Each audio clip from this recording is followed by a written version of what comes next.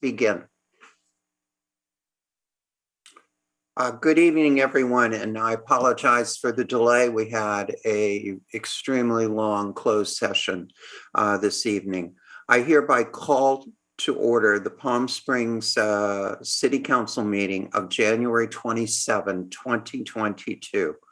I invite you to join me in standing for the Pledge of Allegiance. Please stand.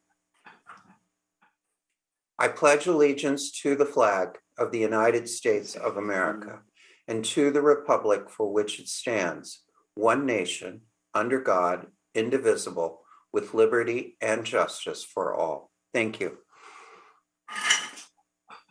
City Clerk, please conduct the roll call. Councilmember Holstedge. Here. Councilmember Kors. Here. Councilmember Woods. Present. Mayor Pro Tem Gardner. Here. Mayor Middleton. Present. All council is present. Thank you. All right, thank you. We have two presentations this evening. The first is a COVID-19 case and wastewater testing update, and that will be done by our emergency management coordinator, Mr. DeSones. Good evening, Madam Mayor, Council. Tonight, I'm going to provide you a snapshot of where we are with COVID to help reframe any discussions you and the city manager need to have. But before I do that, I have to figure out how to share my screen.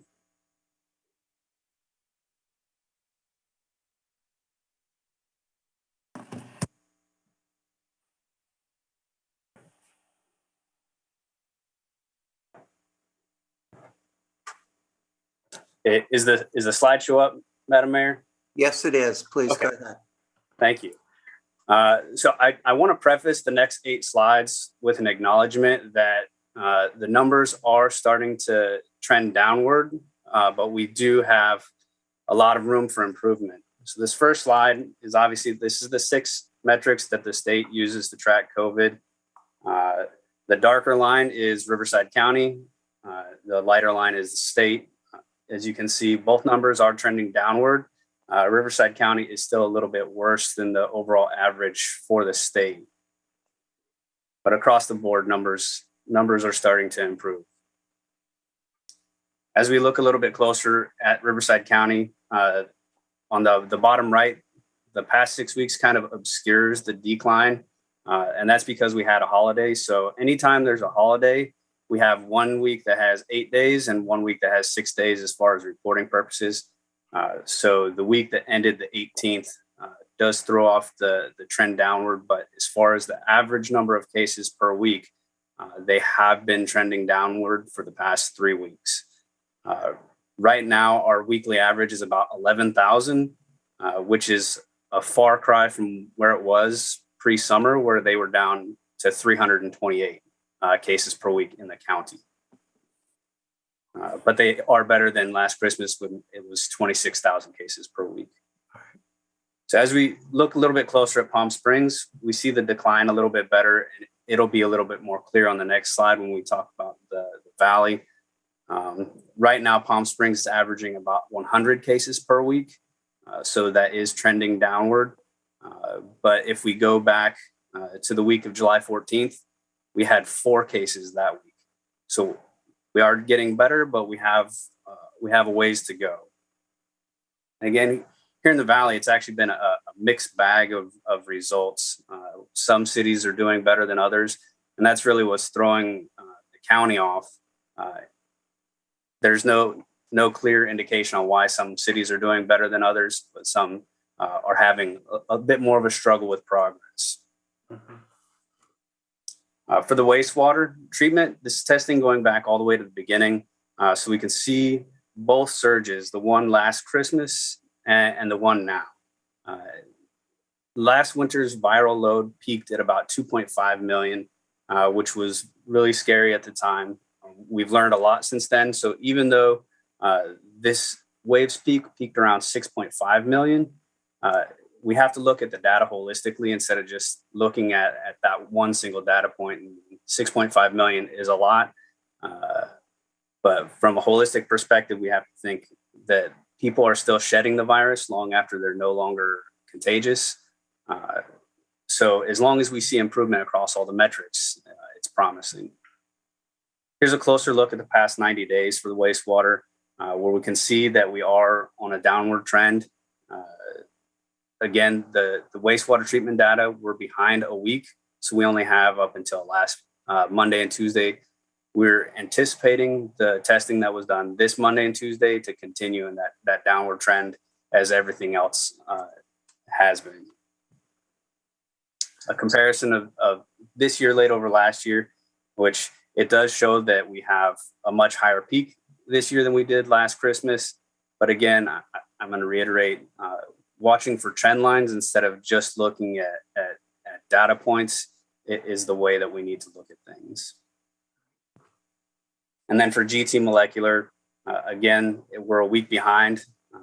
The data going back to December 6th, we see that we had a peak just after Christmas and New Year's, and then we're starting to trend downward. We will have this week's testing data. We were hoping to have it today, but we will have it available probably by Monday. And so, as I've indicated across all the slides, we are seeing progress across the various mechanisms that we're using to track COVID. While it's encouraging, we do have a lot of room for improvement.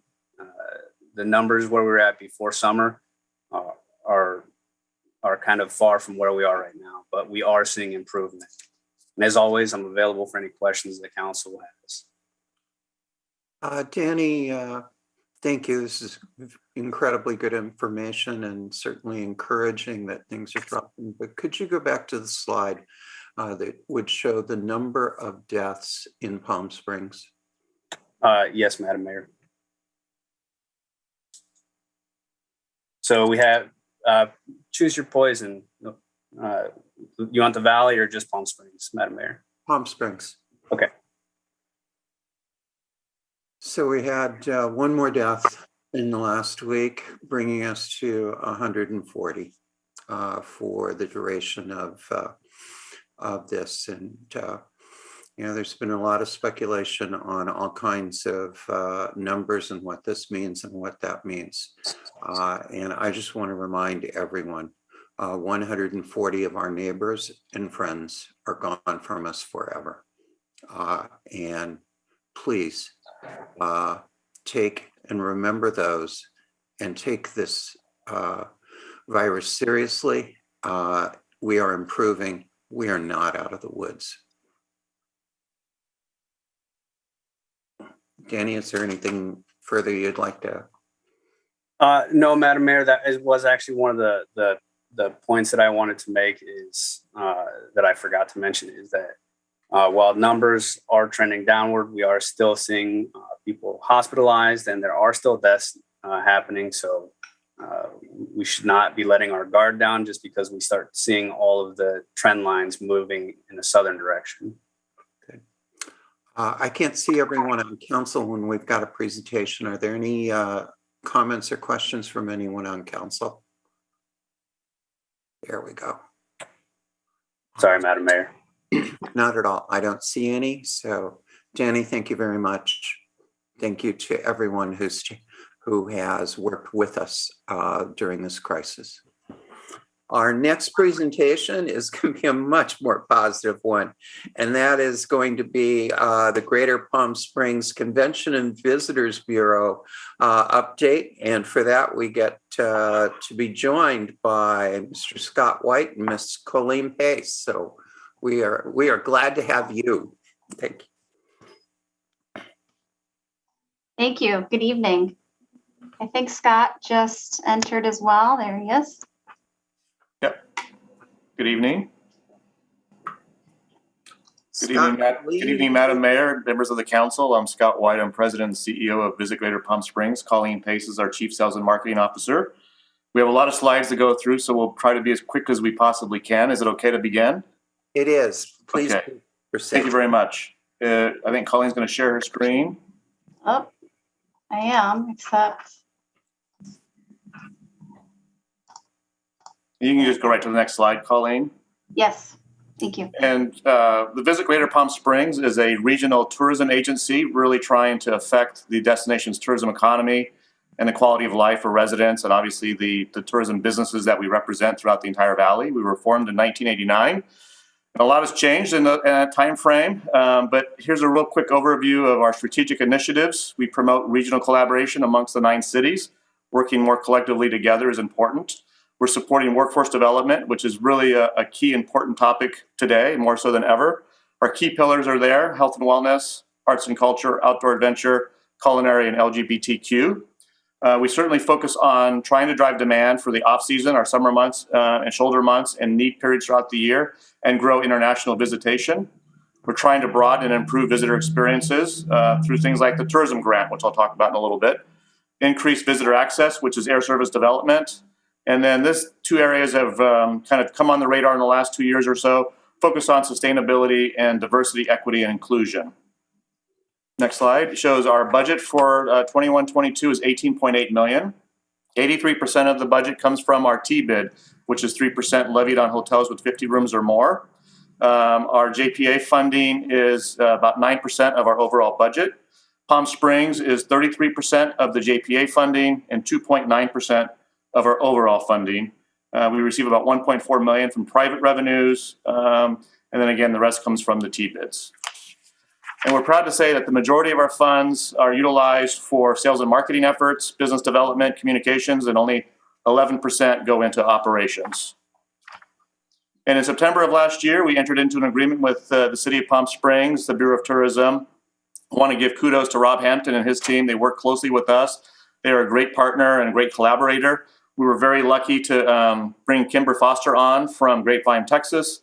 She's come in with a lot of energy and a lot of enthusiasm and a lot of experience. She's in New York this week, or she'd join us, but she's out trying to spread the good name about Palm Springs and drum up some communication opportunities at the international media marketplace. Research, everything that we do is really guided by research and analytics. So we always take extra time and effort to understand what the consumer is thinking, what the information is coming from, the economic data for the destination. So we're going to be doing a resident study here in the next few months. We want to understand from the consumers what their impression and perception is of the tourism industry. So we'll begin that research probably in the end of the first quarter of 2022. We're doing a study on the impact of cannabis on the region. We want to better understand how cannabis impacts our industry, the tourism industry overall, and what role should we play within that industry. Meetings, which is about 60% of our business in high season and certain times of the year. We want to better understand what the meeting professional thinks of the destination, what barriers we have, and how we overcome those. We're currently working on 2 studies, the Vacation and Rental Economic Impact Study, one for the entire region and one for each city. And then we also want to understand what the effect of bans have of vacation rentals in the destination as well. So tourism economics are working on those 2 as well. And then we also have a workforce development impact report. And then from there, I'm going to turn over to Colleen. She's going to give you a marketing update. Thank you, Scott. Brief overview of some of the campaigns that we're working on with the media partners listed here. You can see all the nice colorful logos here. I've categorized them into different awareness levels, and including awareness of TV and out of home, online travel agencies, digital content programs where we're able to specifically target people based on their interests and behaviors, seasonal targeting, including Weather Channel and Pandora, and of course our social media. The plan is to spend $3.5 million on these programs in 2022. In 2021, we spent $2.5 million and also had an additional $750,000 in grant money from Riverside County that we were able to use to subsidize these programs. Our summer campaign was very successful. As Scott mentioned, we really drive all of our campaigns originally from research. So we did test these taglines, and Check In, Chill Out was by far the winner of what resonated with our consumers. We had over 10 billion impressions and 500,000 television spots that we ran throughout the summer. And we were able to expand our markets from the drive market into the additional fly markets that we now have year round. So you can see those listed here as well as the campaign listed to the right. We had our co-op program running, and Palm Springs was a participant in that. We had over 1 billion impressions for this specific spot, almost 18,000 spots, and I'd like to share the spot with you here.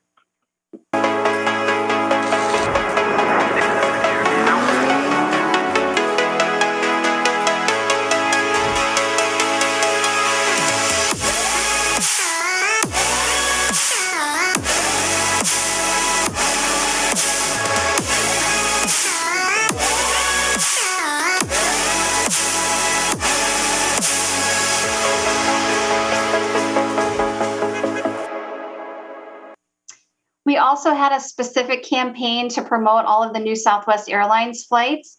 Here you can see all of the media that we used to promote this, some of the digital ads and the results that we're able to track as a result of this campaign.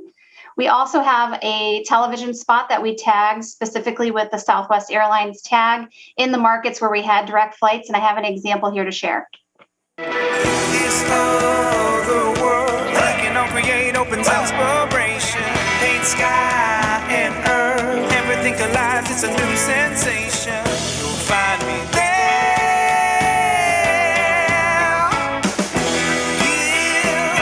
Give me those open spaces.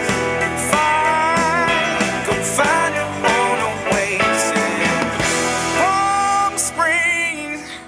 So that spot ran in Oakland, specific with the Southwest Airlines tag. This is our 2022 plan for co-op opportunities. We were able to add and enhance our co-op programs for 2022. So some of the new programs that we have are native advertising, audio, and social media. Now moving on to our fall and winter campaign.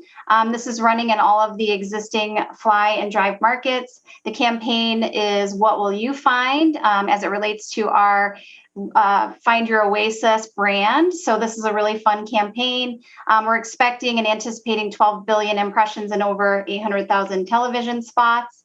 In addition, we're supporting Flair Airlines with the new flight to Toronto. You can see some of the campaign digital ads here and the estimated impressions that we have. We also built custom landing pages for this campaign. And a little snip of a video that we're using for our new What Will You Find campaign that I'm going to share here.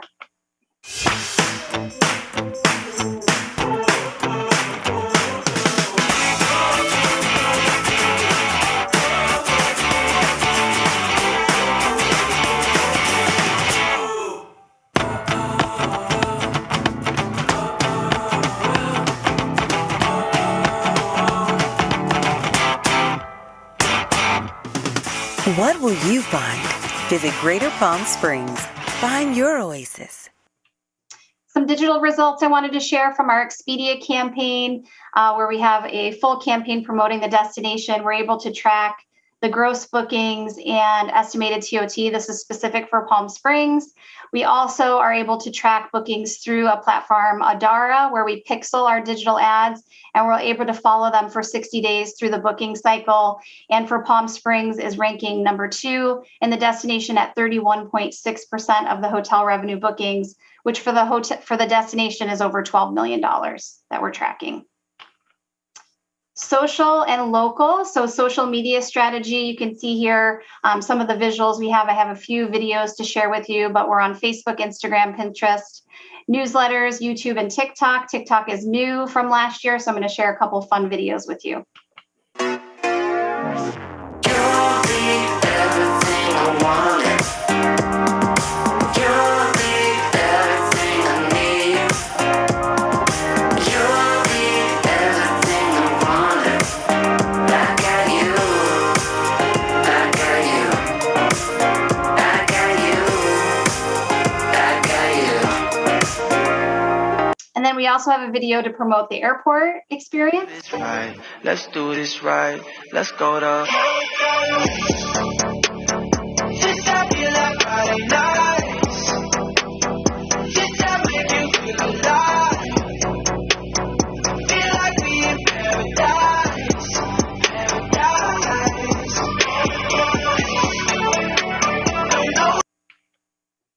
And our Love Local campaign, these are some of the campaigns that we're currently working with: Dine GPS, Love Local, Trailicious, Summer Eats, and Love Local. Those are our mobile passes where we promote different businesses within the destination. And our new campaign, Art and Soul, is in development. We'll be launching that in the first quarter, probably in March. And we're excited to really showcase our local artists and how the visitor can experience the art in our destination. We also have some videos that we created throughout the destination. Here are 2 examples of Palm Springs specific ads that we ran.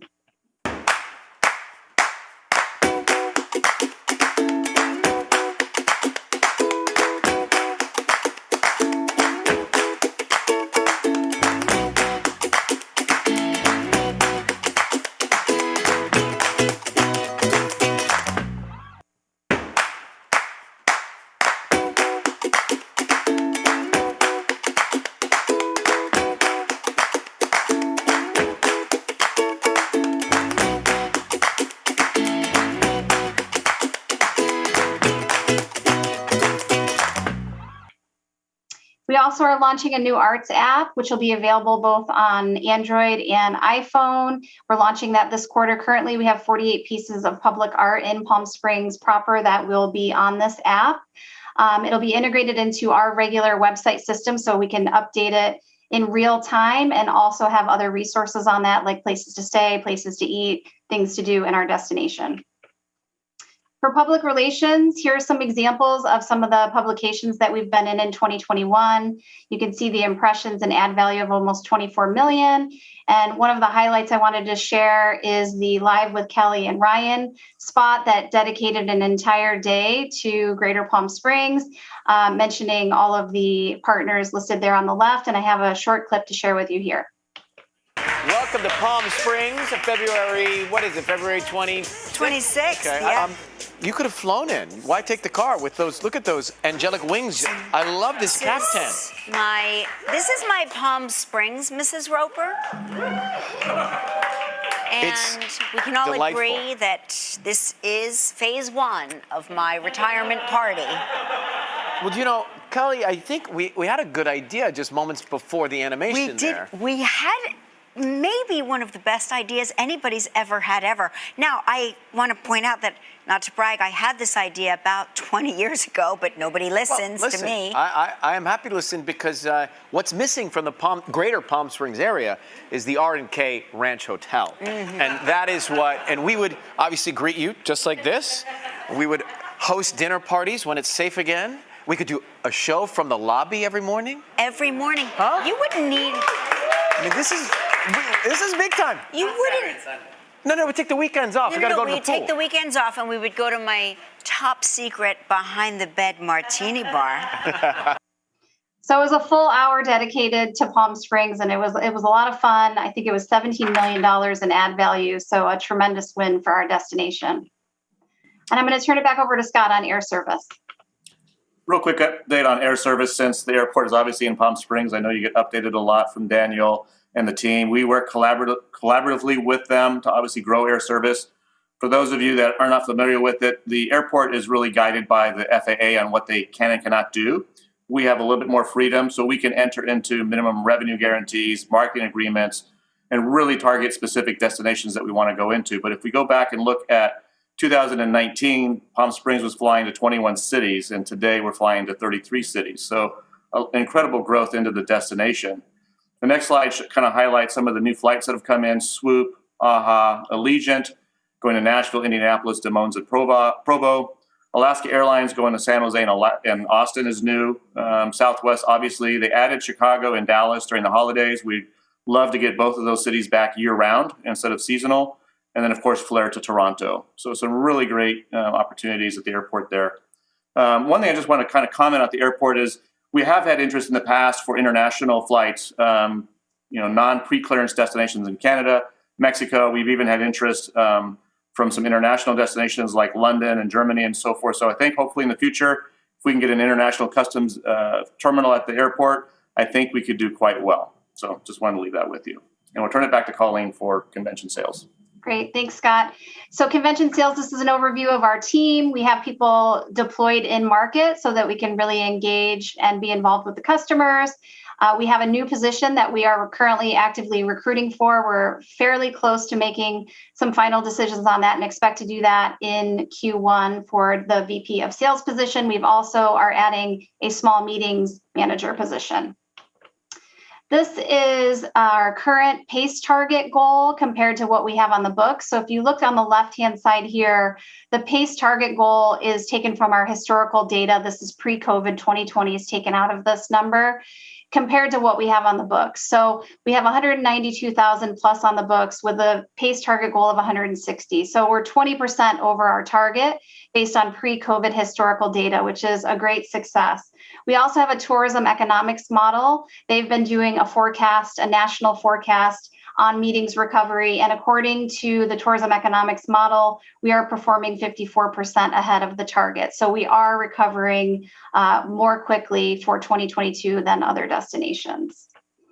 Here are the tentative meetings on the books and what the leads that we're actively looking at for Palm Springs.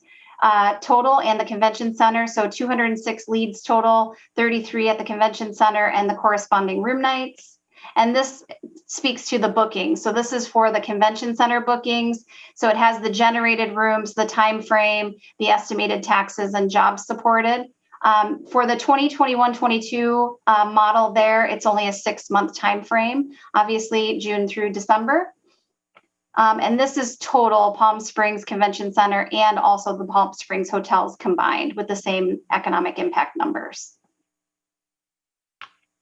We also do rebate programs for groups, in particular during need periods when we're trying to incent them to book our destination. And here is a list of the payouts that we have done in the past and what we have currently on the books for future programs as well. And with that, thanks, Colleen. And Visit Greater Palm Springs. We're not a membership-based organization. You can go to the next slide.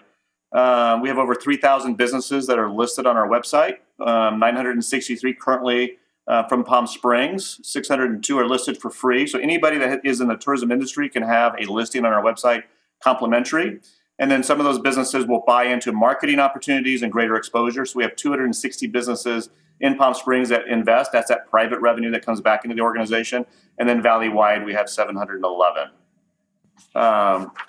Education is obviously, and workforce development is an important one. The Tourism Foundation was formed a few years ago to help with scholarships, high school students that want to go off to college and maybe need a little extra help. We're broadening the effort of the foundation to work on other particular programs.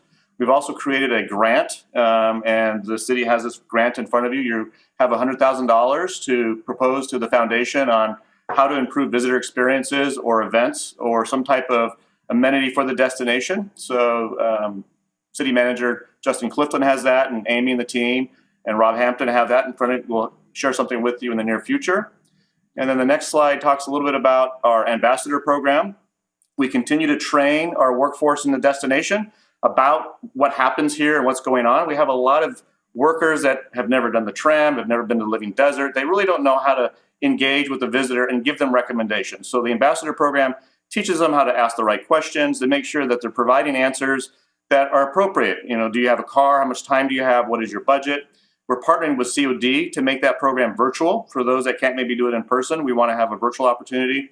And then we're working with them to enhance the PACE program so we can get more workers that are certified in culinary arts or in banquets or restaurants. And leadership is a new program we're developing with them as well. Some of that will obviously be in person and some of it will be virtual. So we're excited about that. We've applied through the EDA for a grant of $1.6 million. And we're hoping that we can launch a more robust program later this year. Travel trade, certainly international has probably been the toughest market for all of us. So really we've been focused on USA, now Canada and Mexico. We'll continue to start our efforts in the UK and parts of Europe, mostly on the PR side. Trade will come back online here in the next few months as well. And then clearly places like Asia, India, and so forth is going to take much longer to rebound. But international travelers, they spend more money, they stay longer. It's an important market. We want to make sure that we keep the Greater Palm Springs brand and an opportunity in front of that visitor, because we know when they do come back to visit, we're going to be really highly desirable for that particular market. Outdoor spaces, lots of hiking, certainly an incredible opportunity for them to enjoy our destination. And that is it. So you have a much bigger document that we typically do. We shorten that down by quite a bit. So you have 2 documents if you're wondering why you have both. And I'll stop there because I know you're running a little bit behind schedule. I'll answer any questions. Scott, Colleen, thank you. Are there any questions for Scott and Colleen? Councilmember Woods. First of all, congratulations on the rebranding. It looks great. Your videos and the branding makes Palm Springs anyway look incredibly sexy. So I definitely appreciate that. Scott, very quickly, because I think there's some misinterpretation, at least by some of my residents. We have just added, or you have just added, a 1% tax to TOT, to vacation rentals. And can you just quickly explain what that's for and how that's used? Certainly. It's actually an assessment. It's not a tax. So it's an assessment where the industry wanted to create a business improvement district. So they came to us, and our hotel improvement district was renewing last year.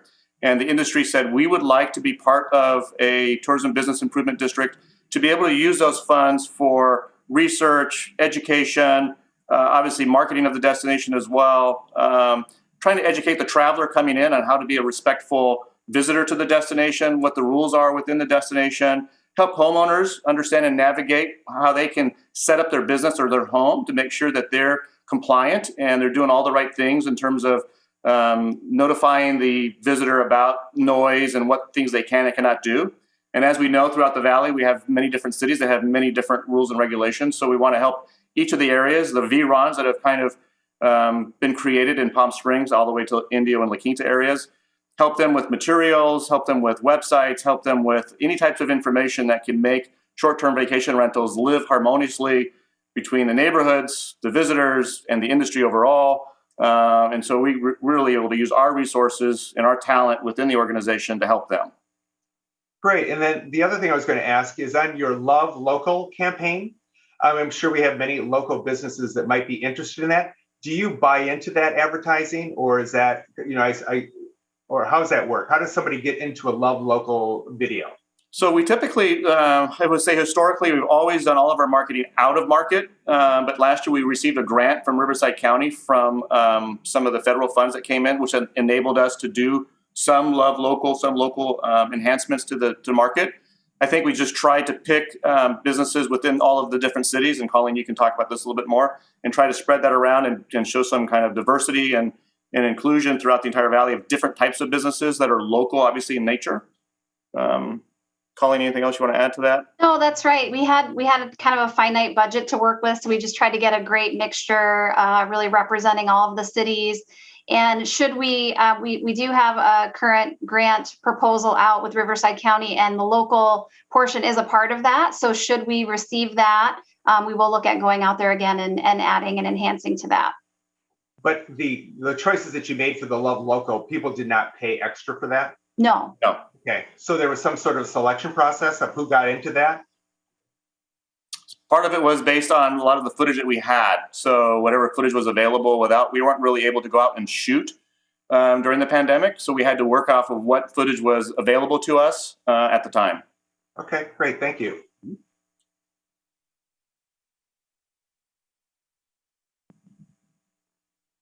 Are there any other questions or comments for Scott or Colleen? Scott, one last comment. Issues around trying to expand our international flights coming into Palm Springs are going to be an immense undertaking requiring significant infrastructure investments. So I think that's something as we move forward, we need to be very cognizant of keeping the public informed and keeping expectations realistic as to what we can do and what kind of timeframes are involved. Absolutely. Okay. Thank you, and we really appreciate the information.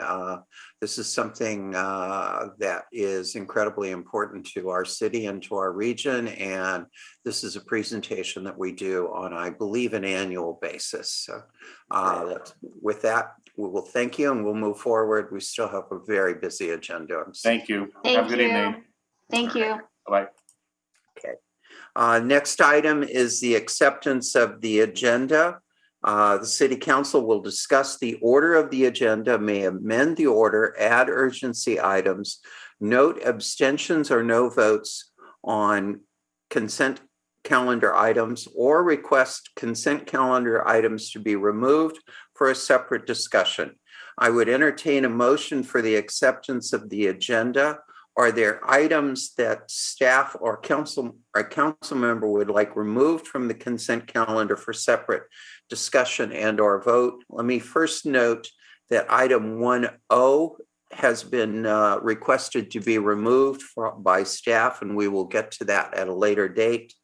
Item 5A is a discussion of the Navigation Center, and we will move that up in the agenda to occur immediately after conclusion of all of the consent calendar. Are there any other items to remove? I see City Manager Clifton raising his hand. Yes, thank you, Mayor. I apologize if there was some confusion. We are requesting that item 1O be pulled from consent, but be considered as part of the regular agenda. We just want to present on that item. So if we could entertain that sometime after 5A, that would be great. Okay, thank you for that clarification. Councilmember Holstedge. Thank you, Madam Mayor. I'd like to also pull item 1M as Mesquite for separate discussion. All right. Are there any other items to be pulled for separate discussion? All right, so we will pull item 1M as in Mesquite, 1O as in Oscar for separate discussion, and 5A will be moved up after consent. Is there a motion to approve? So moved. Second? I'll second. All the roll call, please. Councilmember Holstedge. Yes. Mayor Pro Tem Gardner. Yes. Councilmember Coors. Yes. Councilmember Woods. Yes. Mayor Middleton. Aye. Motion passes 5-0. All right, thank you. The next item is public testimony. This time has been set aside for members of the public to address the City Council on non-public hearing agenda items only. 2 minutes will be assigned to each speaker. You are asked to please begin your time by telling us what agenda item or items you are speaking about. Please note the testimony for public hearings will be taken at the time of the public hearing, and the general public comment for subjects not on the agenda will be taken later in this evening. Tonight, City Clerk will be contacting speakers by telephone, and as I understand it, we have just less than 20 speakers that we will be hearing from this evening. Mr. Mejia, will you start the public testimony? Linda Sackett, you're live with the Palm Springs City Council, and you have 2 minutes to provide your comments. Thank you. Good evening. I question who this proposed navigation center actually benefits. I believe it does not benefit the homeless, who indicate that their majority do not want to be transported to an area where there are limited services, no shopping areas, and no proximity to their sources of income. Not the police department, who indicate that they do not support this project in an already high crime neighborhood. Not neighborhood residents, property owners, and renters, who overwhelmingly do not want the facility in this location, primarily because of poverty clustering in an overburdened and already struggling neighborhood and fears of increased crime and drug-related activity. The real beneficiaries appear to be the City of Palm Springs, the owner of the property, and the service contractors. The City of Palm Springs hopes to receive a massive injection of capital without any long-term plan and no assured county or state funding sufficient for building, renovation, rehab, and sustained long-term operations. The owner of the real estate purchased the property for $3.55 million in 2020. The city is now assuming the escrow from the campaign donor for $5.9 million and are pushing for a quick purchase on rapid track to close tomorrow, January 28th. The price is at a 66% increase over the prior sale. The Riverside County Real Estate Market Update puts an increase of 18.4% year over year for commercial industrial property. I therefore question both the valuation, the price, and the motives and interests of the parties involved. I have not seen any real estate valuation studies, community impact studies, long-term operational and funding requirement studies, or long-term capital availability studies. Therefore, I'm strongly opposed to the facility at this site at this time and ask the city delay any purchase and perform real due diligence for the unhoused population of Palm Springs, who we all wish to help. Thank you. Thank you.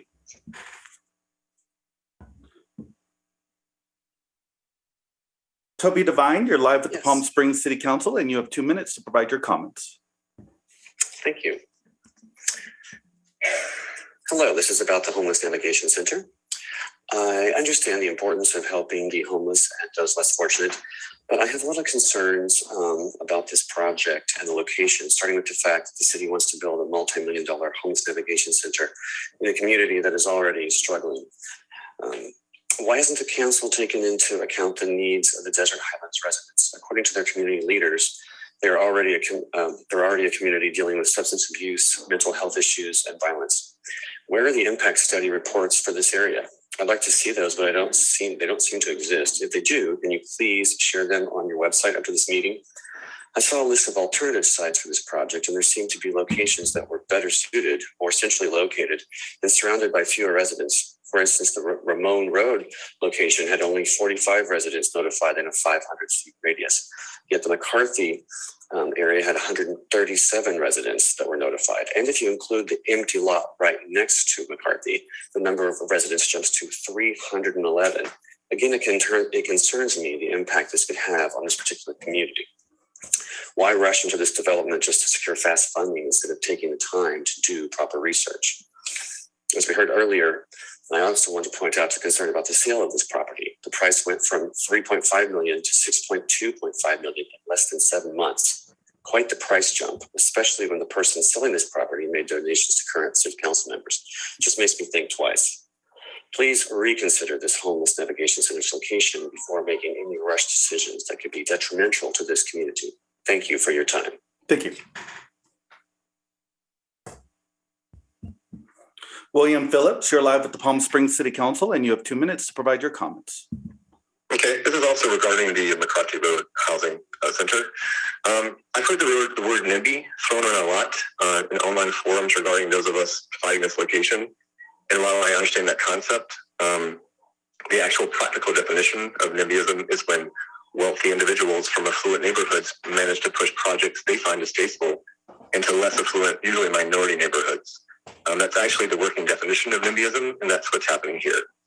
It's incredibly frustrating to be told time and time again by many city council members that there has already been public debate on this issue.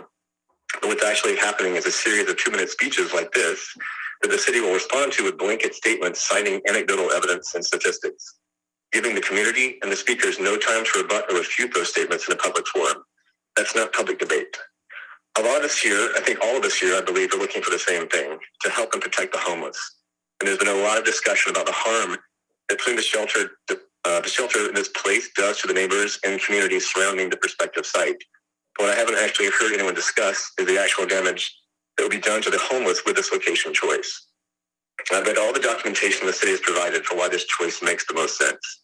It's the fastest, it's the easiest, it's the cheapest. But none of that seems to address the long-term needs of the homeless community. I've actually recently read an incredibly in-depth study done by the American Sociological Association on the effects of placing homeless in a struggling neighborhood. The report was released 10 months ago and included Riverside County in its study. The data is astounding. The effect on the homeless community is largely to make them more marginalized than ever before, and they are 33% more likely to remain homeless than those placed in other communities. So it's not only harmful to the communities you're placing the center in, it's actually detrimental for the people you're intending to help. Palm Springs has done nothing to elevate the north side of Palm Springs and all of these communities, only to suppress and marginalize them. It's time to turn the tables in this project and make the right choice. Thank you. Thank you.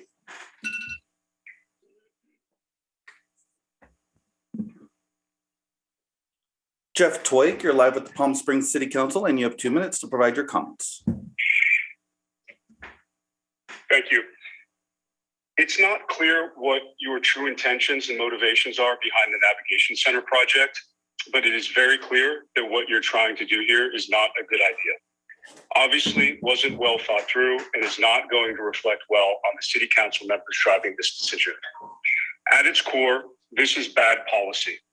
All best practice suggests you do not put the homeless, low-income developments and lower-income neighborhoods into one compact geographical area at the edge of town. It's shocking that you want to bus more homeless people into Palm Springs from across Riverside County, which will undoubtedly increase risks to our city. And there's a high likelihood that this shelter won't be used by the local homeless community because you want to build it in a location that's geographically undesirable to them. So if this moves forward, you will probably waste more than $50 million of taxpayer money and not even solve the core problem for our homeless community in this town while bringing more homeless people to our neighborhoods. It's also worth noting that your decision is going to hurt a lot of people who've invested heavily in rebuilding North Palm Springs, which will slow further investment in an area that is now on the come up.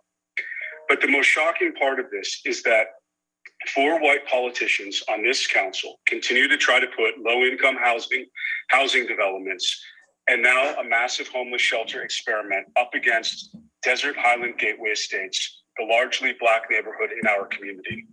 You're pushing what will undoubtedly be seen as racist and segregationist policy against the dissent of the only person of color on the council.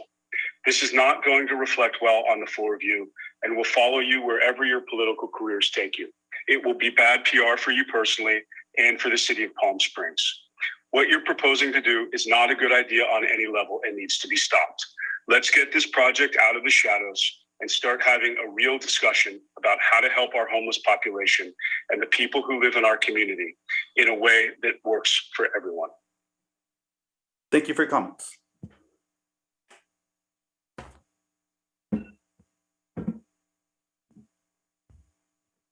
Jessica Toy, you're live with the Palm Springs City Council, and you have 2 minutes to provide your comments. Thank you. This is about the Navigation Center. A member of my family experienced being unhomed, and from that experience, I can say that having the Navigation Center located over 3 miles away from any potential places of employment makes it more difficult for the unhomed to obtain employment. Relying solely on public transportation adds stress and complexity to an already increasingly and incredibly stressful, complex situation. If the Navigation Center were to be located in an area that allowed the unhomed to walk to places of employment, it would serve the community better, eliminating the potential obstacle of schedule conflicts and costs of public transit.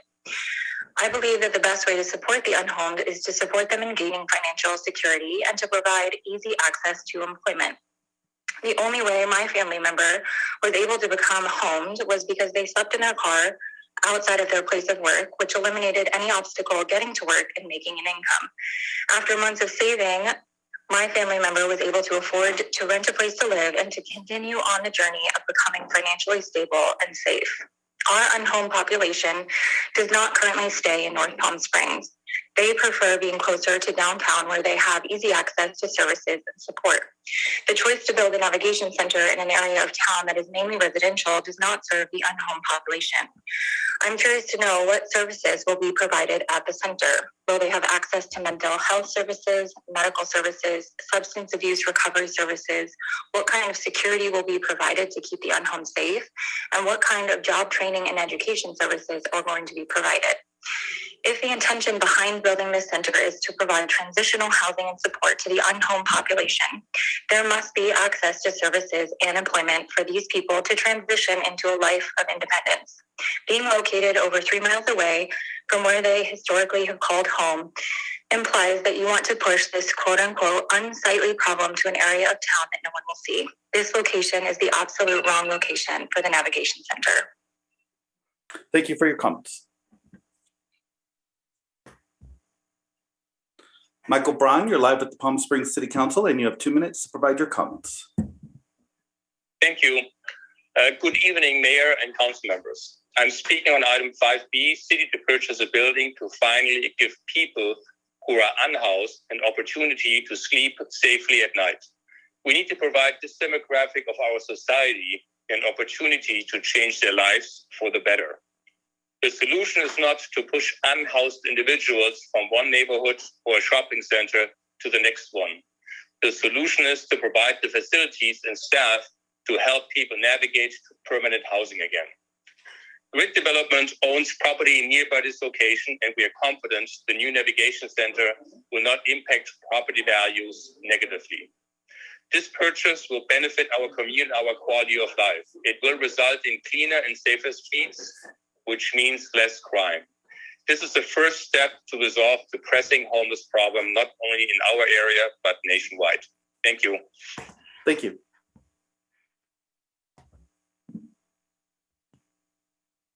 Shannon Anderson, you're live at the Palm Springs City Council, and you have 2 minutes to provide your comments. Good evening. My name is Shannon Anderson. I've worked in Palm Springs since 1991, and I'm the general manager of Hilton Palm Springs. Thank you, City Council, for taking my call. I wish to voice my support for the Navigation Center. The homeless issue in Palm Springs has grown extensively in the past 2 years. From the perspective of homeowners, business owners, and tourists, this presents many problems that we are now facing on a daily basis. The police department currently can only move along the homeless from one vacant lot or parking area to the next. There are literally no places for these people to go or work through their future. This is not a solution. For those who are uncomfortable with having this facility in the city, saying it will create an increased presence of homelessness, it is important to note that we already have an increased presence, and we need to act now and start providing much needed help. While the Navigation Center will not fix all of the problems surrounding this issue, it is important and an essential step towards finding the best solutions for the future of our city. Thank you for your time. Thank you. Josh Levine, you're live with the Palm Springs City Council, and you have 2 minutes to provide your comments. Thank you, Madam Mayor and Council. I am opposed to the homeless navigation shelter in Racket Club West and bordering Desert Highlands for 3 reasons. I spoke to homeless experts and homeless people in Palm Springs. They don't want this in North Palm Springs because the homeless are not going to take the bus to the outskirts of the city and walk 6 blocks in 120-degree weather to get services. They want services locally in the neighborhoods where they live. The proof point is the previous North Palm Springs homeless shelter, known as Roy, failed, and it negatively impacted Desert Highlands. Number 2, the Desert Highlands Neighborhood Association has already said they're going to bear a disproportionate amount of the problems with substance abuse, mental health, and violence in their communities. There's also a new liquor store under construction near the proposed shelter. There's a full square block of low-income housing under construction at Sims and Indian Canyon near the shelter. Grace Gardner, representing District 1, has voted no on this location for a reason. The third thing is I've spoken to a city council member of another city in California. They said the city of Palm Springs should pause and do an impact study. He said progressive communities can have made it a requirement to make 20% of all new housing units low income versus clustering all the low income projects, homeless shelters, and liquor stores in North Palm Springs. He said that is a powder keg that is going to explode. There are unintended consequences of burdening this predominantly minority and struggling community of Desert Highlands and asking them to bear the brunt to shelter the homeless versus more affluent white communities in Palm Springs. At best, this is an oversight we can easily fix, and at worst, this is racial discrimination. Please consider placing a smaller homeless navigation center in each of our 5 districts to serve the local homeless populations where they need the help. Will the City Council please pause and do an impact study? Thank you very much. Thank you for your comments. Sasha Socket, you're live with the Palm Springs City Council, and you have 2 minutes to provide your comments. Thank you. Thank you for your time. I just wanted to speak. I'm a homeowner in Palm Springs and a current resident. I just think this is such a bad idea. What I'm most shocked about is just all the closed door meetings, which I know has been put in the press a bit too. It brings up the feeling that basically I think that happened with COVID. Everybody shut their doors and turned on their video. And I question how close the council's with the community. There's so many people so upset about this. The low-income housing that's appearing in the north side, and even just being around building and safety. I know they were looking at other lots too to do more low-income housing in the same area as this homeless center that you're proposing, our navigation center. It's just crazy to me and really upsetting. I wish you had been much more open and created a forum of discussion for something like this rather than try and force it down our throats. Thank you. Thank you. Aftab Dada, you're live with the Palm Springs City Council, and you have 2 minutes to provide your comments. Good evening, Mayor and City Council. My name is Aftab Dada, and this evening I'm speaking on behalf of PS Resorts. As chairman, I'm pleased to announce a unanimous support for the Memorandum of Understanding and Acquisition Agreement to allow the McCarthy Navigation Center to move forward. the homeless situation in Palm Springs has a tremendous negative impact upon our tourism industry, which is our number one industry. Homeless individuals are repeatedly inhabiting our hotel parking lots and using our restrooms, lobby, pool, and other resort facilities on a daily basis. Many are aggressively assaulting our guests. Homeless has become an unfortunate reality in Palm Springs, and we need to find the solution to the crisis. We applaud the Navigation Center of McCarthy as a great step in that direction. Its 80 beds and comprehensive homeless services will provide the needed pathway for those homeless seeking a life off the street. Choosing Martha's Kitchen as the operator is a great move. Martha's has a wonderful track record in such a difficult and important scope of community services. Great job. We urge support for item 5A and encourage you and city staff to look at us, the hospitality business community, for support to work towards solving homeless problems in our city of Palm Springs, which is the number one tourism industry. Thank you. Thank you.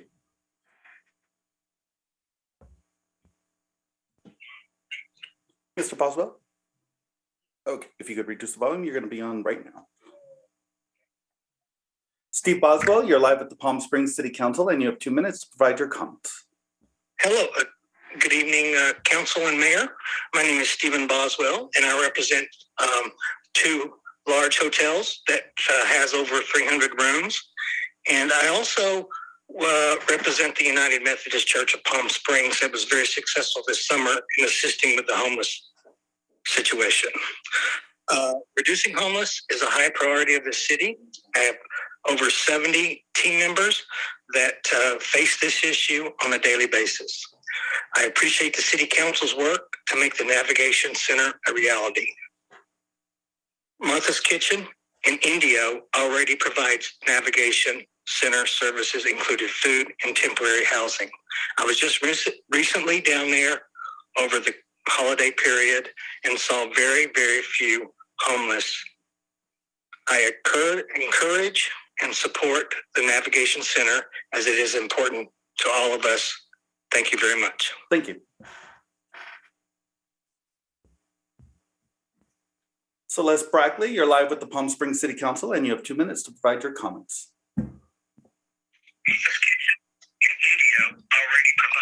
I still hear Stephen Boswell talking. There's a slight delay, but you're live with the council now. Got it.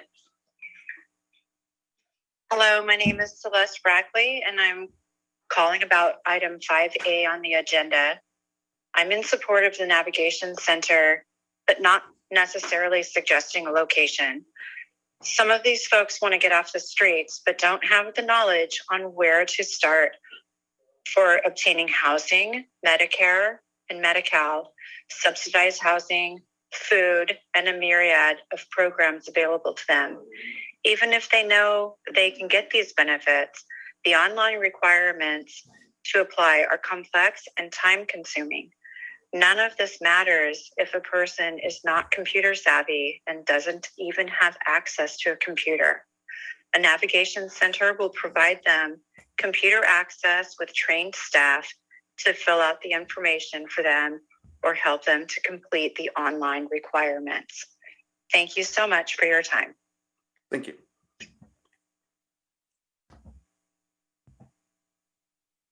David Murphy, you're live at the Palm Springs City Council, and you have 2 minutes to provide your comments. Hello, thank you, council members and city manager. I am David Murphy, a member of the Community Partnership on Homelessness, commenting on agenda item 5A, which relates to the proposed Navigation Center. I'm expressing full support and appreciation for the partnership between the county and the city of Palm Springs to both secure the site at McCarthy Road and operate the proposed navigation center. The West Valley clearly needs the physical infrastructure and comprehensive wraparound services that go with it, including temporary housing and access to permanent housing for this destitute population we see in growing numbers on the streets and bus stops in Palm Springs. Yes, as expected, there will be some in the community and who are pushing back on the site location. This is not an oversight or an overnight homeless shelter. The Navigation Center, as proposed, will have minimal, if any, impact on the surrounding area, while providing a lifeline to people suffering on the street, including those ravaged by substance addiction and mental health issues. So thank you for your time and kudos for all those involved to move this effort forward. Thank you.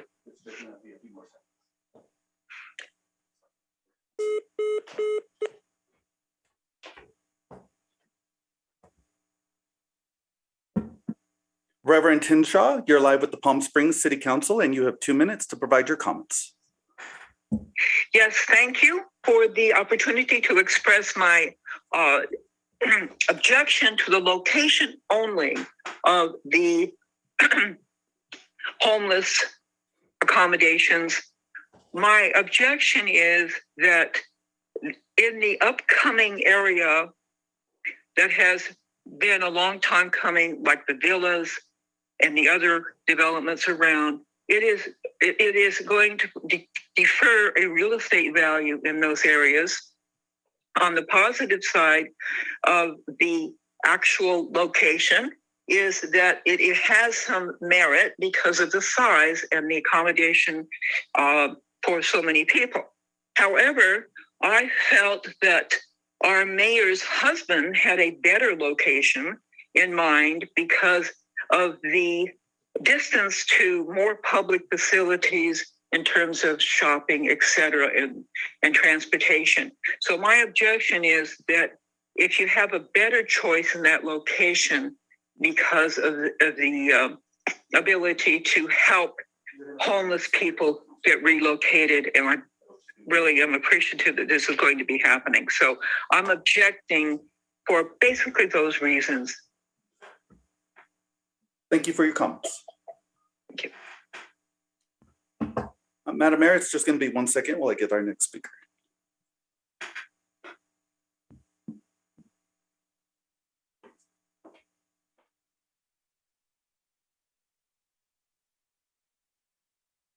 Hello, Frank, you ready? Okay, 1 second. Frank Tyson, you're live with the Palm Springs City Council, and you have 2 minutes to provide your comments. Okay. Yeah, this is Frank Tyson, and I wish to speak about the 95 feet colossal warehouses that we're trying to prove. And this is, and without involving the planning commission. And I don't know what the hurry is, but this is really not a good idea for this city. And maybe at least we should have a straw vote of the people, you know, but the minimum it should go back to the planning commission. We have a long history of combating major projects in our surroundings. In the 40s, we had a cement plant that was going to go in that people fought. In the 60s, we had 2 refineries that were going to be built that we stopped.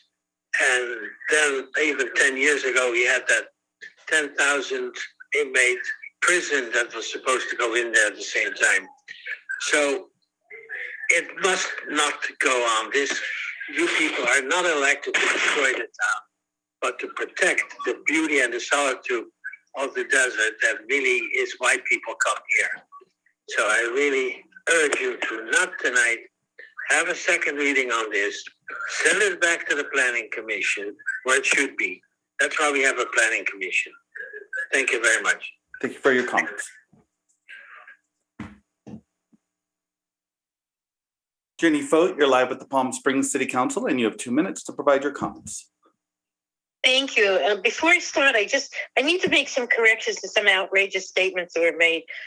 First of all, the person selling this property, the Navigation Center, has never contributed to any city council member. And homeless people are not being bussed in from other places to this Navigation Center. And also, you can't compare it to Roy's because Roy's was not a Navigation Center, although it started out trying to be that, but it was a homeless shelter, which is an overnight facility. This Navigation Center is not an overnight facility. It is a place where people who are homeless can come. They will live there. They will get job training. They will get mental health services.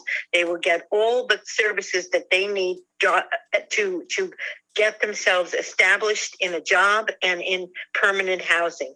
I live in the neighborhood. I live around the corner from this property, and I am major in favor of it.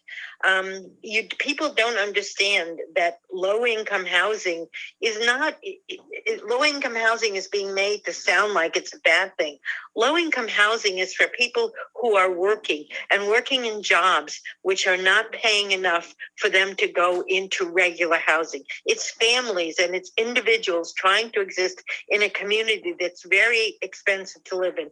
We have several low-income housing properties in this city that operate very nicely. Coyote Run has 2 of them across the street from Four Seasons, and those communities live in harmony. Now, about the Navigation Center, I sent you all an email, which I don't know if you had a chance to read it, but I would like you to. But I just like to say a couple of things about that email. I know you had that the contract services agreement with Martha's Village is preliminary.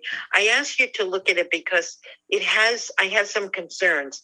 The expense budget, there is not an income side, and I think that is important. I think you need to appoint an advisory committee of the people of the community with expertise on homelessness to help research and develop the program.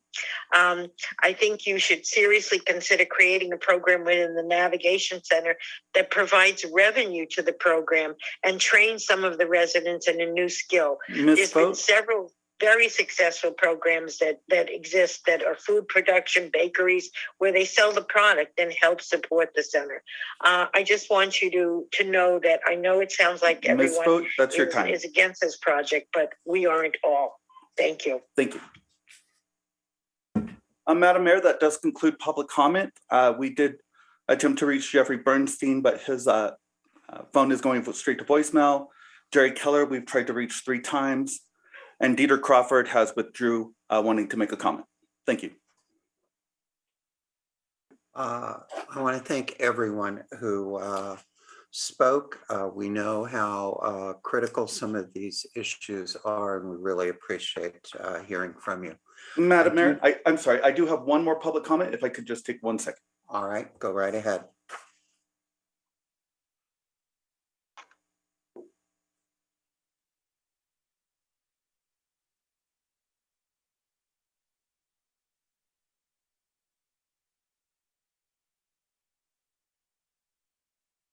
I'm sorry, Madam Mayor. The last person is Dan Fast, but his phone is also going straight to voicemail. All right. Thank you. He's calling me back. Sorry. Mr. Mejia, do you have him? Yes. Dan Fast? Dan Fast, yes. You're live at the Palm Springs City Council, and you have 2 minutes to provide your comments. Hi, this is Dan Fast, chair of the Irby Cove Neighborhood Organization. And I was just commenting about what I think has been taken off of the current council agenda, item 1.0, the widening of Rim Road. Our neighborhood just has some concerns about the scope of the project, and we'd like to really consult with city officials about redefining the scope of it so it can be presented in an alternative format at another time. Thank you. Thank you. Hi, Kathy. You wanted to speak? Okay. Kathy Wormick, you're live with the Palm Springs City Council, and you have 2 minutes to provide your comments. Thank you. My name is Kathy Wormick, and I'm speaking on item 4A. I spent 25 years in the affordable housing industry and actually wrote a program and implemented a program that housed 2,000 mentally ill people. During that time, I got to work with Father's Joe's Village, which is one of the largest and the first of the navigation centers. And I was astounded by the services they provided. They provided up to 6 months of housing, mental health, job training, dental, medical, psychiatric services. I've also had a chance to tour Martha's Village, who was, I believe, started by Father Joe's Center, and they are an excellent facility. I had a few suggestions as the council goes forward with this. I do agree with Ginny Fote's comments about creating a citizens committee on implementation and additional services.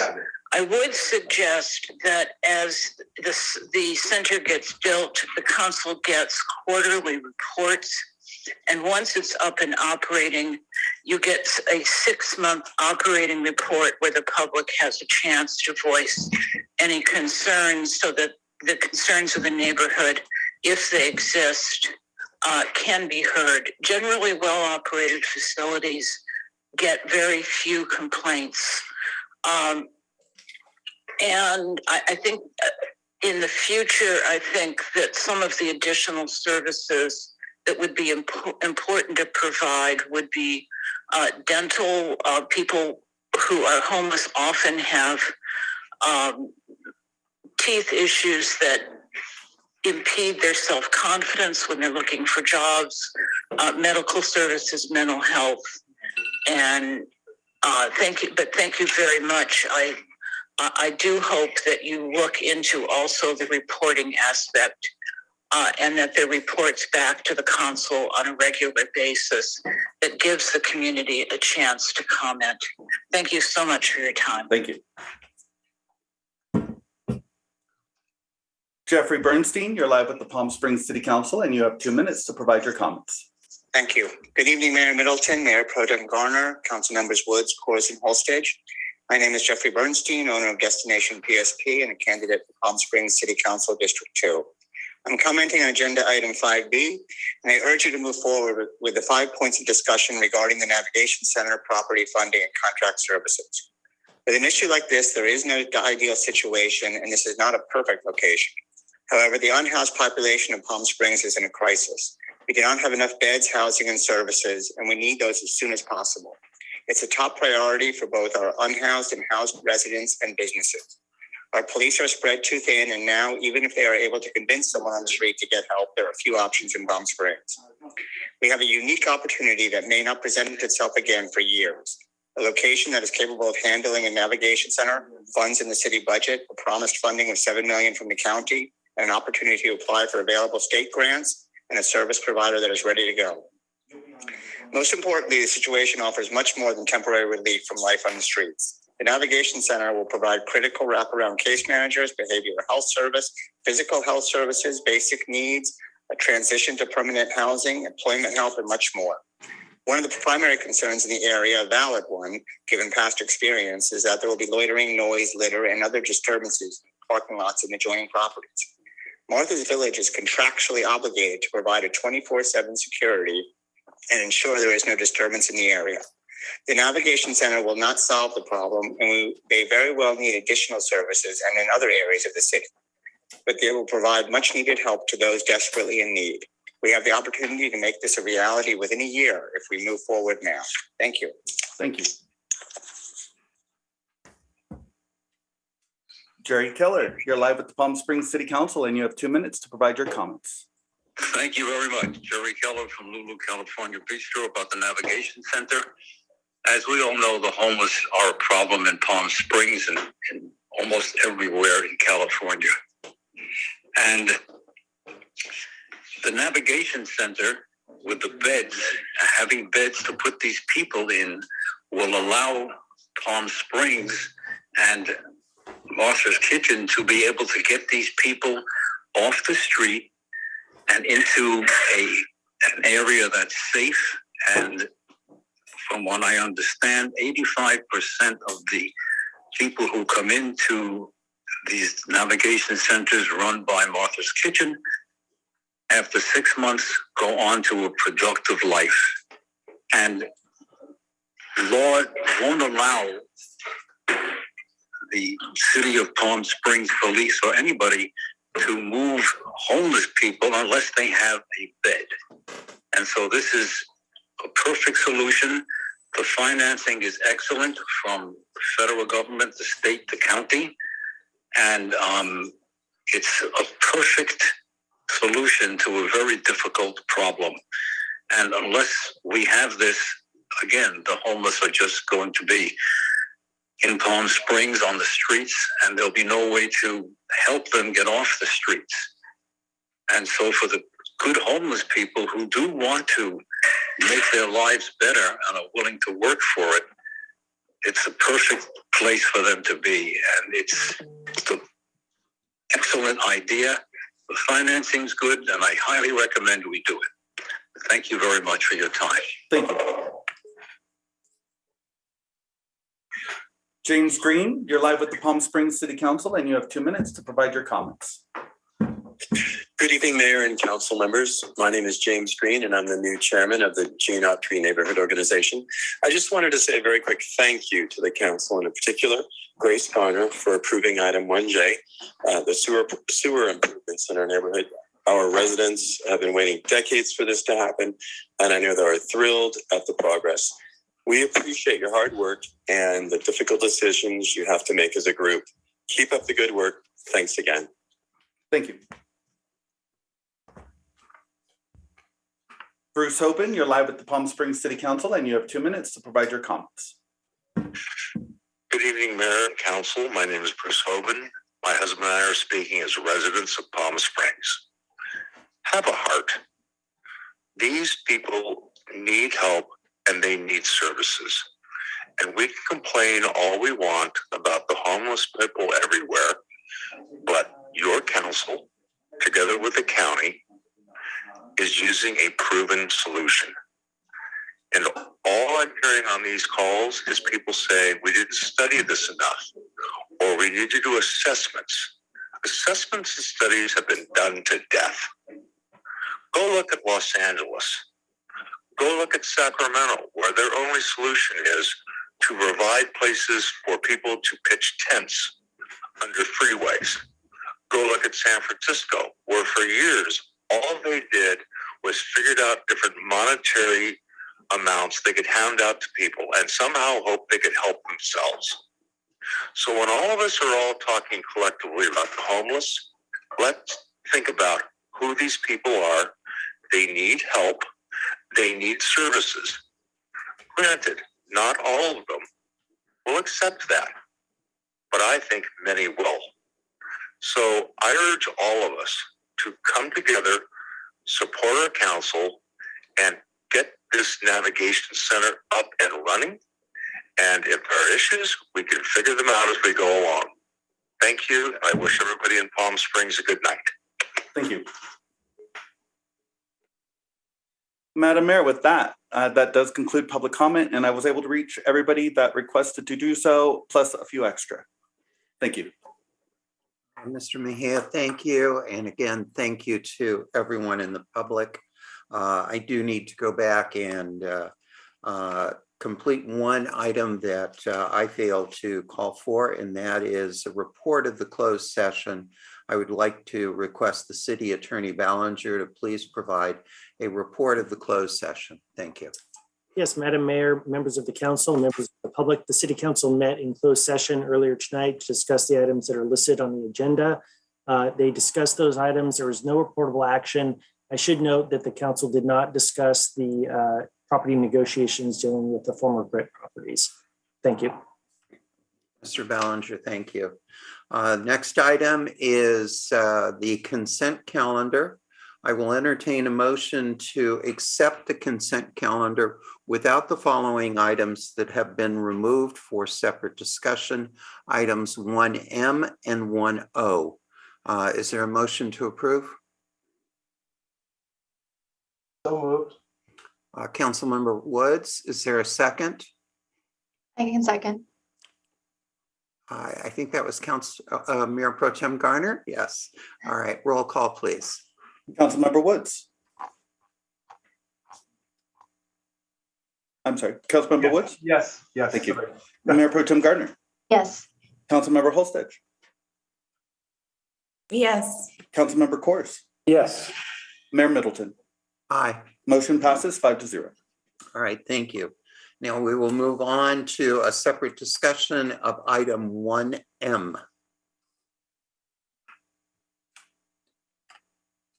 Thank you, Mayor. If I can, I pulled this item 1M as in Mesquite.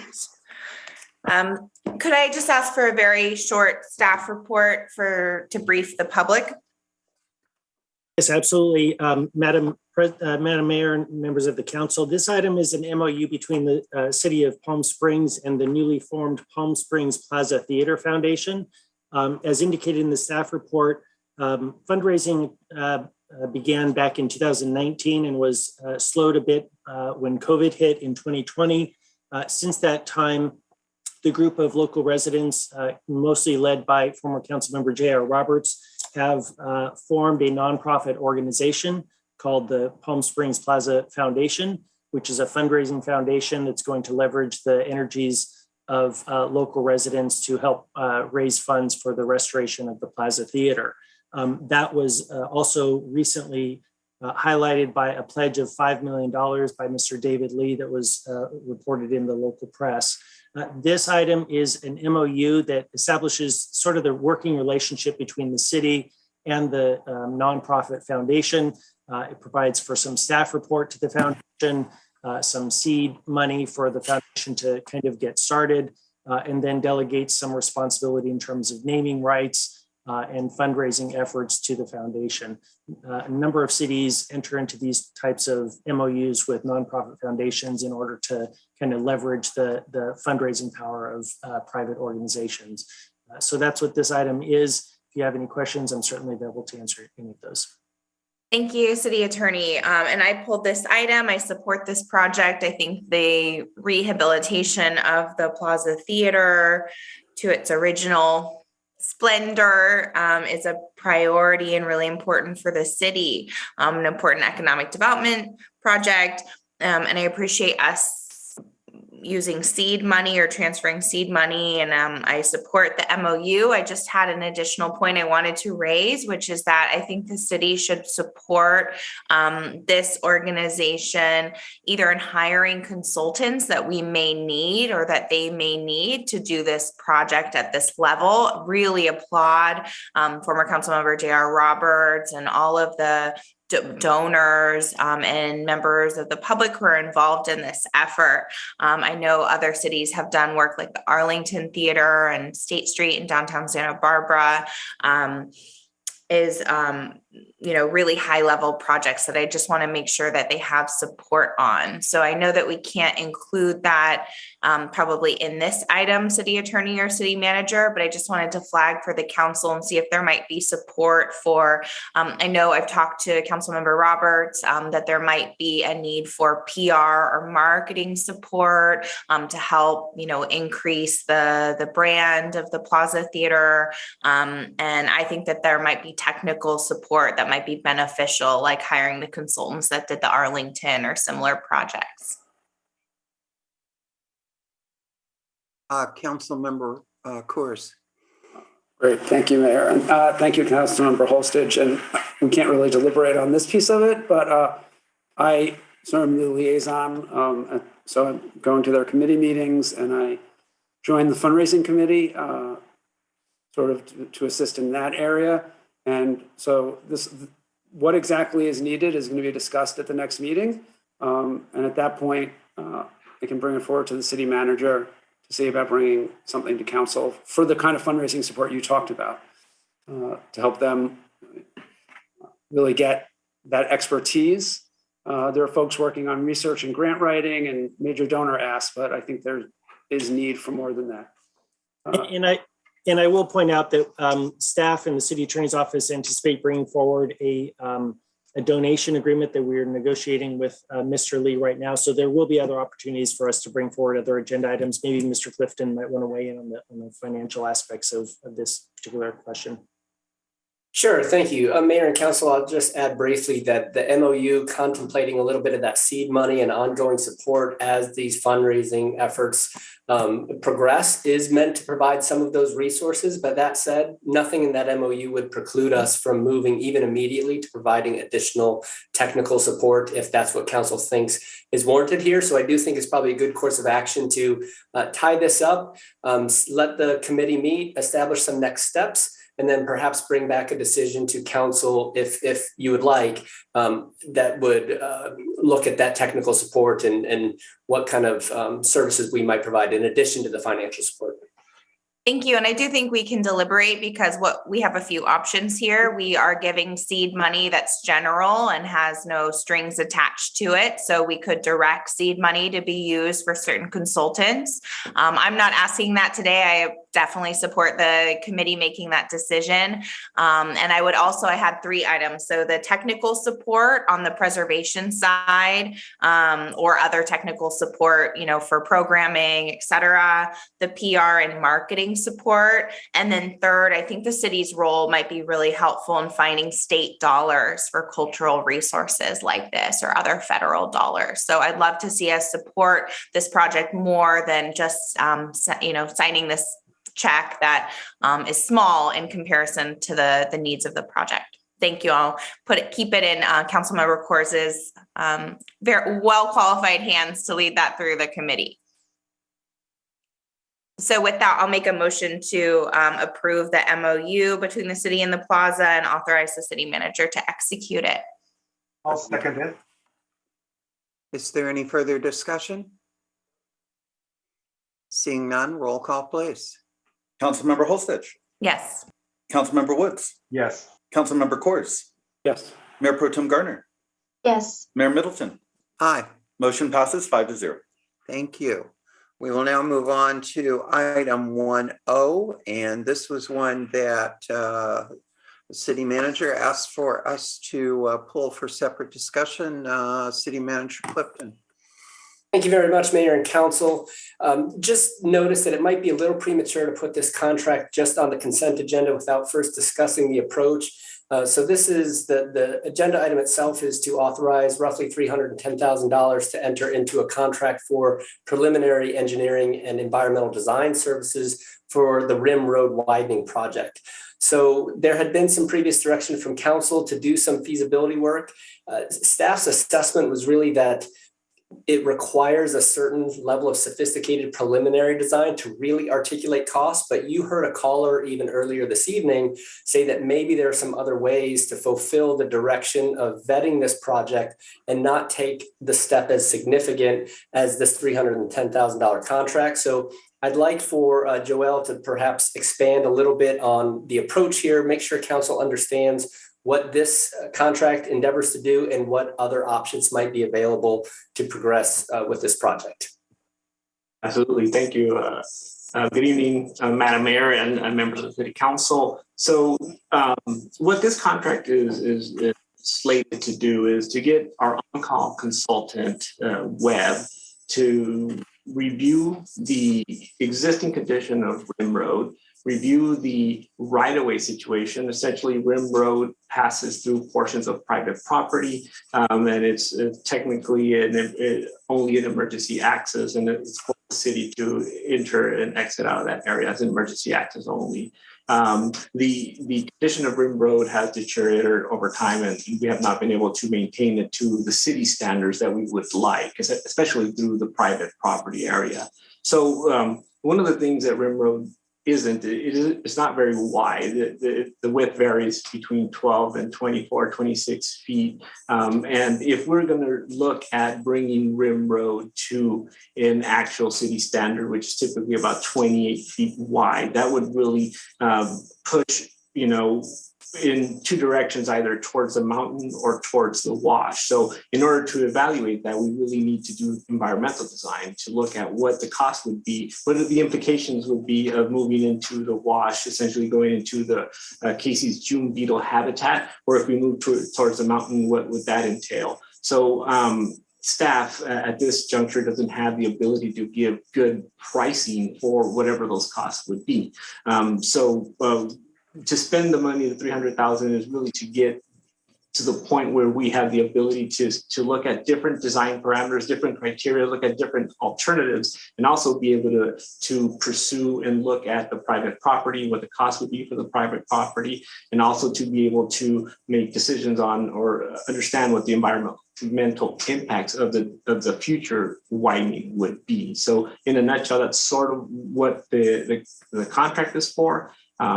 And I'd be happy to answer additional questions or elaborate on any of what I just mentioned. Are there questions for staff? Yes, Councilmember Kors. Great. Thank you, Joe. Do you have a range of what? I was surprised when I saw this, since we hadn't really gotten this far, I thought, on this effort. And so, do you have a range of what the widening with buying the properties to make this all public would be? My understanding, we're thinking in the $10 million range, not an exact number. Is that roughly correct? Well, yeah, really napkin. Yeah, no. So yeah, one of the things we did back in 2019, we put this the same proposal out for consultants. The $10 million came from one of the consultants that said, we roughly believe it'll be an estimate $10 million, depending on which way we go, right? If you put a lot of retaining walls, the cost goes up. So yeah, really, we're looking at a magnitude of between 5 to 10 million, really depending on what the extent of the design is. And what I posed to my consultants now is like, can you give me that information? And they said, really, we can't give you an accurate number until we go through this process, because there's so many variables. So yeah, indeed, this is just very preliminary engineering. This is right away acquisition review, appraisals, environmental, and to come up with a number and give council a better idea of what the true costs are going to be. It's one of my questions, which I don't really have in the staff report, is if this turns out to be $5 or $10 million, is this our highest priority right now? Are there other priorities that would come first? I'm just trying to understand why this is now, as we're trying as a council to prioritize like what we're working on, what we're spending money on. And so I just don't want to spend over $300,000 on something if the general thought is the cost of something we might not want to do right now. So that's where I'm a little confused, right? The only conversations I remember about this was to maybe spend 25, 30 max to get a general survey and appraisals. So that information seems to be missing. And then I think, as I recall, there are a whole bunch of legal liability issues tied here, which I really can't discuss. Ask the city attorney to talk about now, that I'd really want to be briefed on as a council before spending this money. So we know that this project could actually move forward and that we'd want it to move forward before we spend the money. So my preference is we maybe wait a meeting and be able to talk about the legal issues in closed session, and also get your sense of, is this a high priority compared to other priorities for that kind of money? Not that it's not a worthy project. I just, our job is to prioritize, and hearing your priorities and staff's priorities help us do that. And we don't have that currently. So I would recommend that we continue this at the very least. So that would be my thoughts. Councilmember Woods. Hi, Joel. Thank you very much. What is the purpose of the project? What's the outcome that we want to achieve, and who's driving that outcome? So in the staff report, I do mention that back in 2011, staff was successful in receiving or applying for and receiving federal funds to build a bridge across Arabi Drive, which is the official road into the Arabi Cove neighborhood. for some reason, the community didn't want that bridge, and council decided that we're not going to move forward with it, and the funds were deobligated.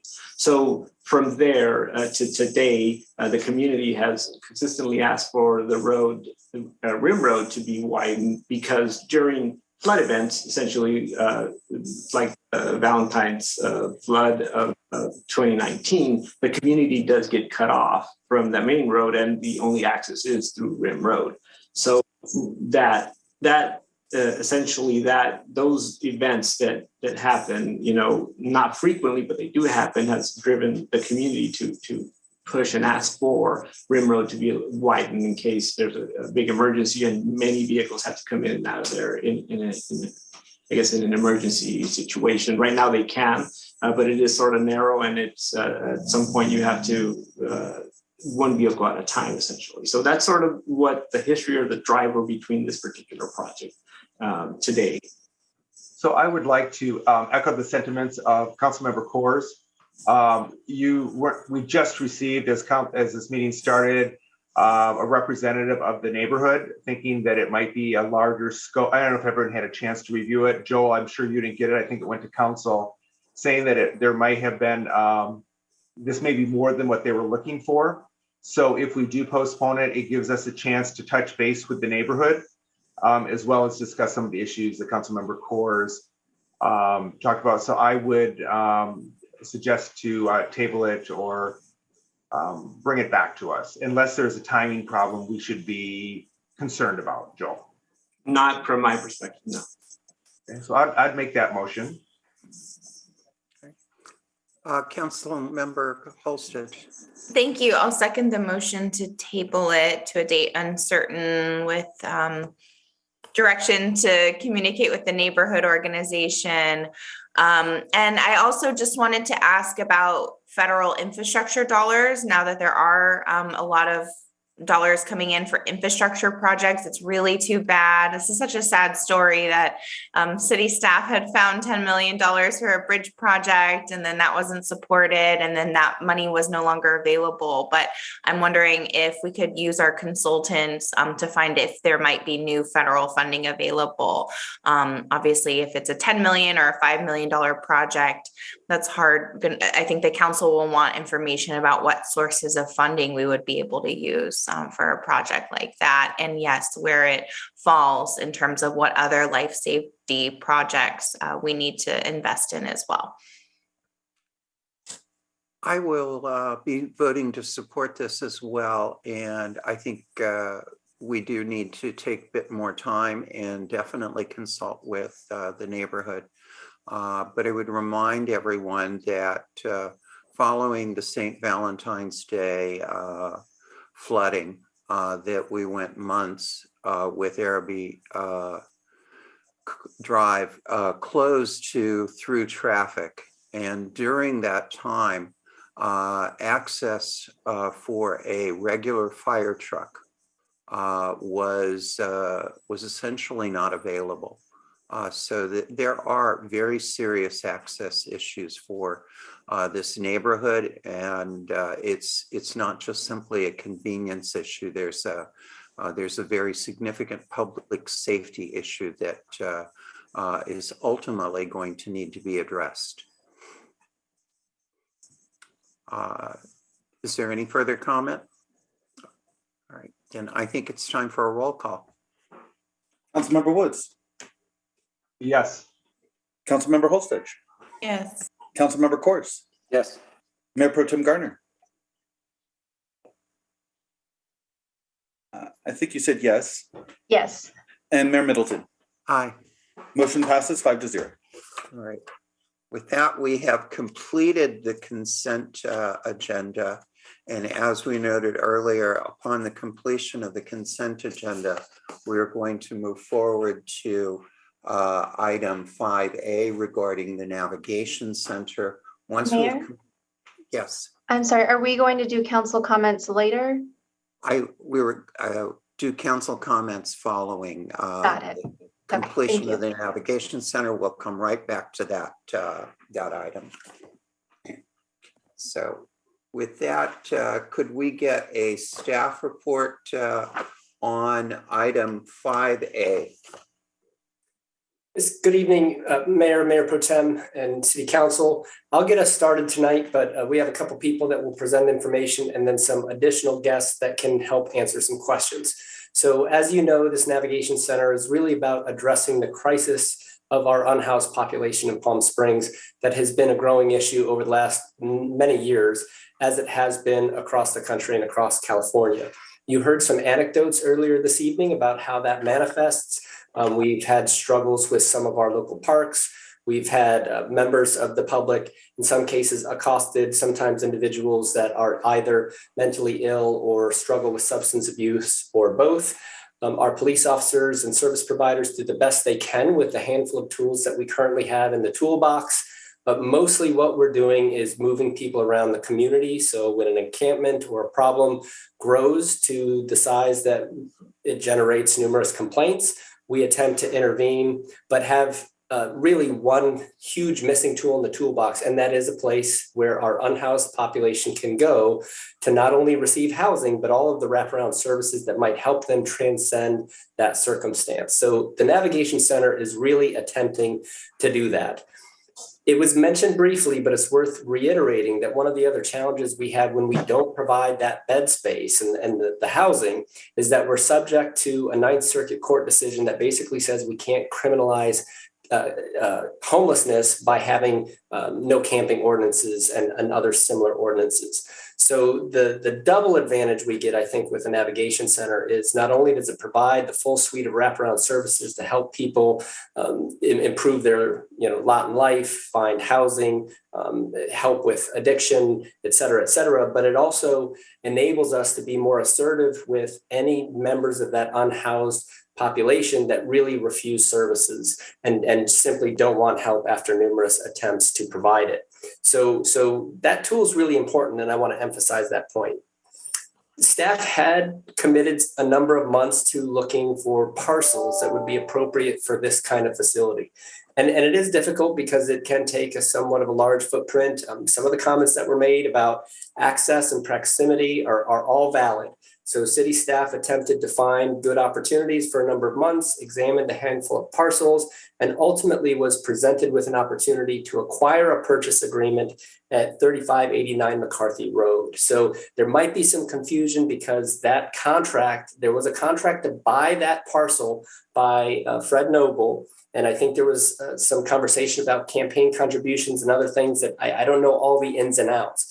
But I want to emphasize that Fred Noble offered for the city to acquire that contract at no cost. So essentially no financial gain whatsoever. There may be some confusion that he might have been the seller of the parcel, and he wasn't. He was an original buyer of the parcel, but was willing to convey that purchase agreement to the city. At that time, staff again presented a number of alternatives and was fairly exhaustive in that effort. In fact, during that first November meeting, council had directed to look at a couple of other opportunities that we had not looked into as deeply. Staff came back with some additional analysis, but still concluded that the McCarthy property really was ideal when looking at this holistically. It's not perfect. Certainly, if we were able to just invent a circumstance, I think we might look for a few things that are different. But looking completely at time and cost to build, location, and everything else involved, we did conclude that this was really by far the best parcel we had available.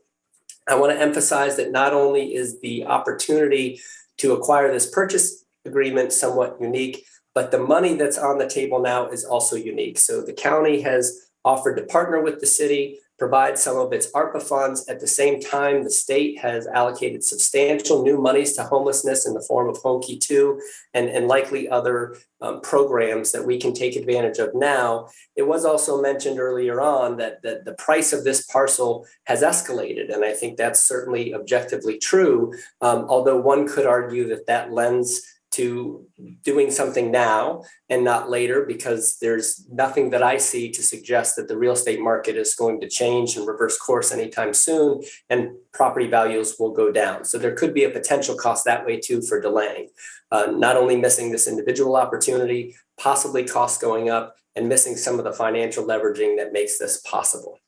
So what we're here to do this evening is to execute and give direction to staff to execute a number of agreements that will keep this moving forward. The most important of which, of course, is the MOU with the county that sets the basic parameters of the partnership between the city and the county. There was a reference in your staff report to a acquisition and sale agreement. That was not provided to you because we were still in the process of negotiating that instrument with the county. It's actually now called a loan agreement. They've wanted to structure things a little more like a template that they use in other instances. I'll ask Jeff Ballinger to kind of review those two documents here in a moment. And then we also have a contract services agreement with Martha's Village and Kitchen that is the result of a request for proposals for service providers. It was important to us to put all the key components of this partnership together so that we can move forward in earnest with the next phases of planning and design. Certainly that includes engagement with the community. We did want to get a provider on board because so many of the questions have to do with how these wraparound services will be offered and how negative impacts will be mitigated. I wouldn't ever want to overpromise and underdeliver, but I think a recent anecdote is worth highlighting, and that is the Access Center in Palm Springs at the old boxing club on El Cielo. As City Council knows, there was a strong desire to relocate services that were previously held in another area of town on Calle and Celia near Baristo Park, and also improve the secondary impacts that were being experienced in that area. At that time, too, we didn't have a lot of details. We knew that there was a strong impetus to make this move, but we didn't know exactly how we were going to improve or where these services were going to be relocated to. We went through a similar process in that case, identified the old boxing club, which is directly near City Hall, the police station, the airport, and a county building. We heard a lot of the same concerns. We didn't have a lot of details on who exactly was going to operate that facility or how it was going to be operated, but we had very strong conviction and direction from council to work hard to improve upon the situation that we had seen previously at the older location. And I think a review of that would suggest we've been successful. Martha's Village and Kitchen came to partner with the city. We sat down, we negotiated a much stronger service agreement. We made an additional investment in those services to make sure that the financial resources were provided for enhanced security and the other things that council wanted to emphasize. I believe Linda Brack is here to discuss some of the details for what it might look like to operate a navigation center, but I'm sure she could also speak to the numbers of that facility. The last report I saw suggests over 500 unduplicated individuals have been seen. And I have regular reports with the Airport Commission and others, where all I can say is status quo. We still haven't seen the increase in negative secondary impacts that people were worried about. That took concerted effort, but the point is, it was a very analogous situation. We didn't know exactly the details, but we were committed to make it better and to make it work. And I believe we've done that. And I think we can, again, in large part because we have that same quality partner proposed to be our service provider of this navigation center. So what I'd like to do, I know there are a lot of questions and I want to get into some of what's been the concerns expressed by residents and members of the public.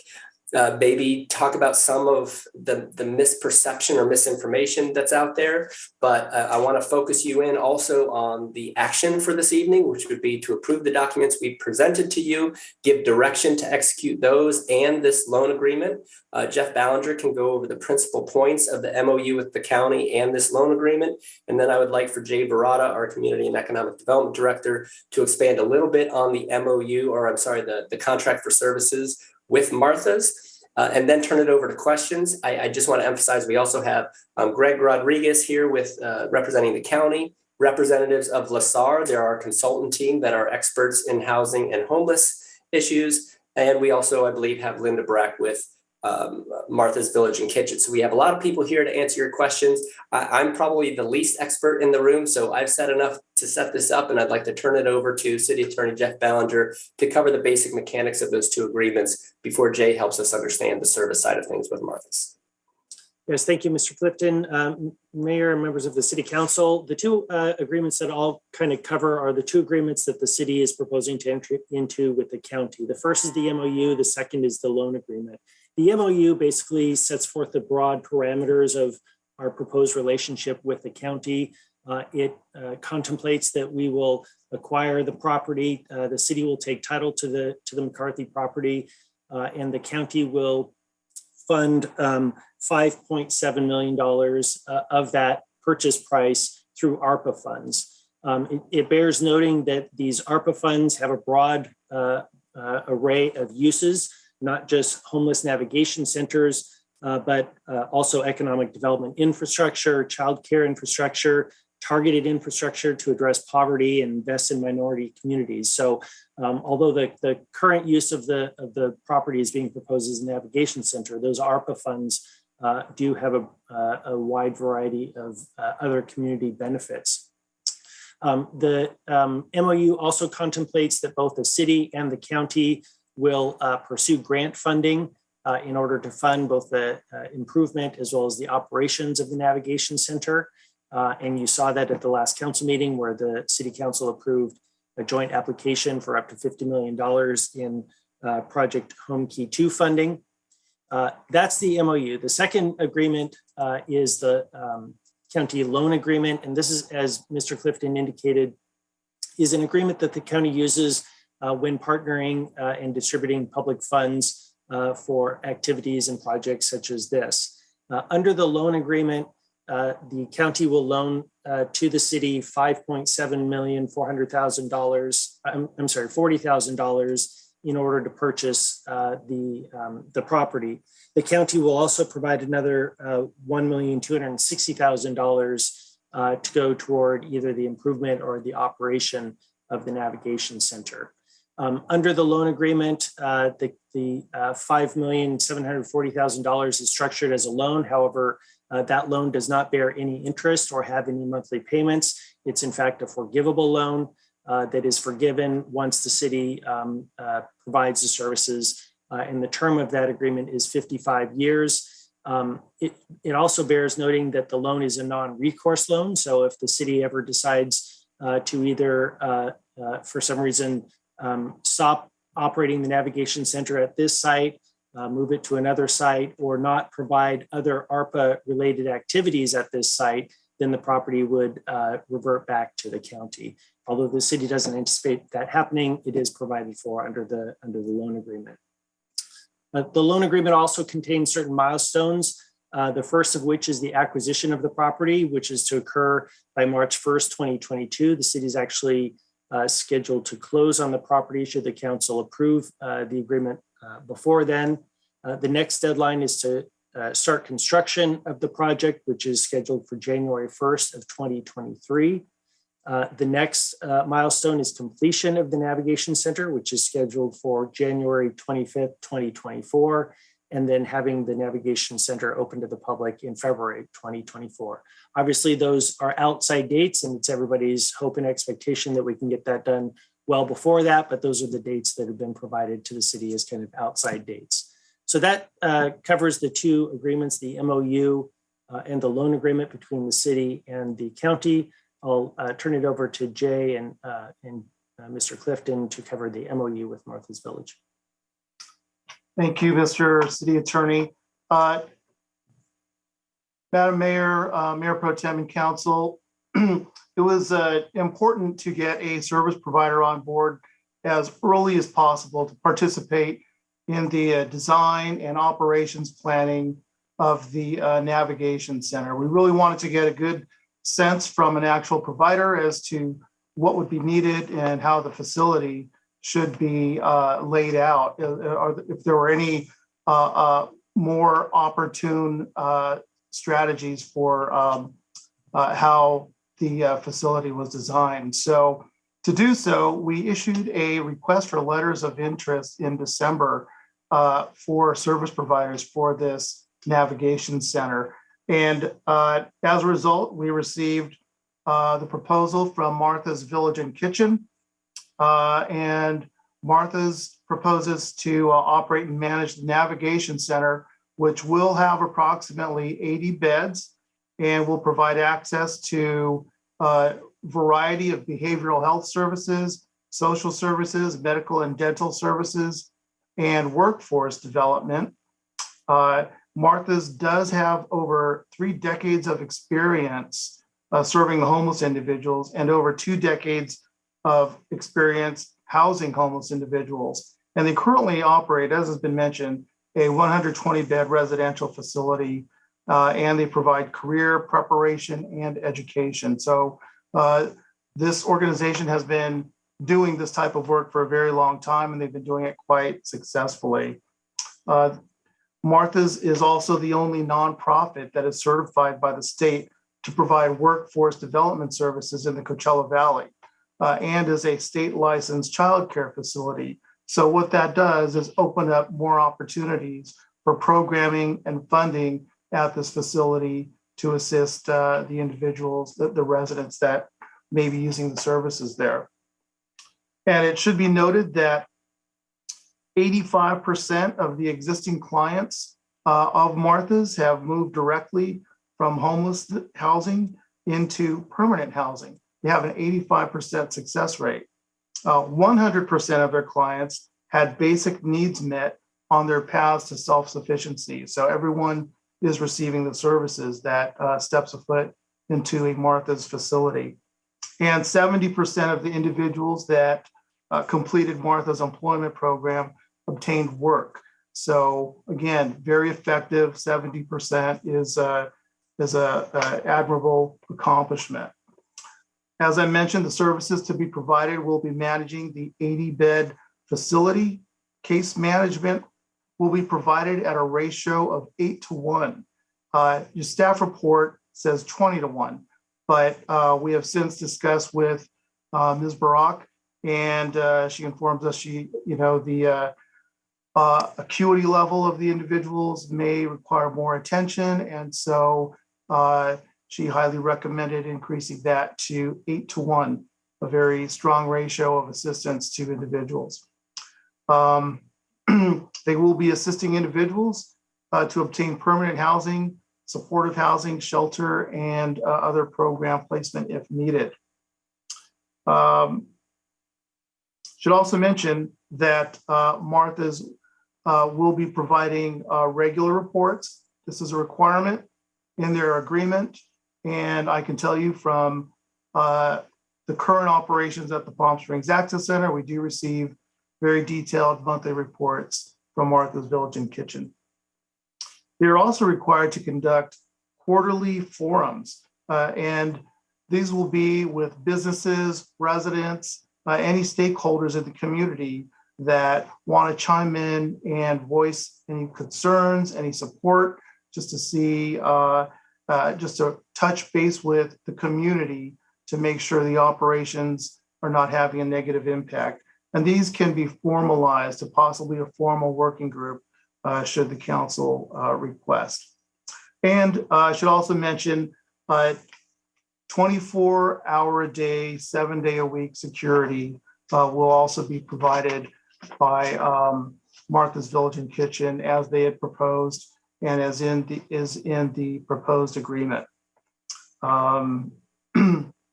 So I do want to mention a couple other changes from the draft agreement you have in your report. One is that the case management follow-up was listed to be at 12 months. It's being recommended by Martha's to be at 6 months, and we believe that's okay. And the city will be the entity responsible for providing computers, servers, and security cameras to the facility, which would be acquired by using the funds from the Home Key 2 application, assuming we'll be successful in that application. So, and again, the ratio of client to counselor, case manager, from 1 to 20 as to 1 to 8. We have Linda Barak here from Martha's Village and others who may be able to answer any other questions you may have, Madam Mayor, Mayor Pro Tem, and Council. Thank you. Great, thank you. I'm going to give everyone on council plenty of opportunity to ask questions. Who would like to begin?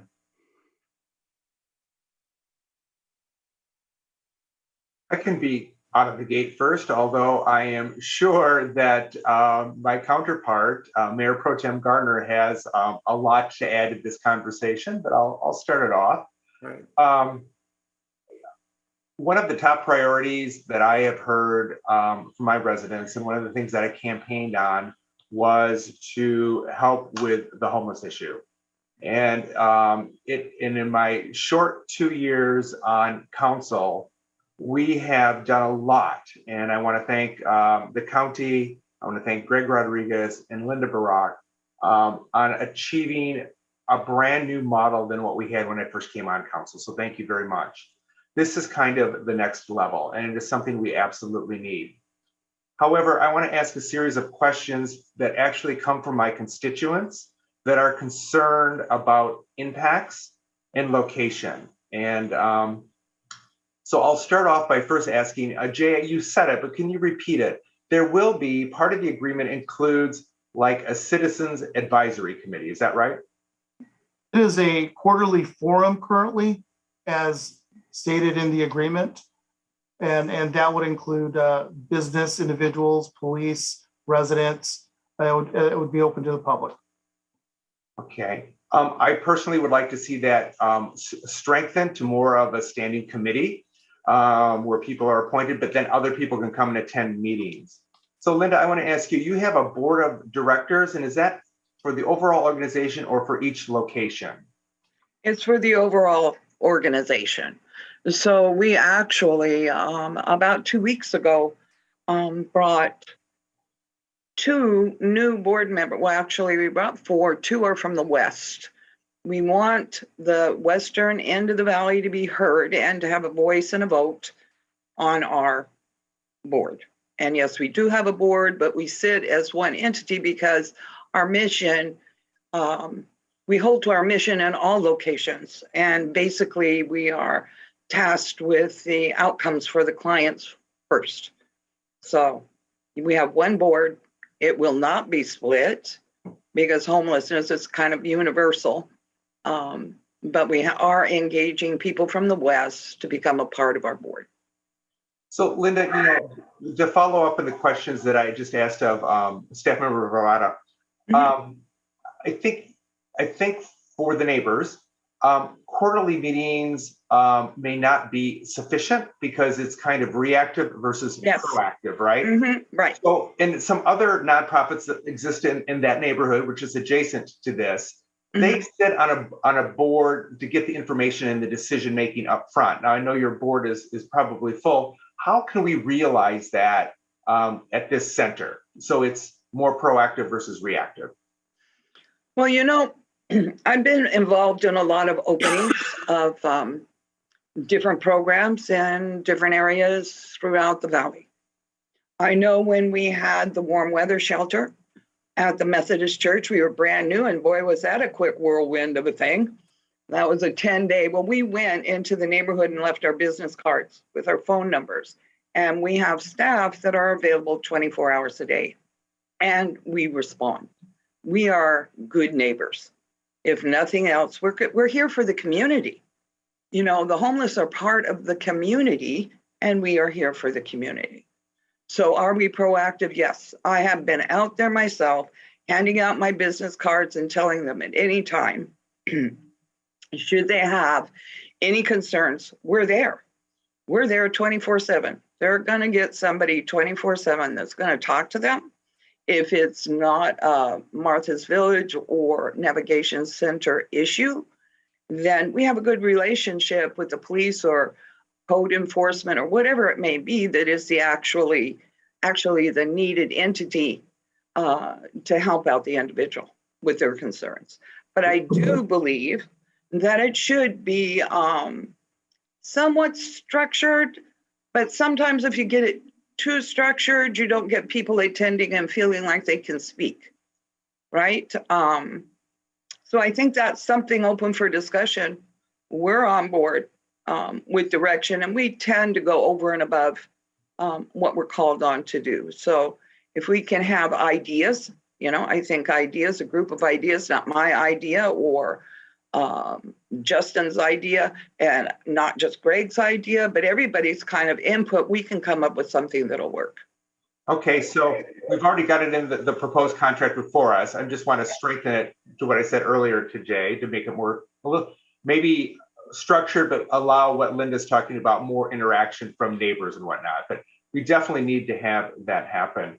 One of the things that we've heard is that we're quote unquote, I don't agree with this word, but we've heard it, that we're dumping this center into an area that is already experiencing problems. And I'm wondering if our city manager couldn't address that and talk about two things with that. One is, are we dumping? And then secondly, we have services throughout the city that people probably don't even realize exist throughout our city. And Jay, you might be able to say that it is actually dispersed throughout the city, not just in this particular area. So if I could just start with that, Councilmember Woods, I don't have the entire history of Palm Springs, and I certainly don't know where every service is located.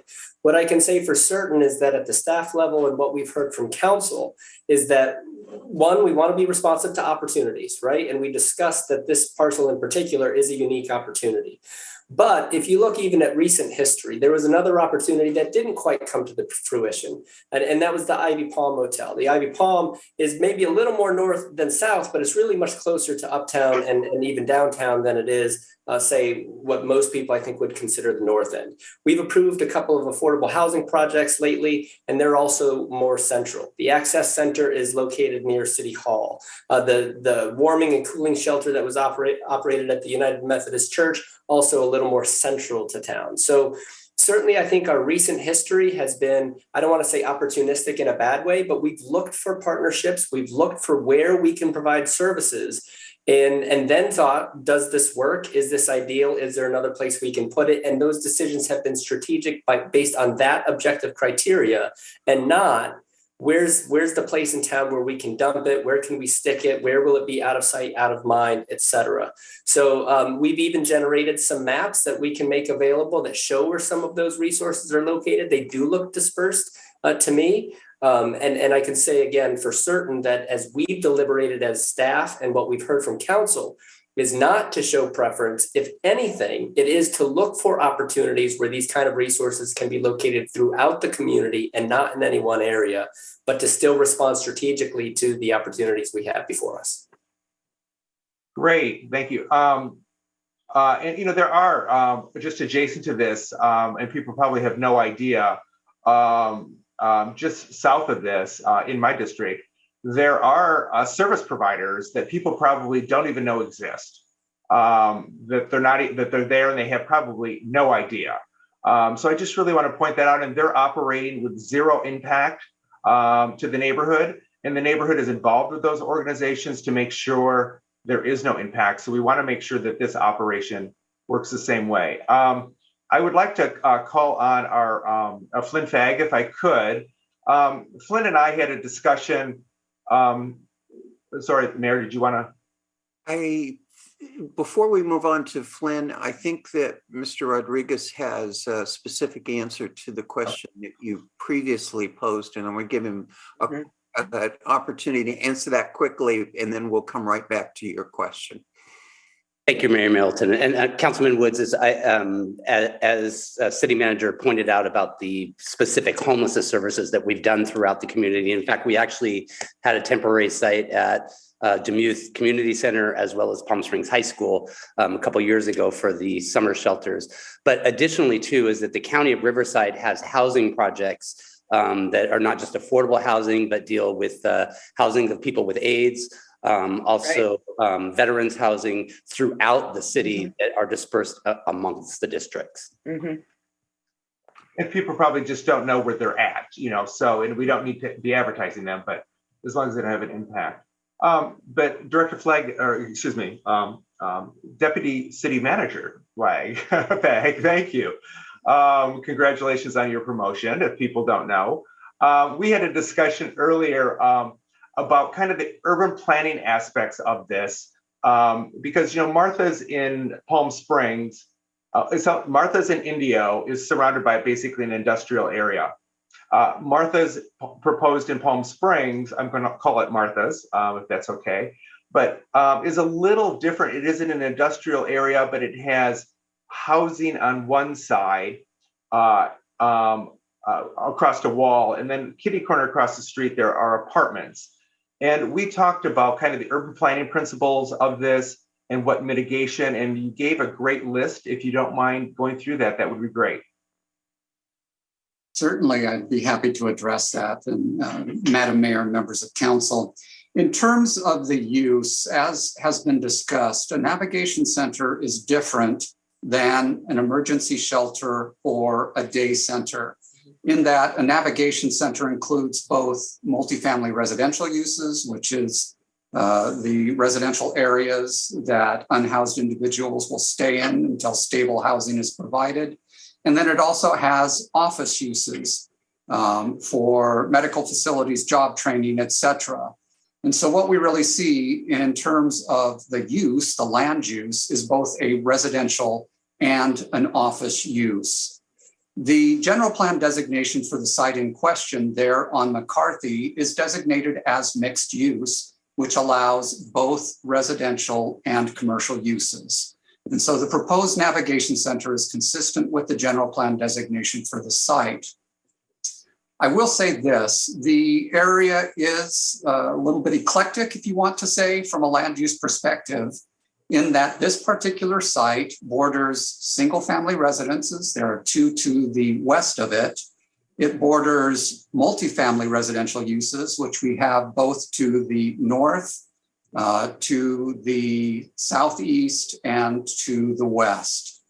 In addition, it also borders industrial uses. We have industrial uses to the west. We have a warehouse facility that is, to the east, and a warehouse facility that is to the northeast.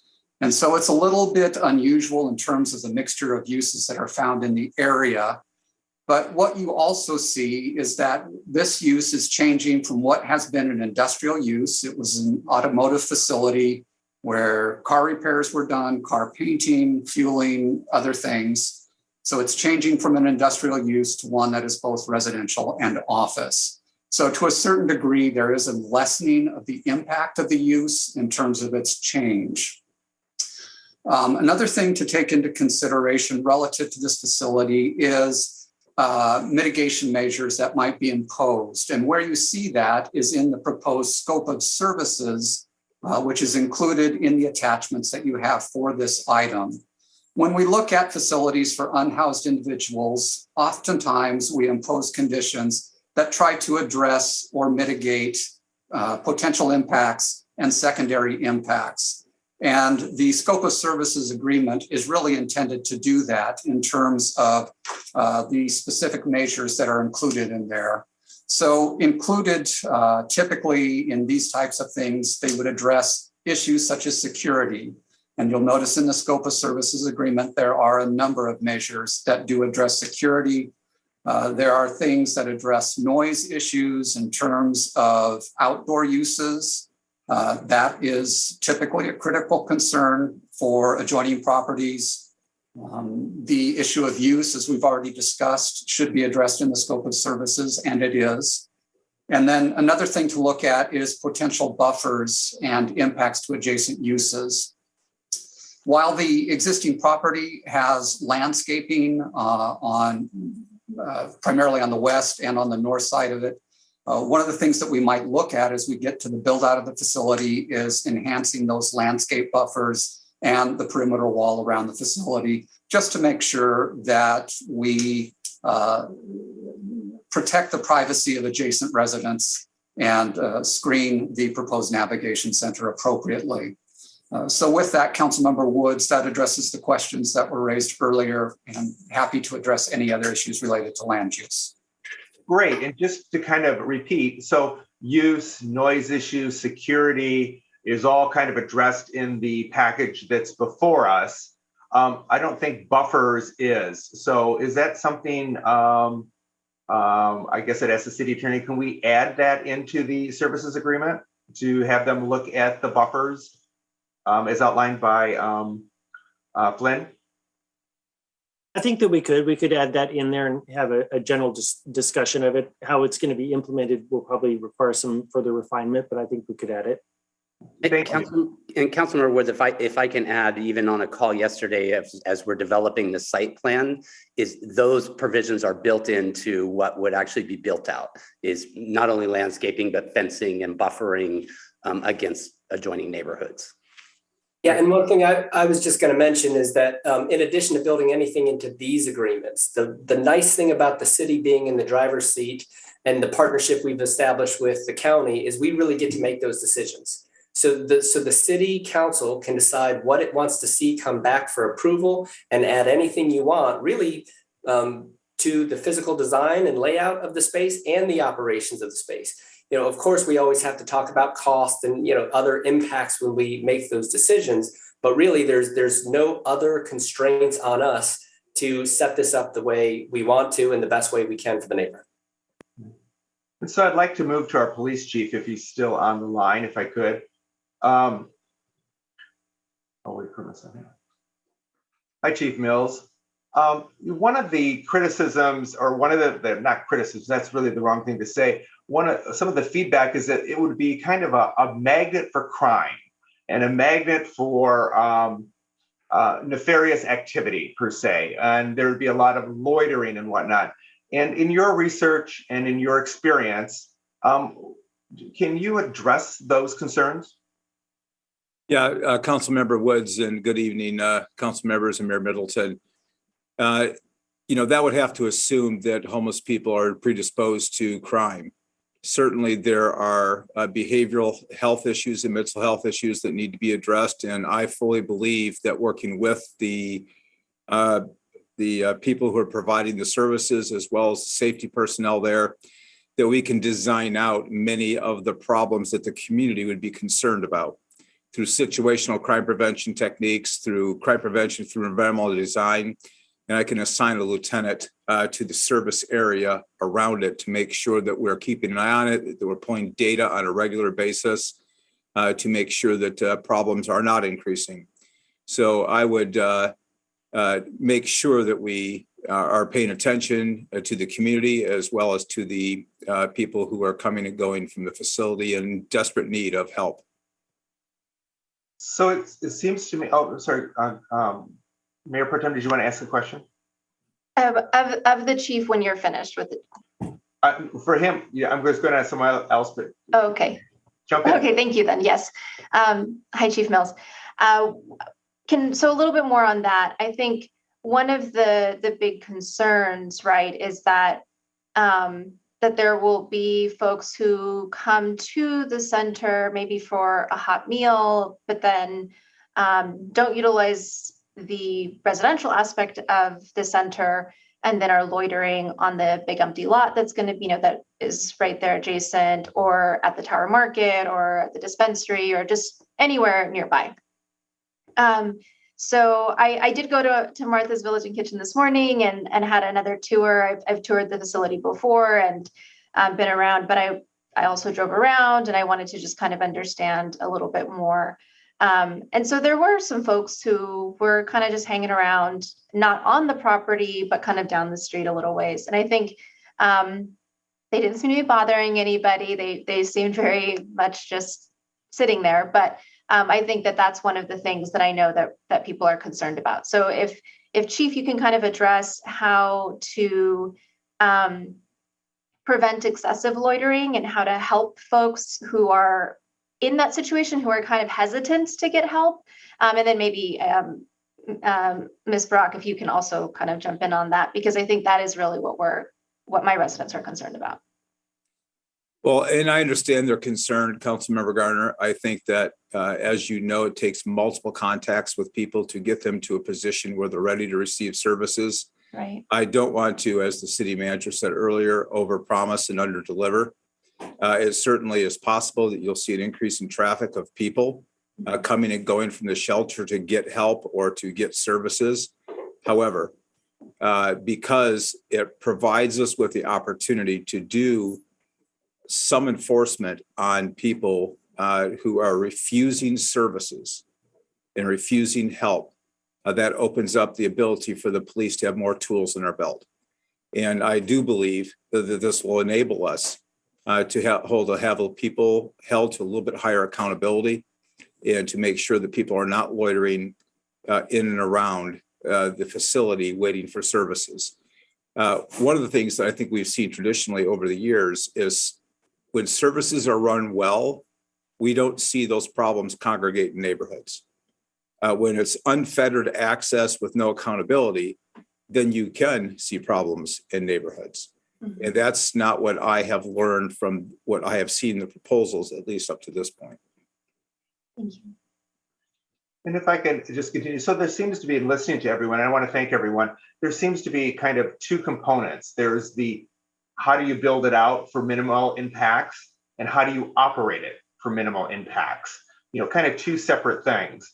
So I'm wondering how the neighbors, and Justin, I think you can agree to this, and how the documents before us that we're going to approve reflect that the neighborhood and the concerned residents or neighbors or whoever can be involved right up front, both in the design, so we can, there are many times you can design out crime or issues, and then ultimately in the operation. Right. Can I say something here? When we opened at the Methodist Church, we had a few people that were in the neighborhood that were very vocal. And basically, it would be somebody, a homeless person walking down the street or that sort of thing. So what we did, we kind of have this disarming tool that we use with people in the neighborhood is please come volunteer. Please come see who these people are. Please come and appreciate what their situation is, and come and volunteer. And you would be amazed. It doesn't sound like a fabulous tool, but it is, and it works. Because once they get in there and they actually start volunteering with the homeless and seeing what's going on, truly, not what they think, not what their perception is. But I have to say that that's a very powerful tool. The fact that we're always available for the neighborhood, every situation is different. Everybody's fears or perspective or what they think is different. I don't have a crystal ball, but we just take it one day at a time and as it comes. That's the nature of what we do.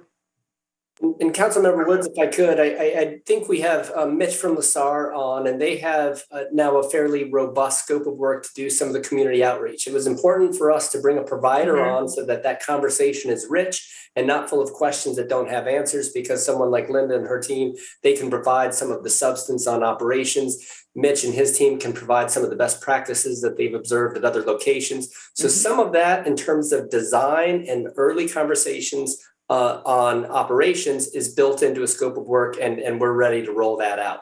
In addition, we built in the kind of ongoing minimum quarterly forums, but we'd be happy to turn that into something, especially early on, more frequent, more formal, where we had a working group comprised of members of the community that could express their concerns. There'd be some continuity in the conversation by having some people, ideally, that are well connected to their neighborhoods and other affinity groups present, so that it's not just show up sometimes, but some people that really have answers and information and continuity of conversation.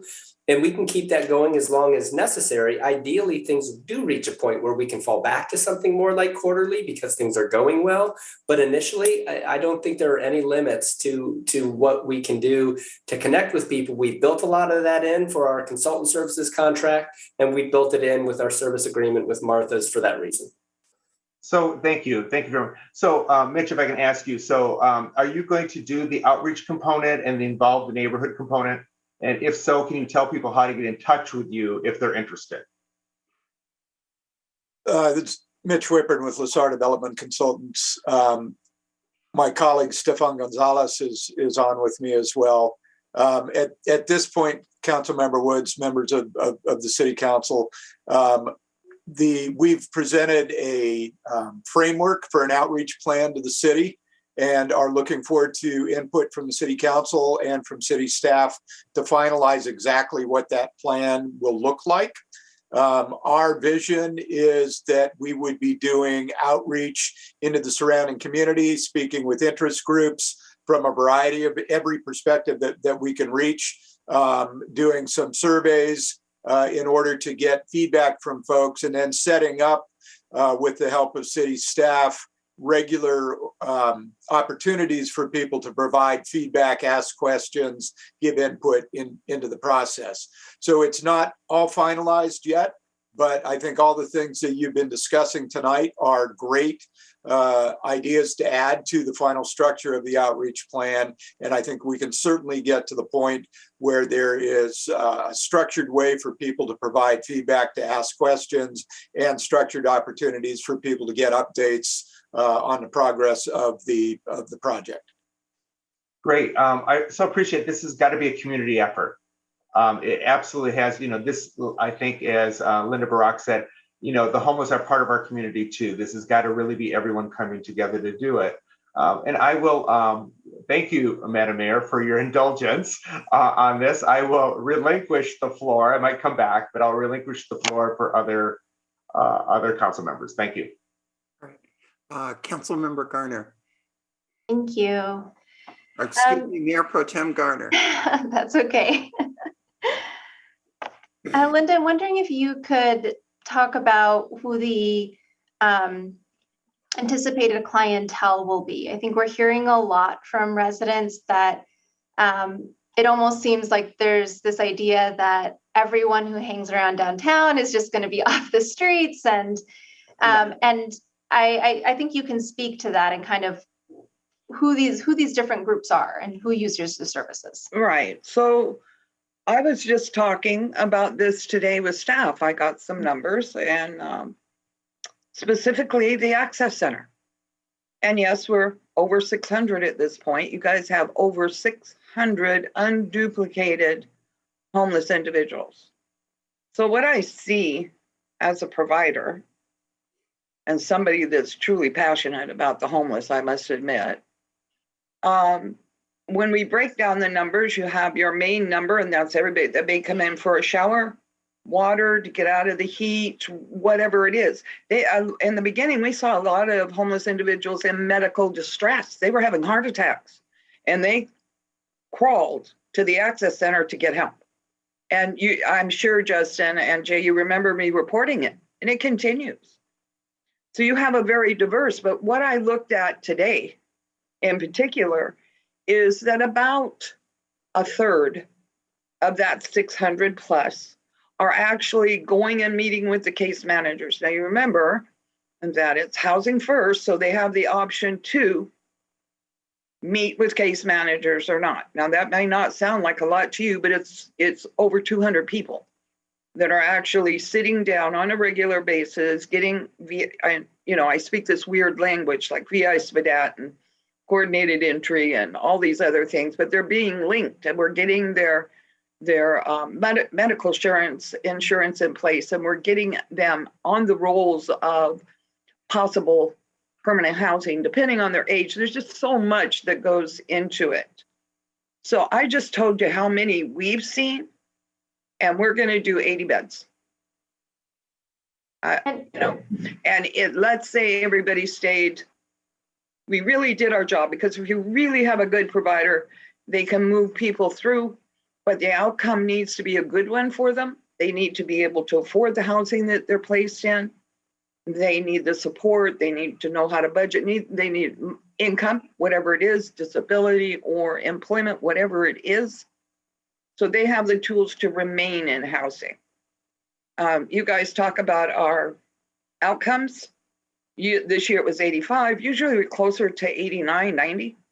But with COVID, we've slipped a little bit. But we are also probably have one of the highest rankings for keeping our people don't fall back into homelessness. And we can tell this through HMIS. So if you're going to say to me, how many people do I think the Navigation Center is going to be able to serve? Probably 3.5 times the 80. And that's a good clip. That is a good clip with the people. So when you look at how many you have, but today, believe it or not, I was kind of encouraged. I thought, well, they're going to be able to take these folks that are so willing to go to case management and just work on everything, right? That number is probably what you'll do each year with your 80. And what we saw, you know, that we popped up, right? And we did overnight shelter when it was going to flood and it was raining and nasty, nasty weather. What we saw come in to stay overnight, where you have a lot of seniors, a lot of senior homeless and a lot of disabled homeless, a lot. And those were the ones that came in to get out of the weather.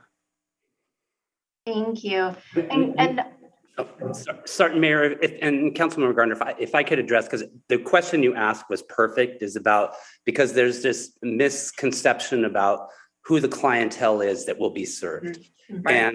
And we heard that in comments, that they're worried about crime, they're worried about drug use. And that's just not the case. And this even came up at a city council meeting in Coachella last night about permanent supportive housing. Right. You're dealing with a range of spectrum of clientele. Yes, some have severe mental health and substance use problems. Primarily, those are not the ones that will be actually at accessing the navigation center at first. They need 40 to 50 times of outreach. What this type of campus does and has proven across the country is those that have just fallen into homelessness, families or individuals that have had those 40 to 50 outreach times that will access the services. But I have researched this data for 4 to 5 years now, and on these type of models, you do not have decreases in property values. You do not have increases in crime. To the chief's point is actually, this is a referral place for the police department to actually be able to provide services to the homeless individuals because they don't want to go all the way out to Indio despite the incredible services out there. So you brought up a great question, Councilmember Gardner, because again, it's the misperception of what the population that is being served. Homelessness is just like the regular population. We all have our own mental health issues. We all have our own income issues, but we all have the means and the resources to deal with that when we can. But that's what this campus will do, is provide the means and the resources for those who don't have it to be able to access those services. And many times a solution can be reunification with their family. Rebuilding those bridges. It's like I said, it's so diverse. But people that walk into Martha's, I always say after I give a tour, do you realize that you've been surrounded by homeless people that you would all feel uncomfortable? Oh, those cute kids and that, that elderly woman. Yeah, that's who they are. They are, and a lot of homelessness is what we call situational, right? A situation happens and their life changes. Now they've got to undo the knot and find their way back, but they have that ability. And then you have the ones that we see and recognize as homeless, right? The stereotype that we have in our mind, that's a homeless person. But I'm here to tell you, probably 96% of them are not that. Not that. Yeah, thank you. I raised that partially too, so that our residents understand too that this isn't an overnight shift, right? The doors of a center wouldn't open and you would suddenly see the streets clear of folks who are still hanging around downtown. Those folks are still maybe need another 10 or 30 or maybe even 50 outreaches, right, before they're going to move. But on that, you're talking about a great deal of folks that are going to come through the center. How do you anticipate the doors opening for the center? Do you anticipate 80 beds being in service immediately? Will there be a phase-in process? Or maybe these are too early to ask, but right. It might be a little bit. Yeah, it might be a little bit early, but we can't write that fast to process 80 people in one day. I think it will probably, although, everybody with the warm weather shelter, we went from having like 10 the first night to being completely full from that point forward. So no matter how hard we have to work, we're going to get it done. But you have to understand too that we have responsibility to the client, and the client has responsibility to the program. And we go through this, right?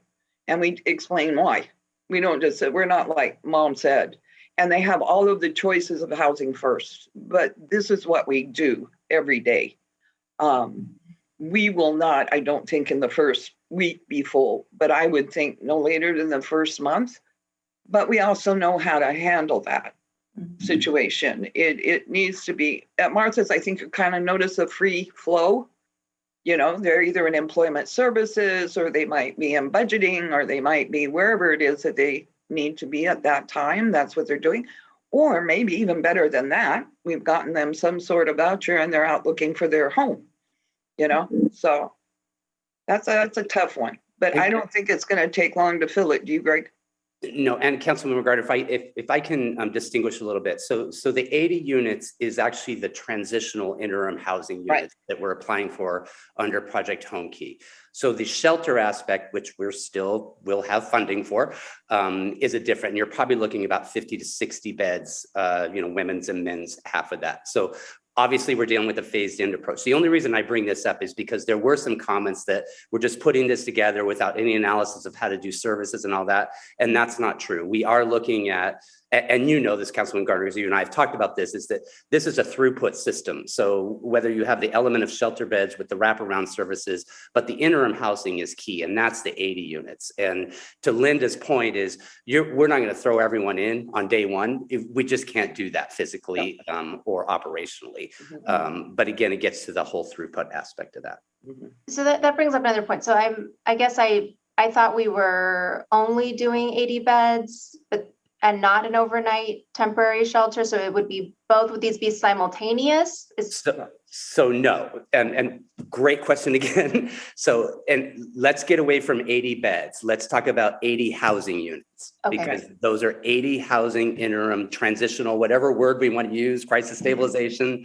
There will be an element of shelter beds, because if you talk to the police department, if you talk to, Christy and I have dealt with this for the last 2 years, so has Jeff and I, is that there has to be some element where we can get people off of the street and into a bed. Because if the police department or CV Housing First or Jewish Family Services or County Behavioral Health encounters somebody that is willing to get off the street right now, but's not necessarily ready for a housing unit, they have to have a shelter bed. And Linda operates this type of system incredibly well. And that's how her whole system works, is you get them into at least some type of shelter situation. And we're not talking about a gym full of places. This is actually, we're looking at individual rooms within that shelter system, not only to provide security and safety, but again, God forbid another pandemic hits.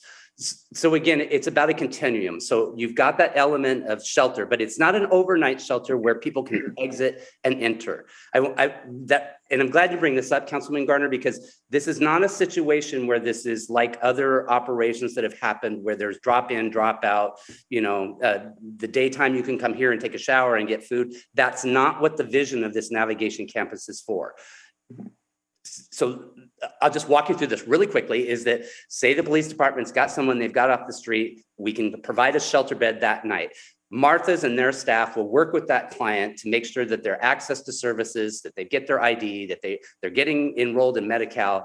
But then the goal is to transfer them then into interim housing. And then the further goal is to transfer them into permanent supportive housing. And the further goal through workforce development and operations of the county and behavioral health treatment and substance use is to be able to allow them, for those who can, to actually provide their own income and actually get out of even supportive housing and into market rate housing. So that's the vision here. It's not this drop in, drop out facility. You're not talking about a lot of in and out traffic per day. I'll stop there because I've pretty much explained that. So. Okay, thank you. I think I'm still a little bit concerned about just making sure that we're not, I guess I was thinking of the 80 housing units and now having the temporary shelter beds too. I just want to make sure that we're properly equipped to handle all of the folks who might need the services, and that the city and the county, everyone is looking at that financial concern too. Because I think that's something that's been raised a lot as well, is making sure that the city mostly, that we are prepared to address any issues, because most of the time it's financial, right? In order to address them, we need the money to do it, and that we actually put that into motion. And another great question, and Mitch will attest to the fact that we have been on calls for the last, I don't know how many weeks, not only on hopefully garnering the state home key to money for not only capital improvements, but also capitalizing operating expenses.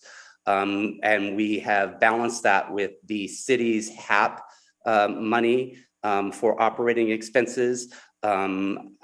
Linda and I have had conversations. I know Linda and the city has had conversations. And if you look at just what Martha's has done, the ability for private and philanthropic donations and grant access, we've had these conversations too, is that I know that the West Valley and the philanthropic community with this model would be behind it. You heard people like Aftab and Jerry Keller in support of this. They've already expressed interest in helping and donating to this prospect. So what I will say here, and Roy's was brought up in one of the comments, and Roy's was built by the county. Originally, it was supposed to be this kind of concept navigation center. It didn't happen. It became an overnight shelter, basically. Mm-hmm. Additionally, though, is we didn't provide for ongoing operational costs. I would not be sitting here in support of this project. I would have not worked so intently with the city and the county and Martha's to advance this project if we were not actually considering not just what it would take capital cost wise, but more importantly, what it takes operationally to make this sustainable. I am confident. I can never, of course, 100% guarantee, but even no matter what I would do, I'm committed to making this happen no matter where I go. And I believe that not only the city council, but the majority of the community would make that happen. Right. And I have expressed from the very beginning, when we came in with the Access Center to operate it, that we are partners in this. And that means that Martha's writes grants. There's certain things that we can write for that's not easy for the city to do. There's things that the county can't do, but there's things that they can do that Martha's can't write. But I am telling you, you got a grant writer in the house. So, and I'm redheaded and stubborn, and it's just going to happen. But which one of you came and visited me and said, how'd you do this? I mean, build Martha's. Somebody came and visited, and I said, one day at a time. Mm-hmm. And a crystal ball. Right. Yeah. One more question, and then I'll have comments later. So I understand that there was a lot more trash at the Methodist Church once there was services there, and of course there was wonderful staff that cleaned it up and all of that. But in this particular area, because of where the bus stops are and because of the wind, we often see a lot of trash. I live nearby, right? So there's often a lot of trash that just kind of gets thrown around. And so I'm wondering if there's a plan in place to make sure that we're able to address that in a better way, because the United Methodist Church is kind of in a location where it's not as windy and it's more condensed space. So it's a little bit easier to clean up. And I'm just concerned about trash kind of down San Rafael and making sure that we get all that. Right. But go ahead. Yeah. So if you look at the current plot plan, the site plan is, again, keep in mind, this is not just a overnight shelter or a 24-hour like United Methodist Church was. This is a self-contained campus. Right. So on site, you've got full trash bin collection and all that. So, and again, to your point, Councilmember Garner, and to what the chief said too, is that again, the loitering is not going to happen. We hope so, or won't, because we'll mitigate that. But to the trash aspect, again, keep in mind, this is like a self-contained facility. So it's basically would be like a Michael's house or, any other treatment facility. So that would be mitigated. Yeah, I'm just more concerned the trends that, when people are walking, traveling. Right. So what happened at the Methodist Church is was a lunch program and they would give them boxes to go. Mm-hmm. Right. So there was a lot of kind of tossing of that, you know. I mean, we're pretty neat and tidy, but there is also wind factors and that all of that trash that you see, obviously they're not there yet and you have the issue. But I can guarantee you that I make sure we're very tidy because I believe that we should give the community and our clients the very best that we can. I don't want the clients in swirling trash. Yep. Right. Absolutely. No, I agree. I just flagged that because I know it is something that we contend with over in the northern part with it where it's windier. Right. I have that problem on my patio. And it's leaves and it's not my trash, but I get it. The rest of the items that I have are really more comments, and so I want to just yield for now. All right, then let's give, does Councilmember Coors or Councilmember Holsted want to jump in with any questions? Councilmember Coors. Great, and I really appreciate Councilmember Woods and Mayor Pro Tem Garner, because that covered so much of, I think, the things many of us had. I did want to raise a question. I don't know, this is for you, Linda, or Greg, or both. We, before COVID, Councilmember Holsted and I were working how we get like the court program sort of into Palm Springs. And having some dedicated beds is such an important places. And we call them beds, but they actually are rooms, right? They're doors. Right? These are all doors. So I've been reading, Greg, they're doors. We call them doors. Yes, so let's call them doors because they are rooms. It's not just a big, thing of people like, because if you see an overnight emergency shelter, that's, what people have seen and that's needed sometimes, but that's not what this is. But, the court program, which really is such a great restorative justice program, right? It lets people get rid of, violent criminal history. People carrying around hundreds of thousands of fines can never get out from under them if they do a program. Can you talk a little bit about it and if this is something that you think would be a good fit? Well, we're a part of it, right? Yeah. We go to the meetings and there's a process to it. I don't think that it would be hard. For me, the hardest part was setting up probation, getting the particular judge and the district attorney and everybody on board, right? Well, they're all in Indio and that work's kind of been done. You guys just need to link to it. And then you've got to get providers that are active to have enough activity, right?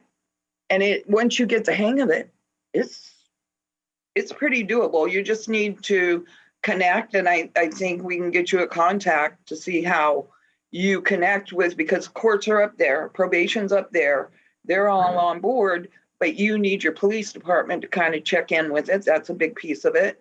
And then to get your providers on board because they have a process, there's forms and all of that. But yes, I do. I do think it is. I remember I had a homeless woman who had something like $5,000 in fines because she was feeding her dog in the wrong spot. Yeah. So Jeff, this has been a conversation that the supervisor and I have been having with probation, and this is actually a vision of the county to expand this. We actually haven't really moved this homeless court system the way that we should. And that is the goal, not only of the executive office, but also probation as well. And so this is exactly the right type of campus to feed this into. We actually have county court facilities within the city of Palm Springs that are easily adaptable to the site situation. So again, this is part of this holistic treatment to advancing help. Many years ago, City of Palm Springs had the mental health court. Believe it or not, you guys had a mental health court, and it did meet in the old, courtroom. Yeah. So you guys have done it before. It can be done again. You just need to pick your subjects and roll, But can I emphasize too here, this is where, so this doesn't need to fall on you as the city. This is where we leverage partnerships with the county because we have the funding to do the homeless court system. This is where we leverage behavioral health services. This is where we leverage DPSS services. So this, I want the public to know, and you as council members to know, is that we're not looking for all of this to fall on the city. And I hope that Justin would agree that we are trying to work in a partnership and leverage as many resources as possible. We haven't gotten into the weeds of what all the services are and how we're going to fund everything, but that's just how the nature of these things go. But if you look at the aspects of the money that behavioral health department can provide, the ability to reimburse through CalAIM, the new Medi-Cal system, there are huge opportunities here. And I'll leave it at that. So, right. No, thank you. I mean, I wanted to highlight that because, the goals are so important here, right? And when people come out of it and can, start fresh and not have those fines from, a lot of criminal activity that is as a result of them being homeless. They're really that it wouldn't have happened otherwise.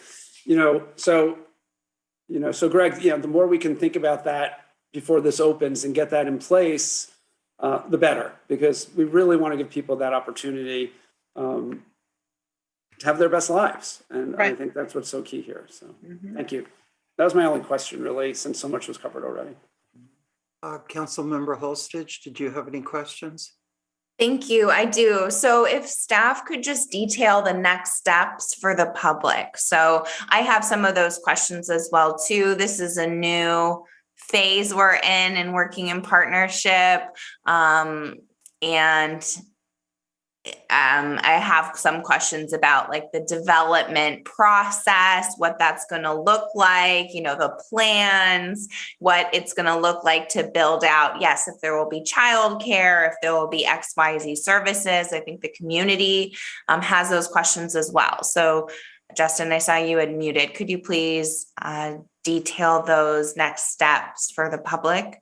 Yeah, and certainly Jay Barada can help, but this is a really key milestone because now, pending council action, we will actually have a property, we'll have a provider, we've got an application for funding, we've got our consultant team, we've got our county partner. So everything is in place. So next steps would be to engage. You heard a milestone of entering into some form of design up until maybe January of next year before we would start construction. So between now and then, we'd be engaging with stakeholders and residents and a design team to really advance this project forward and answer all those specific questions like you mentioned. There could be some decision points along the way. And again, Jay and Lasar can help us understand. Home Key 2, for instance, has some very particular components. It needs to be a low barrier to access shelter. We need to know, a navigation center. We need to know exactly, what that means. And there might be times when we need to come back to council and say, okay, here's a decision point. We could go a little bit this way or that way with design. So it's got to be a lot of those iterations until construction. Probably at the time of construction, things slow down a little bit, I'm anticipating, because we will have really solidified the design and the plan and the operations, but there'll still be other components, fundraising, writing grants, et cetera. And then we'd move into an operations phase where we'd hope to have a lot of the things worked out. Like, is it going to be a formal committee? Is it going to be, quarterly forums or both? And then we would just be going through those activities as we had decided on, between now and the completion of construction. So are we going to use a developer to develop the project, or is the city going to develop the project? I know the county housing authority develops tons of units a year. The city really doesn't have that experience. So what's the plan? Or is Martha's the developer in terms of those steps? So it's primarily a builder. So we've got some design underway now. At some point, we'd go out to bid and select a builder based on qualifications. And at some point, depending on exactly how we intend to construct the project, and again, Jay and Lassar may have talked about this a little more. There are some decisions to make. Is it more of a design build where you bring a contractor or builder in earlier to help inform the latter stages of design? Or do you design the whole thing and then kind of bid and build it? There are a couple of those smaller considerations, but none of this is really done in-house with city staff. We guide the process, the county, Linda and Martha's help guide the process, and we have consultants as we would in any typical capital construction project to complete design and then to build. And Councilmember Hosted, if I could just add in, that's exactly how we operate as the county. So we don't physically within the county manage our development projects. We go out with RFPs and all that. So it would be the same process. So you design in-house, or you design with partners, and then you use a construction firm. And we don't have to solidify those details now, but I am interested in those details about who will do what and staff capacity and how to use best practices in terms of, like someone said, I think retired council member Jenny Vogt, this is such an opportunity for our community to make investments in this area. And I think that there's a lot of opportunity. I'm really interested in like a child care center or workforce development, or we talked about a culinary workforce training program, right? There's a lot of exciting programs. I know Martha's has a child care center and Indio and things like that. But I'm just more wondering, and maybe it is a process that we can really spell out for the public and for the partners, so everyone knows who is doing what capacity we have, and what other help we might need to bring on to develop a project like this. So yeah. Absolutely. And that's one of the reasons we have Lassar on board, is that they have broad experience primarily in this area of housing and homeless services, including other best practices that they've studied and seen and experienced elsewhere across the state. It's one of the reasons we have someone like Greg involved and someone like Linda involved as well. And I think what I'm really picking up, and I think what we expected at the outset, is we want to have more of these conversations rather than less. There are certain projects that are pretty straightforward, where maybe we bring you a final design or something like that. But this is probably one of those projects where, as we're having conversations and hearing from the community about childcare, about the kind of particular resources and design elements, that we'd be checking in with council frequently. So you always kind of know where we've been, where we are, and where we're going. Mm-hmm. Can I bring in a caveat here too, is that I agree with all of just what Justin said, but I think not only with you as a council, but also the community, is we don't want to spend bureaucratic government time making this take 2 to 3 years to happen. I think Justin would attest to the fact of what the county and the city have been able to do within the last 6 months is almost remarkable as far as government interaction. So while community engagement, and to your point, Councilmember Holstage, is that's why we went out to bring on Martha's through the LOI on right away. That's why Lassar has been brought in as consultants to the county and have subcontracted their own through architects and all that to get not only conceptual stuff for a home key application, but to your point is how do we do that community engagement? How do we get the right servicing and programming? But how do we do that in an expedited manner? Because I think we can prove to the rest of not only the state of California, but also to the nation that government actually can deliver services in a shorter amount of time than we usually do. Amen. Thank you. And so I appreciate that. And so my question is just, is there a developer, nonprofit developer, otherwise who's missing from this project who we might need to bring in to do that work? That's the question that I'll leave to the group. Thank you. And I would leave that to Justin. I think that would come through the phase stepped in approach of how we develop this process. So. Because you're bringing some of those questions here. And I just don't think that, obviously the city council are not developers of projects. Obviously we want to hear from our residents, what should be included. We want to provide that public policy guidelines, but we don't want to be developing a project here together. Right. And I get what you're saying, Councilmember Holstich, but I think for the purpose of tonight is primarily making sure we can secure the property, that the funding agreement between the county and the direction to staff is set. And then those details, of course, will come as we move through the process, because I totally agree with you. Yeah, and I envision that our engagement would be to queue up certain critical milestone type decisions where we would bring them to you in here's an A and a B option, pros and cons, and those kinds of things, so that we're setting the stage. And those would be questions that are coming either from our stakeholder residents, our consultant team, people with far more expertise than me in building these particular projects as well. So that's one of the reasons we leaned on LaSalle early on, is they are that consultant type that has seen and done a lot of this. But by all means, we can also entertain, as we discuss among ourselves, are there other specialists, either sub-consultants or other outside perspectives that we can bring into that process? I feel like we really do have a good team between a provider with experience, a consultant whose expertise is in this area, county partners, et cetera, which include other county personnel, by the way, that, also kind of do this and have seen it multiple times. But absolutely, we can look at it, whether or not there's a need to augment that team further with other niche expertise. Thanks. And I think we heard public comment. There might be other people to add to that team in terms of community input or homeless residents themselves giving input about needed services, right? I'll leave that to the team to think through. Thank you. All right, thank you. I have just a couple of questions. My colleagues have done a great job of asking most everything I could think of. But Linda, could you, as quickly as possible, just walk us through how individuals come to you the first time for services, and walk us through what happens in approximately the first 24, 48 hours that they are on your campus. Okay. Well, I mean, I can speak to Martha's, and some of it comes through direct referral. Just last night, we had domestic violence, so we had to. So it depends on the situation. But this, I think some of it will come through coordinated entry, through VI SPDAT. Again, I'm speaking my language, the housing language, right? But I can say that we do thorough intakes.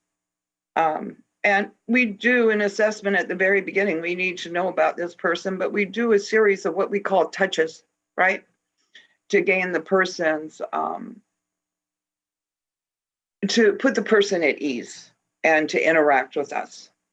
But I have always felt that a person that's homeless, they can be depressed, stressed, have anxiety, all the things that go on when you're a homeless individual. And sometimes it takes a moment of rest, peace, knowing that the meal's going to be there, that the lights are going to be on, but for staff to still do the due diligence and support while gathering the information. I have to say that one of the main things about Martha's is that the client actually helps to drive and blaze their own trail. We do a set of what's called housing plans. Doesn't mean you're going to run out and get a house today, but what are the first 3 steps, and no more than 3 steps do you take, right? You don't overwhelm, and they have the supportive staff. We have a lot of things, and I have been reading a lot about the particular funding that we're looking at right now, which is HomeKey, that we'll have to adhere to. But there's a way to do it, which is, I think, very evident from our outcomes, that we're very effective with the human individual that we're working with and keeping it within the guidelines. So we make sure that, number one, they're healthy and they're well. Number one, that they're eligible, that they're homeless, and that we get a sense of who they are and they get a sense of who we are. And that would take about 24 to 48 hours. Then we start the work, right? Then we sit down and say, take a look at them. We've talked about employment, right? But if we're doing an assessment, we have a case management and employment case managers, they assess to see if they're even fit to work. It's always, everybody looks at the homeless, well, get a job, get a job. Well, some of them have a disability, so they go on what we call compensation. track so that our case managers can help them with their Social Security and disability. Could be state, could be Social Security disability. A lot of people don't realize we get them where they've been in jail for maybe 6 months and everything gets caught up. They don't know how to get their money back. Just it's so varied, but there's a plan in our madness. There is a plan. And if I could add one component quickly, we've been having meetings and convening meetings of service providers and other partners like the county for a number of months now. And I think what we've all learned during that process is we really do need to move to a more integrated service delivery model. There are a lot of kind of diffuse resources out there. And as we started coming together and comparing notes, we even started realizing that, for instance, more than one agency has acquired a mobile health unit, but they weren't deployed in such a way that it was coordinated. So while Linda might have one throughout the valley, if someone else has one dedicated to Palm Springs on a certain day, she can use hers in another side of the valley that same day. Mm-hmm. We've started to create common resource materials. So we're actually building a website and a business card with a QR code that would have one consolidated set of resources so that no matter what the touch point is, Linda's described a lot of her touch points, but we have touch points with police. We have touch points with merchants. We have touch points with hoteliers. We would like to get all arrows started to point in the same direction so that no matter where that point of contact is, we're basically delivering the same message. Here's where you can go. Here's who can help. Here's who to call. And that's all integrated. So those service providers, we're trying to really gain a lot of this momentum now before we build some of the major resources like the Navigation Center. But long after that, we still want to continue to coordinate so that we can maximize the efficiency and effectiveness between all of these resources. And everything is coordinated in a way that I really think it hasn't been in the past. And so this is our conversation about addressing the priority of homelessness for the Palm Springs City Council and our community. This is a major piece, but it is a piece. And we still have in mind to discuss what other resources do we need on our police department? Is it behavioral health resources? How are they integrated with Linda's staff and the team at Martha's? How does the county bring behavioral health or substance counseling and things like that to the table? And how do we integrate those resources so they're not just out there as disparate things, but coordinated? So we're doing a lot more than just this to make all of this work in the community. And it's not just one agency, right? We couldn't do what we do without multiple others that we interact with and have memorandums of understanding, because that's what we can identify, support, refer, transport, but it's our expertise. We're not mental health providers, but we are, we collaborate with, we know where our limitations are. And if we have a gap, we fill it, right? And was that Jacob and his, from our meetings? Jay? Yeah, I'm glad you guys, that's a great idea. The touch point and the barcode, that's going to be amazing. It really is.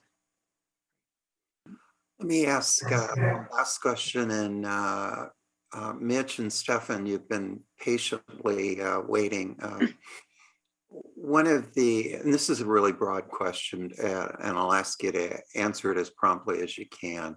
But one of the lessons I've certainly learned is, however well-intentioned various homeless providers are, there are programs that work and programs that just simply do not work. Could you talk about what are some of the elements that go to a successful homeless navigation center, and why do you believe that we're on the right track with this one? And if we're not on the right track, why do you believe that? Oh, I think you're on the right track because you're taking a broad view. You're actually identifying relevant gaps. Many times programs and things will come into inception based on only one person's view, right? Could be the CEO, and you have to have a broad range of input. And one of the best forms of input is, guess what, is that client that needs the help, what works for them, what they are willing to buy into. right? And to do the work to remove themselves from homelessness. So it needs to be a broad range. You can't be stuck. I know I use this phrase all the time. Sometimes you just have to step off the ledge and do it because you know that there's a need. And then you search for best practices and you talk to other providers. You have to keep fresh and moving and responsive. And sometimes you don't get answers that you think you're going to get. I opened a program in a city in the East, and it was totally different, the outcome, than I thought it was ever going to be. So you have to look at the result, and if it's not working, you need to either one, redesign or pull back and find out what is truly needed. That's all I can tell you. But yeah, you guys are amazing. You guys stepped off the ledge but in an organized way. And then the stars aligned with the funding that you have available, which is amazing again. And I will tell you, but can I say something about your property real quickly? The closest bus stop to Roy's was, 9 miles. There was no bus stop. First thing out of my mouth when I was asked about this particular property was how far away, and I know I asked this of more than one of you, how far away was the nearest bus stop? 6 blocks is nothing. I know as a teenager, I walked 1.5 miles to school and made it. And so it's a good location. I think that once the community truly sees what can happen, the miracles that are going to happen all the time, it'll be fine. I don't know if I answered your question because it was very broad. Mitch, jump in. Madam Mayor, be happy to add our perspective from sort of a best practices point and from an overall point. I think that the city is at a unique crossroads right now. All the things that have been described about the unique funding, the unique opportunity with the site, to me, the unique support in the community and the nuanced understanding on the part of the city staff and of the council of what it really takes to deliver successful services. So my shorter answer to are you on the right track and why will it work is basically what I just said. There are initiatives underway at the state that are requiring that navigation centers projects like this get implemented with commitments to best practices. The city has indicated their support for implementing with best practices. I think that as you move forward with ongoing involvement from the community, ongoing involvement from the council, ongoing involvement from the provider community, from the community of people experiencing homelessness, you're going to develop feedback loops that are going to help guarantee performance out of the project. Right. And we know what it takes to engage with people. The things that Linda has described are the best practices for engaging with people. The things that Linda has described are the things that help as much as possible to guarantee success with a very difficult population. And those are things that are being built into the Home Key 2 application and are being required by the state. I hope that was a short-ish answer, and I hope that was a helpful answer. I thought about just saying yes. Okay. I think all of us on council have a comment or two that we'd like to make, and I'm not sure who wants to start, but I think I saw Councilmember Wood's hand go up slightly before your pro tem, but you were close. Well, I just want a couple more questions that are really quick, and then we can open discussion. I so appreciate everyone talking about sustainable financing so that we have this. I think, Greg, you hit the nail on the head. We really need to make sure we have sustainable financing, that this doesn't fail us. So thank you for that. I would like to know, if this is approved tonight, we close escrow, I think, as soon as tomorrow. And then we start the process. And that process, I think, like Councilmember Holstich said, is probably an enigma to most of the world that wants to be involved. When, how soon can people expect to be involved in the upfront work that's going to be done? And I don't know if Justin wants to chime in here or not, but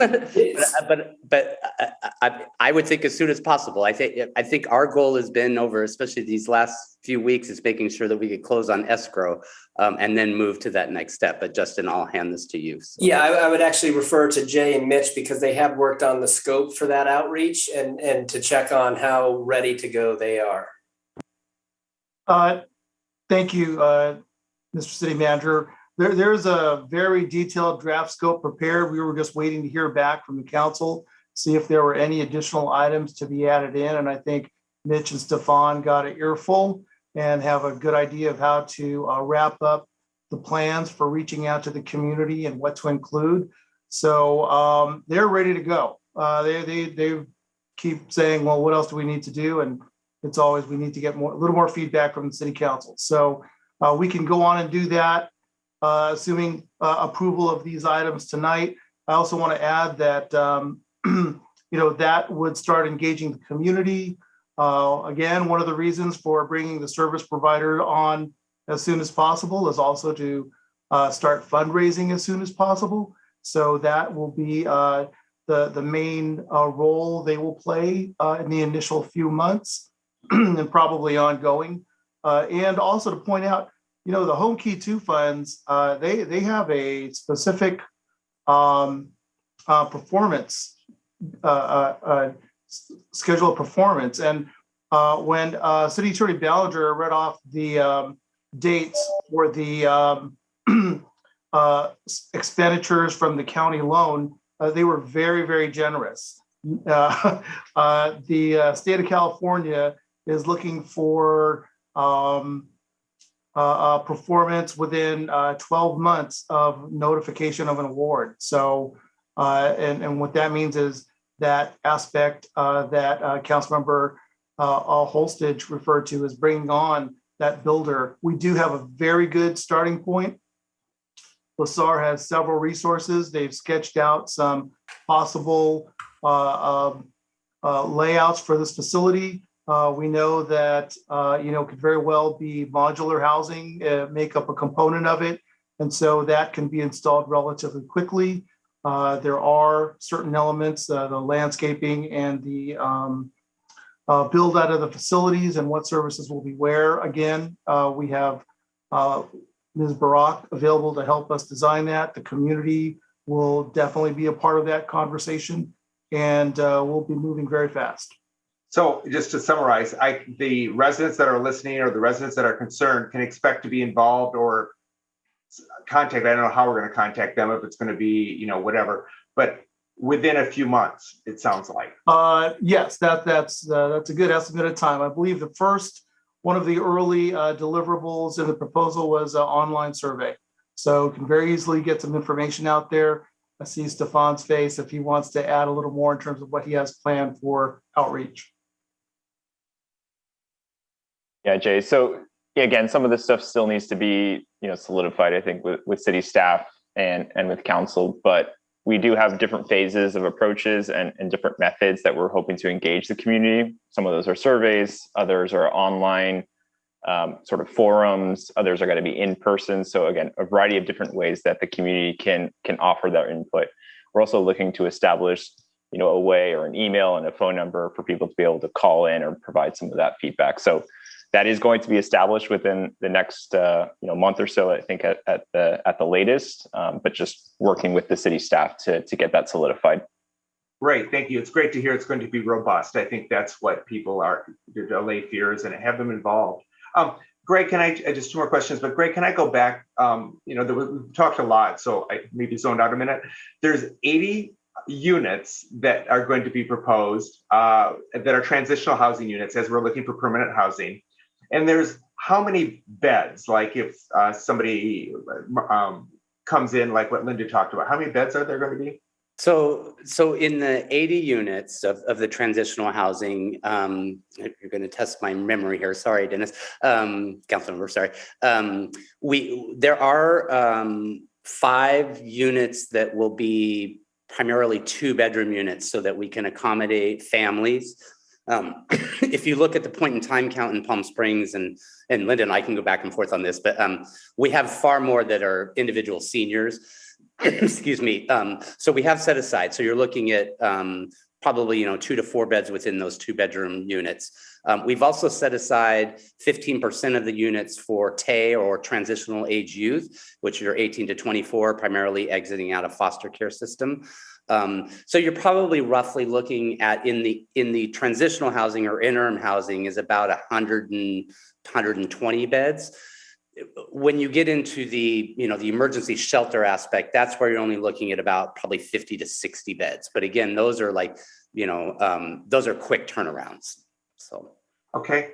So somebody who comes in that situation, if they're spending the night and leaving, but Linda's capturing them and getting statistics and whatnot. But can they spend more than one night there, or do they have to leave the property every day? No, that's exactly what we don't want. Right. That's what Roy's was. That's what what other programs are. That's not the model to do. Right. When we capture someone in that shelter bed, we don't want them to leave. We want that opportunity for those touches and to give them the resources and find them a home. Exactly. That's the bottom line. Good. And then my last question is, I think a concern came because we're using a variety of funding that comes with a variety of hooks, that we can't limit this, from what I'm understanding, to just Palm Springs homeless people. That's good. So there was a concern, or there was some stuff voiced that, this is going to be a magnet for dumping, like what we experienced maybe a couple of years ago. And this is my last question. Can you just address that a little bit? Yes, and great question, Councilmember Woods. And I will refute that even a couple years ago, there was not dumping. But besides that point is, if you do look, and again, through the research that I've done, and you heard other comments tonight, is that that's not what actually happens. And we can actually set preferences on the clientele that we serve. We can't say 100% can only come from Palm Springs, because then you run into federal regulations and fair housing issues. But what the intent of this campus is to do is to identify, work with law enforcement, work with the outreach workers that work through the CV Housing First program, through Martha's, through CVRM, that operate operations within Palm Springs and the Western Coachella Valley, that make sure that those are the priority clients that come in here. I cannot guarantee you that there will never be somebody from Indio or Coachella that will enter that facility, but I am confident in guaranteeing that the vast majority of the services and the operation of the Navigation Center are focused primarily on Palm Springs residents. And I see Mitch may be able to add on to this. So yeah, and Greg, I absolutely agree with what you just said. And I think that sort of a general point that I would add to it is, somebody said earlier, people experiencing homelessness are people. People have community. I have community, you have community. If I've got the choice of going somewhere, I want to be somewhere where I have my community. So the people who are going to choose to come to Palm Springs for services are going to be primarily people who have community in the area. It's not, we don't see sort of nationally, we don't see trends that say that service centers become magnets for people. People really want to be where they have their own community. And if I could just, the last point on this too is that Councilmember Woods, is that I know, and I hear this through CV Housing First program, through Jewish Family Services, through our county behavioral health outreach workers that actually encounter homeless individuals on the streets of Palm Springs that are willing to take services, but they don't want to go to Indio. So if there was a facility in Palm Springs, they would go. Right. So I can tell you the stats, about 40% of the people that Martha serves do come from the West. but a lot of them are they need to desperately get off the street. And what we have to do is say, okay, we're going to zero in on your employment for you to go back to your community, which is Palm Springs, and find your employment there. And once you find your employment, then we're going to zero on on finding your home in Palm Springs. If they have children, we make sure that their children stay enrolled in Palm Springs, so we transport. So there's a big thing. I think about all that you're really going to see is maybe some overlap from Cathedral City and DHS, but that's normal. That's going to be on your normal corridor. I don't think you're going to get people from, we used to have one gentleman that would he was homeless, spend his winters here and his summers in Montana, but there aren't many of them. And, that was just the way they lived, but there's not a lot of that. But I do think you're going to see some from Cathedral City and DHS. Council, and I would just add an unprecedented amount of funding is being made available throughout the state to address homelessness. So many other cities are doing exactly what you're doing. So the need, there will be many more resources to meet the need and less need to have individuals travel across counties to find assistance. So I'll just say $1.45 billion is available through just the Home Key 2 funding. And we hear there's going to be more funding becoming available. And in our region, which is the Southern California region, $123 million is what we're competing for. So if we get 20 million of that, there's still $100 million being invested with other communities in our region to address homelessness. Is it Councilmember Woods? Okay, great. Mayor Pro Tem, thank you. Thank you. I hope that we can all wrap this up. It's very clear that you all know quite a bit and have a lot of wisdom to share. And I appreciate that. We could have had this as the only thing on our agenda. I do want to raise some resident concerns that I know all of you have heard, but I want to raise them again for those residents that are watching this meeting that didn't watch the other meetings. There's a lot, I'm grateful that there's going to be a lot of outreach moving forward. Residents are still regularly telling me that they didn't have enough outreach to begin with, that there was not enough, and that even just since our first meeting on this to now, there wasn't a whole lot. They were looking for, so I was having conversations with residents, but they wanted, they thought from that first meeting that they were going to have, the city was going to be setting up meetings. And I took responsibility there too, because I did not facilitate that either. So I think there was a breakdown in communication there. There are very real concerns based on past interactions for why there's a lack of trust right now in this project, and especially in this project generally, and in this project at this location. Those are real concerns. There was an actual bus stop that was moved due to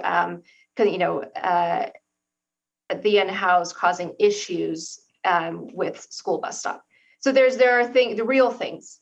The other issue is that consistent funding. And this is something I raised at that very first meeting, was that I still feel very strongly that as a city of Palm Springs, if we're going to be moving forward on this project, that we have to take the responsibility to say it, even if everything doesn't work out, we don't get any grants, the county just says, forget you. No offense, Greg, that we say this is important enough to us that we will maintain this, that we will keep this going. And I think we really have to be clear that we'll do that. And that if we see problems that we know we can hire more staff to handle, or consultant to handle, or whatever it is, or that Martha's needs more staff, that we are able to fund that, and that we are prioritizing that, so that this can be the best center and the least amount of issues, for our community, and the highest quality of services to those that are using it. And then that there is appropriate security, and that's not just in the security guards that will be on site, but that's also with making sure that we have additional security if needed around the area, that we have enough officers to facilitate that, or like we've talked about, social workers that could be doing that work. So I want to be able to see that when we're doing this outreach, that we're really making sure that we're contacting Palm Springs Villas, that we're talking to Gateway Estates, that we're talking to the businesses. There's Dave's Towing, there's Tower Market. We're talking to all of these people and making a one-on-one connection so that there is a point person at each of these places, that the numbers are being given. But then also that we have had a position for over 2 years now for someone who specifically works on homelessness services. We've identified several times that Jay Verada is doing multiple jobs in our city. I would like to see that position that we have been looking for to be posted on our website again, and for us to do another search so that we can get that person in and they can be coordinating with the county, with the city, with Martha's, with the community, and being able to make this very successful. And then the other thing is just the childcare funding. I know that I think it's really important that we have that childcare component on site, and I know that's probably not going to be the very first thing. So I want to be able to, again, prioritize getting that up and running at that navigation center. Lastly, I just want to reiterate that I still stand by my original vote that is no on this location.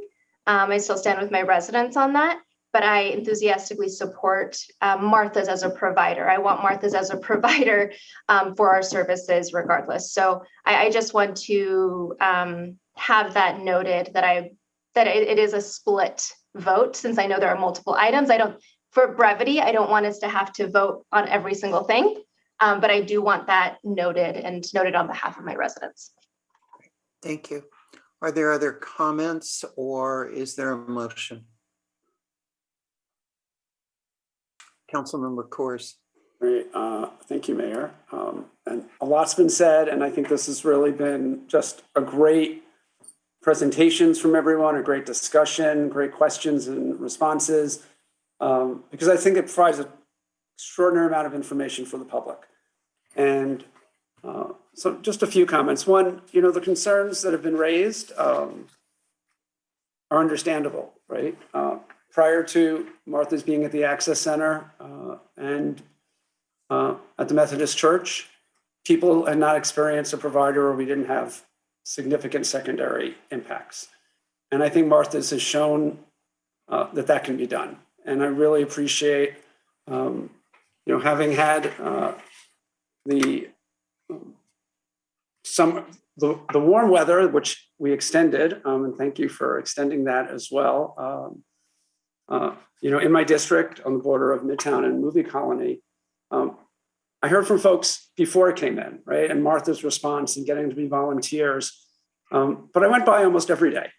And just to see how it was run and see and talk to some of the folks about the impacts just having that place meant to them. So really appreciate you stepping up so quickly and stepping up and taking yet another project on in our city. I think that's so important that this is run in the way that you run projects and with the success rates you have. So I think it's really important because I think Councilmember Woods and I, when there was going to be 100, units at the Ivy Palm, which is in his district and a block from mine, and about a 10-minute walk from my house on the way when I used to walk to the gym pre-COVID. We heard many of the same concerns, right? And so it's understandable. People haven't had that. We even heard them on, the two recent affordable housing projects that we passed that have that will house unhoused residents with wraparound services, right? One on my block, literally 2 blocks away, and one in the Desert AIDS project area.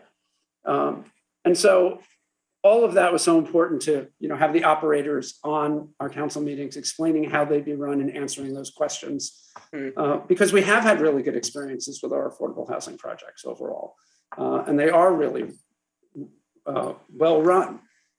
So I wanted to just share that. I also just want to take a moment and just, have us celebrate, may not be the right word, but When we think the $10 million we're able to get when only the big 13 cities were getting any funding for homelessness, we've probably leveraged to 40, 50 million plus, right? 2 affordable housing projects with units and wraparound services for people experiencing homelessness, and now this. I mean, this is going to help literally hundreds a year, right? Of people get off the streets and get back to a life where they have dignity and respect. And that's incredible. And it's taken a lot of work from staff and a lot of work from council, and a lot of work from providers, but it's really come together. And I just want to take that moment to realize, all that work over the years is really resulting in something. And I know, Greg, you've been involved from day one, and I so appreciate your passion and work on this. And it's really taken all of this to get here. But what we're voting on tonight is really achieving such an important piece of really helping folks, and in the process, creating the kind of change in people's lives that we all want to see happen. So I just want to thank everyone for that and take that moment to really recognize that for us and our residents, that we are really taking these important steps that we have over the past 2 years with that funding.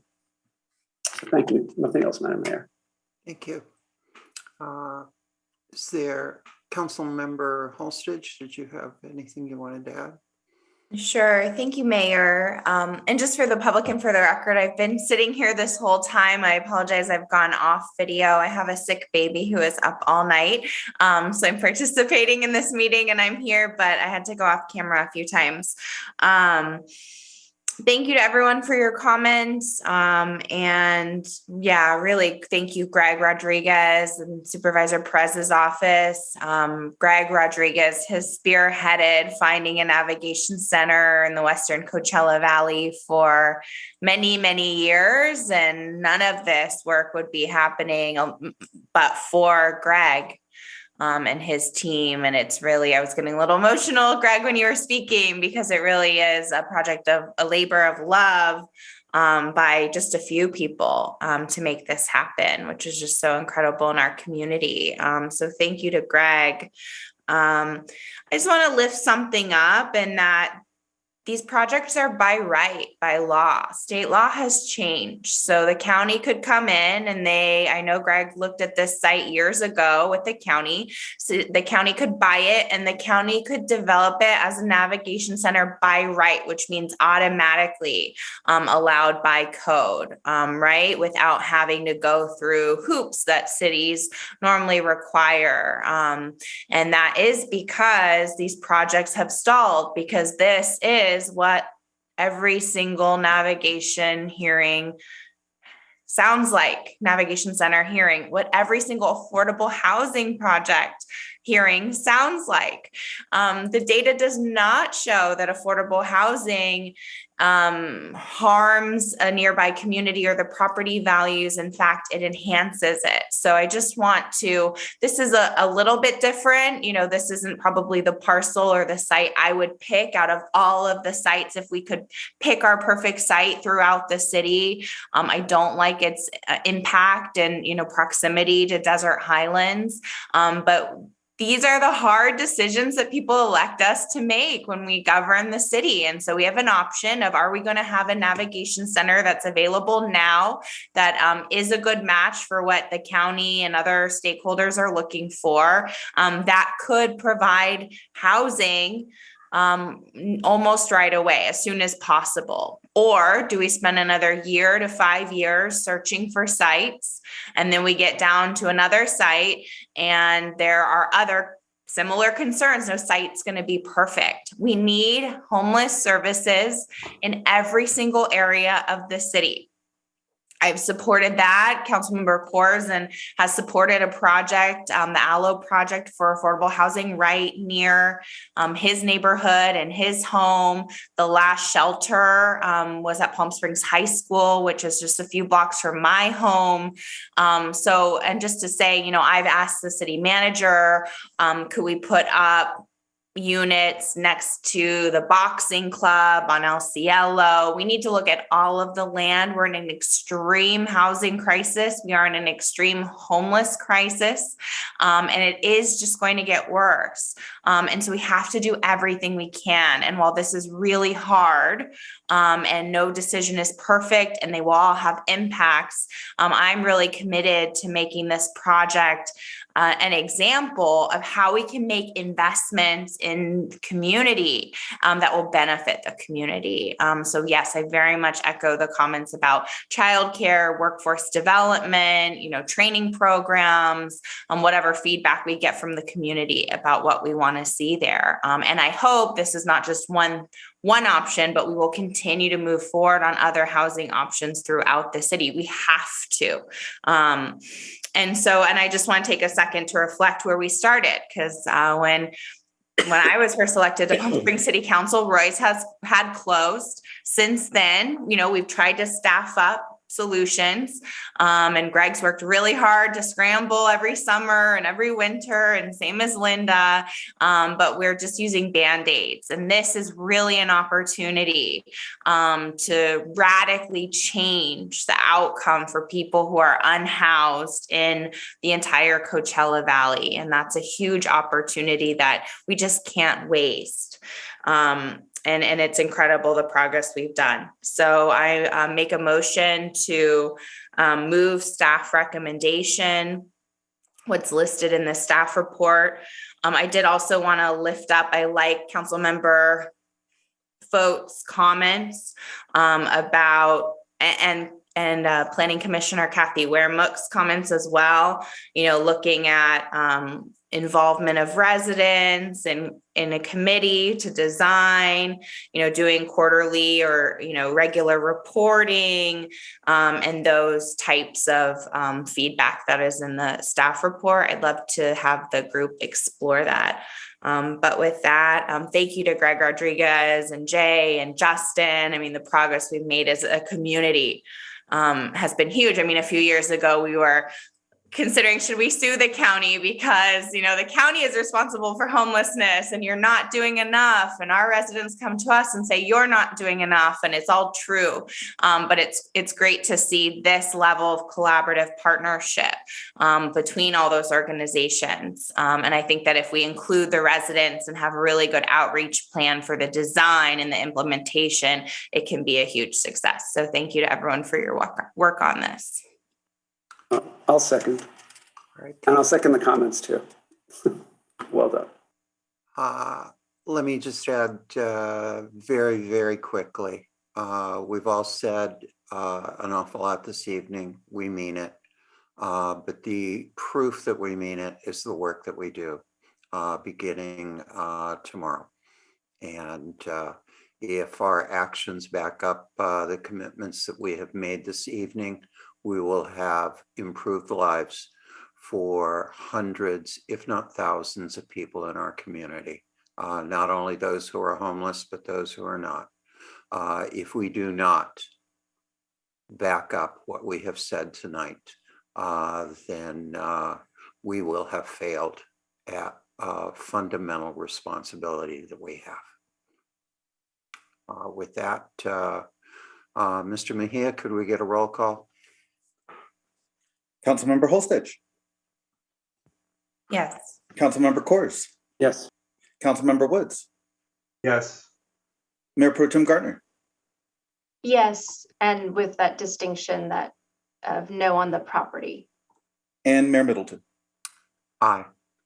Motion passes 5-0 with the notation that Grace Gardner, Councilmember Gardner, Mayor Pro Tem Gardner votes no on the purchase portion of the recommendation. Thank you.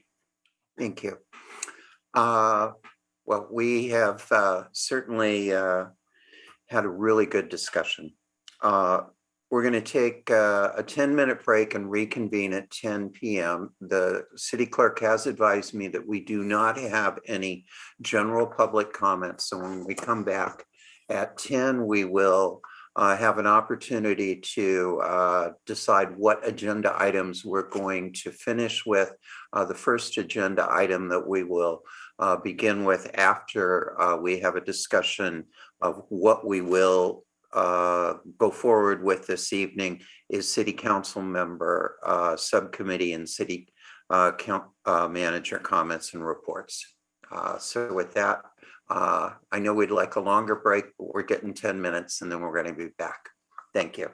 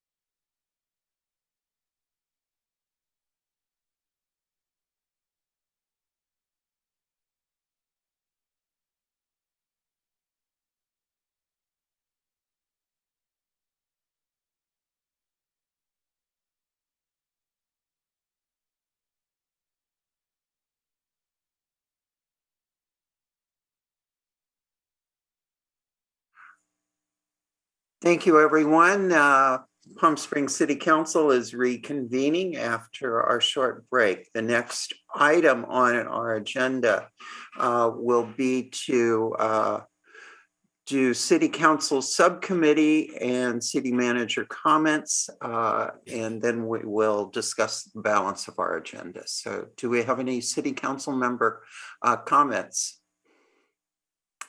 Mayor Pro Tem. I will be quick. I wanted to let everybody know that I'm going to be part of the 2022 Southern California Association of Governments Riverside County Housing Policy Leadership Academy. It's a mouthful, but I thought it would be good for us to have representation on that. And I shot out a quick application last week and very luckily got chosen. So I'll be working with other Riverside County leaders to learn more about housing. It's going to be a lot of projects and really working together to figure out how we can improve housing, not just in Palm Springs or Riverside County, but for the entire state, because these are actually going on in every county. So it's really exciting. I'm glad I just happened to see it and apply. But I hope that this will literally be going on all year. So I'm hoping that can gain some good knowledge that I can share with all of you in our pursuit of affordable housing and just more housing generally in Palm Springs. Also, very exciting news. They started to build the bathrooms at the Desert Highlands Community Center Park. I went by there today and saw it. And while I was there, I talked to Zeddy, Serenity, and Jasani, who were also there and recognized me and came up to say hello. They are about middle school age, and they requested a swimming pool, a zip line, tire swing, and gymnastics center. So I told them that I would share that with all of you. And I do hope that we will be able to have those meetings with our youth about what they want to see at our city parks soon. So that's just a little teaser. And to let you know, this is now the second time that I have heard someone say zip line. Very popular request. The other thing is just to let you know that Building Resilience in African American Communities, also known as the BRAF program, is going to be having an event. It's going to be a live African American museum. The children at the center are going to be embodying the African American ancestors, and you will be able to go in and say, I want to hear more about Rosa Parks, for instance, and a child who is embodying Rosa Parks will then give a presentation. It's going to be really cool.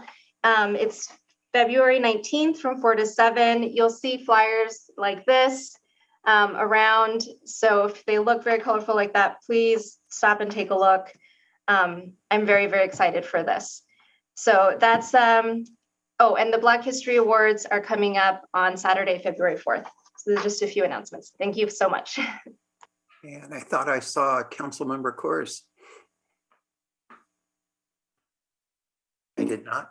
I don't think so, but I will just briefly, since you saw me, just remind folks that our first Rock the Park concert, which is a Eagles tribute band, and they're really fun, I've heard them before, is on Wednesday next week, starting at 7 p.m.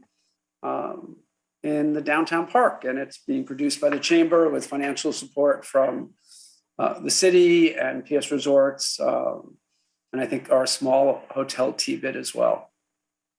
So please come down. It's a free concert and it should be lots of fun. Great. Any others? Councilmember Holstich.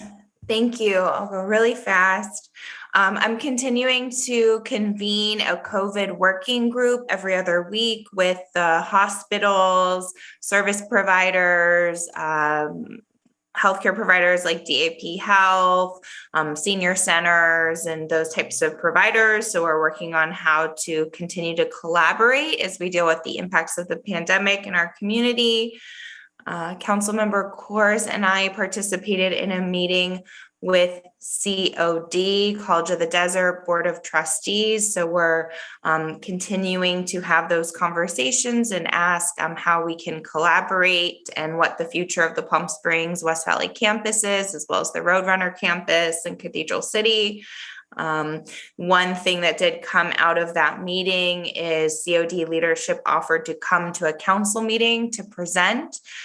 So we welcomed that idea and said that they're invited anytime to come to speak to the council and present their plans.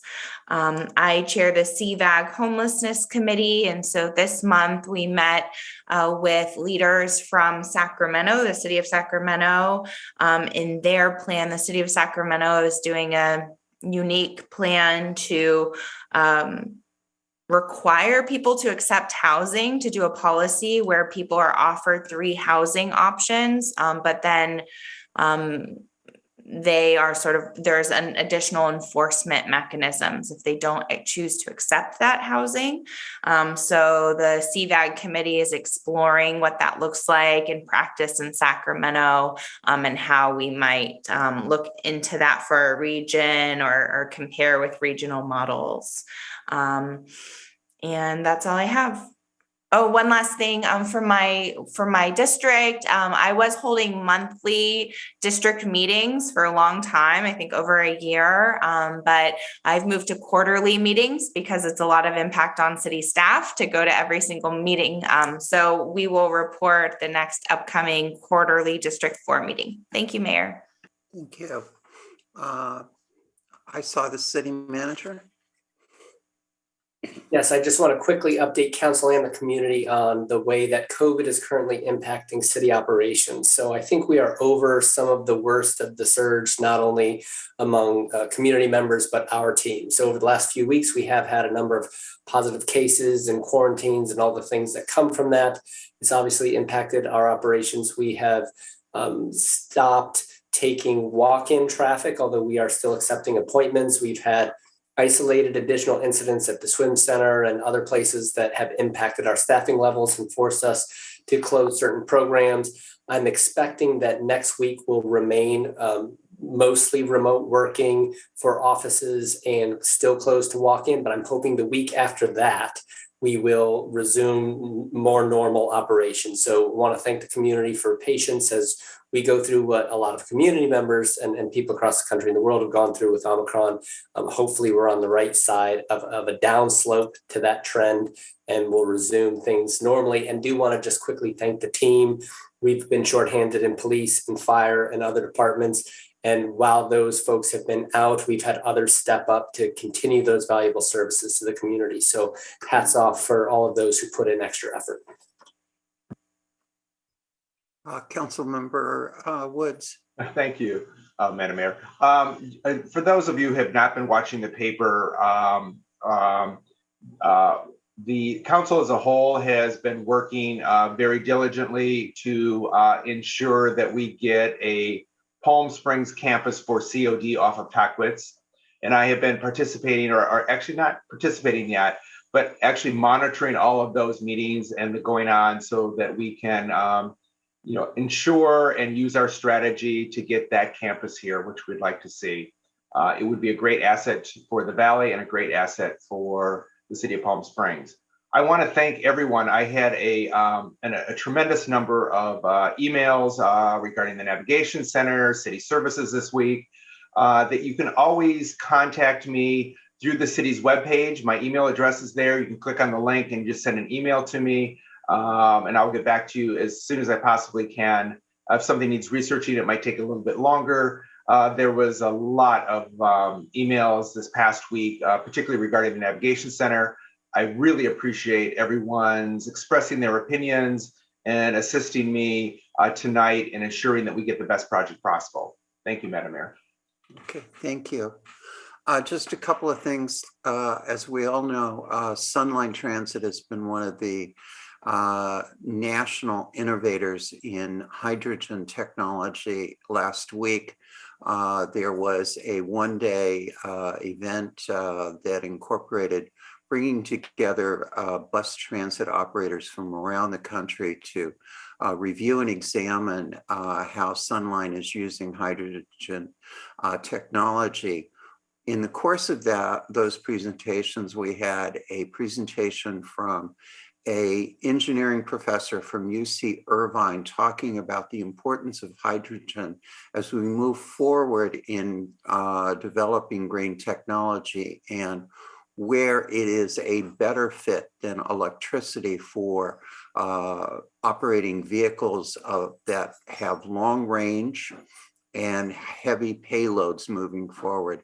I've got those slides from his presentation that I'll forward to the city manager and ask him to share, or excuse me, the city clerk, and ask him to share with all of you. I think it may be wise for us to find an opportunity to have the professor come in and talk with us, perhaps in a study session, about how hydrogen can be a part of our green technology as we move forward. Lastly, and very much not lastly, this afternoon I had the opportunity, frankly, the humbling honor to represent Palm Springs at the Holocaust Memorial conducted in Palm Desert. Today is the 77th anniversary of the liberation of the Auschwitz death camp. One of the speakers today, Mr. Henry Friedman, was a small child in a northern town in the Ukraine. When the Nazis invaded, there were 10,000 Jews living in that town.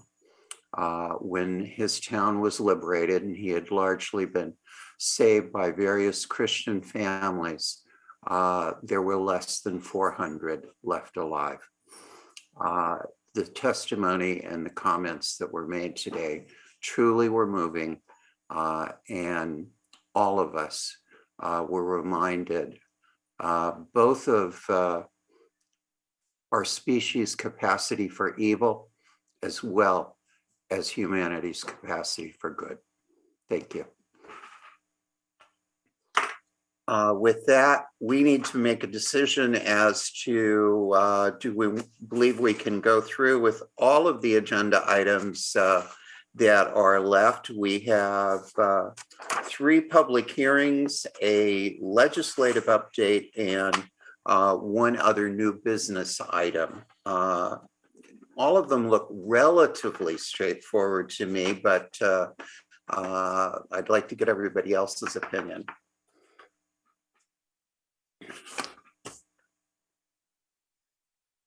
They seem straightforward to me too, Mayor. I'm willing to try. Okay, well, why don't we?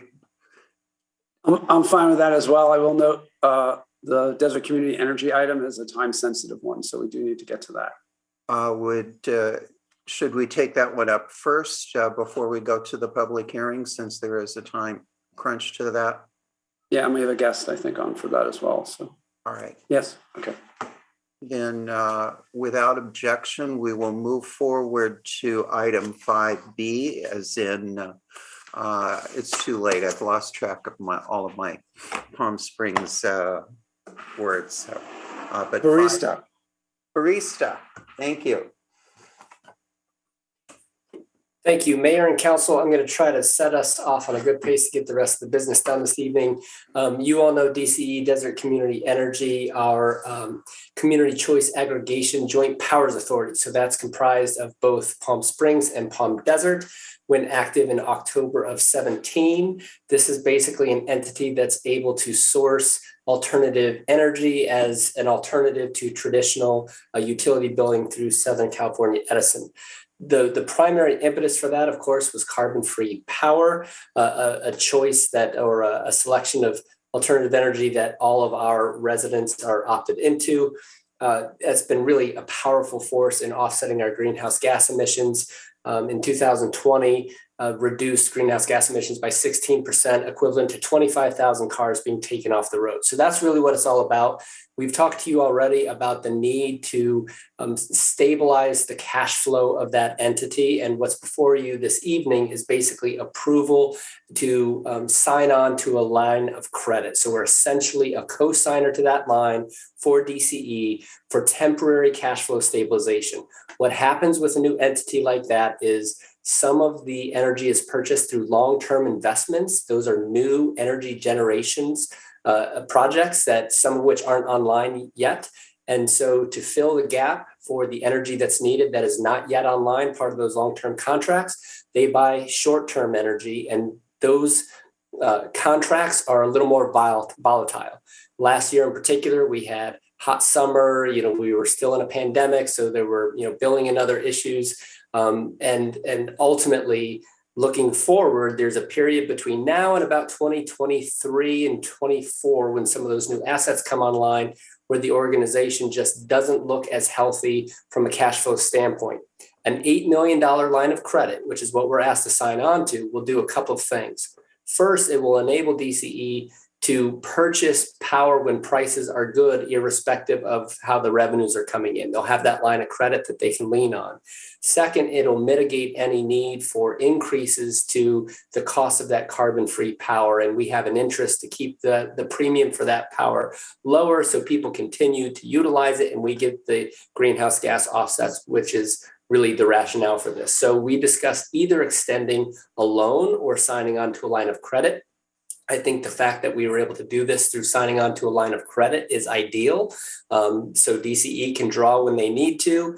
By 23, 24, especially as the outlook suggests that net revenues will be 10 to 20 million, DCE will be able to close that line of credit, reestablish surpluses, and move forward with a great deal more stability as those long-term energy assets come online. So with that said, we're asking you to approve this signing on to this line of credit. And I believe Tom Kirk and perhaps Katie Barrows from CVAG are here. CVAG is our administrator of that program, and they can answer any more technical questions if there are any.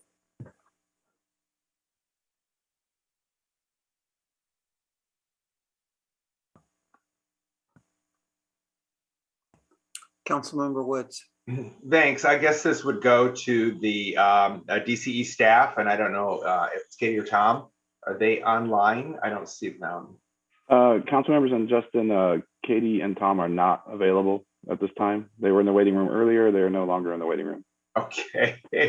Feel free to fire away with the question between myself and perhaps Councilmember Kors. We may be able to help. I think you can answer it, Justin. One of the questions was when people, I guess I only have two questions, is that the revenues were projected to be 10 million, the net revenues 10 million this year, but yet 20 million next year, which is a huge jump if somebody read that staff report. And can you just outline why that is the case? Sure. So what you want is for your rate to be fairly stable. But again, those short-term energy contracts are a little more volatile, right? So ultimately, right now, as those energy prices fluctuates, a line of credit will enable DCE to again, buy energy at the best possible price.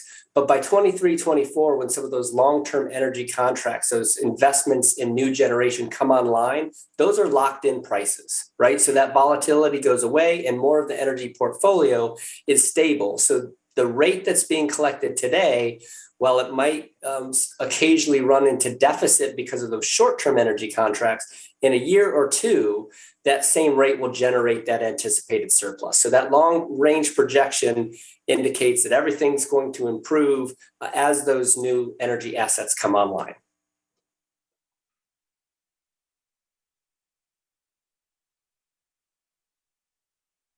Councilmember Holstich. I'd like to make a motion to support staff recommendation and move the resolution and the authorization as laid out in the staff report, and then see if there's a second, and then we can do a further discussion from there. Is there a second? I'll second. All right, thank you. Further discussion. Well, let me jump in. I think what we've done with DCE is one of the achievements of the council and the commitment of Palm Springs to acting responsibly to resolve climate change. In just the first year that we were operating, we eliminated the equivalent of 25,000 cars being on the road. And that was a very heavy commitment of our residents and of our businesses. This energy is costing us more than what we anticipated it would when we first started, because we have a couple of years in which it has been extremely hot. But we've also had at the same time far less people traveling because of COVID and staying home and just simply using energy in more days and weeks during the course of the year. There's good reasons to believe this market will stabilize. Not every one of our residents and businesses can afford to pay the premium that needs to be paid right now to be a part of the green energy program. And there's absolutely no shame whatsoever if you are one of those individuals in opting down to the Desert Saver program. But for vast, vast numbers of us, we can afford the differential. And that additional price that we are paying and this additional commitment we're making by co-signing a loan is head and shoulders above what anyone else in our region is doing to have a positive impact on climate change. And I'm very proud of being in a city where we're willing to make that commitment.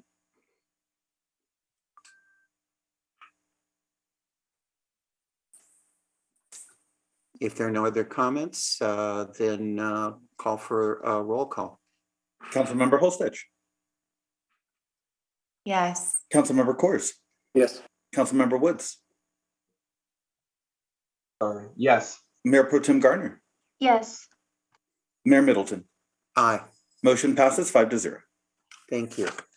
Let's move on or move back to item 2A.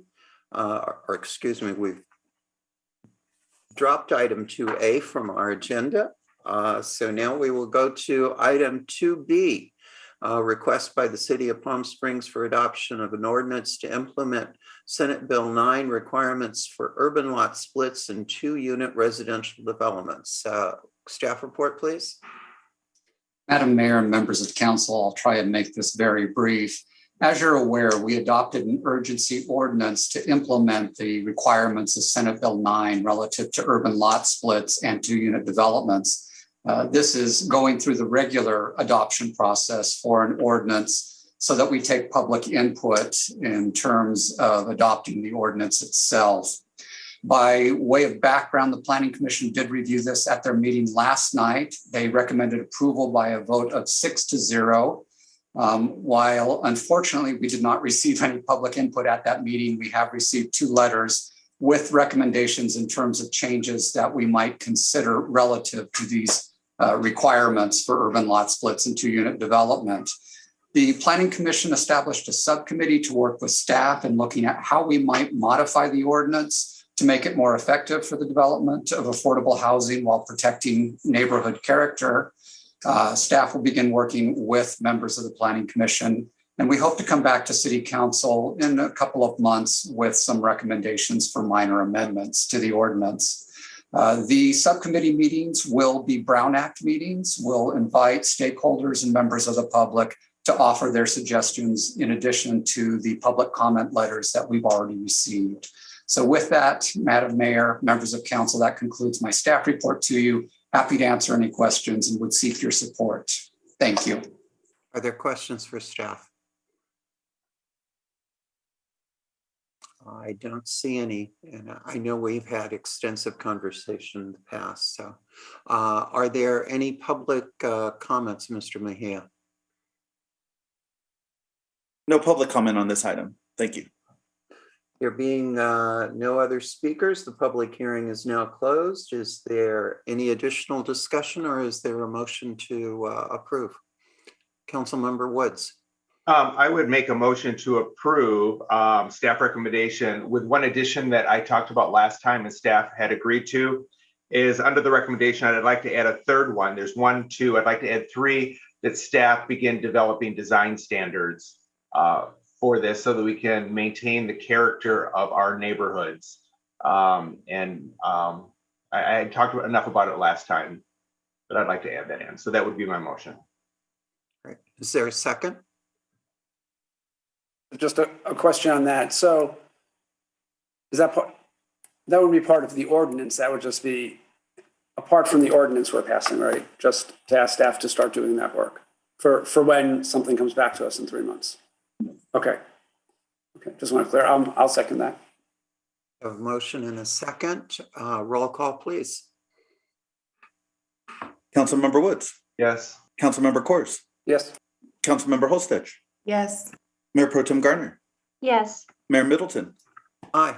And I'll read the ordinance title, which is an ordinance of the City Council of the City of Palm Springs, California, amending Chapter 9.62 of the Palm Springs Municipal Code and Chapter 93.00 of the Palm Springs Zoning Code relating to urban lot splits and 2-unit projects and determining the ordinance to be exempt from CEQA.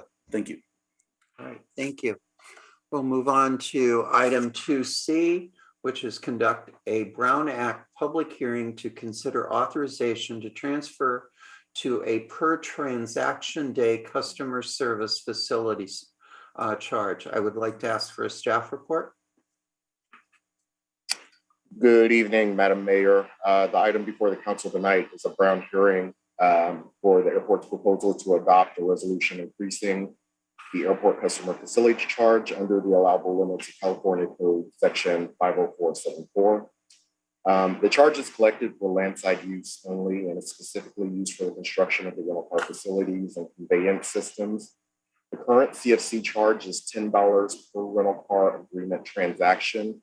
The airport is proposing to increase the fee to $9 per day for a maximum of 5 days, which would be a total of $45 per transaction under state law.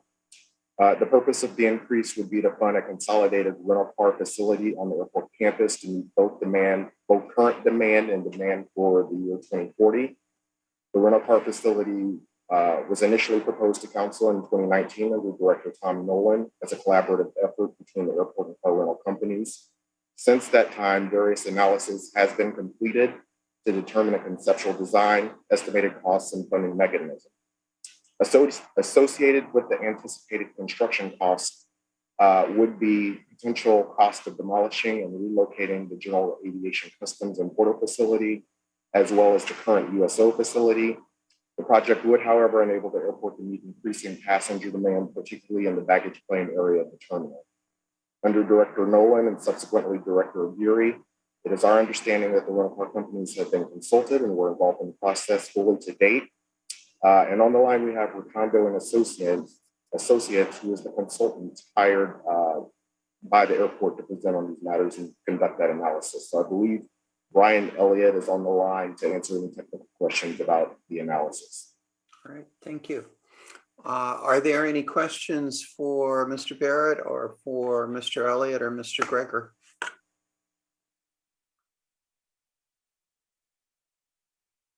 Seeing no questions, are there any members of the public wishing to comment on this matter, Mr. Mejia? Madam Mayor, there is, and I'll just take 1 second to reach. Okay.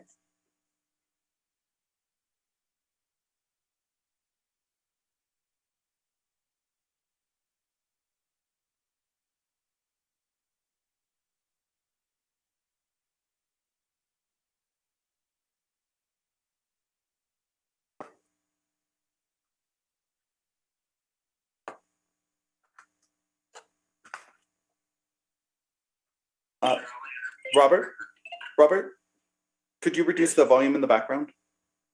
Yes. Okay, thank you. Robert Hunsinger, you're live with the Palm Springs City Council, and you have 2 minutes to provide your comments.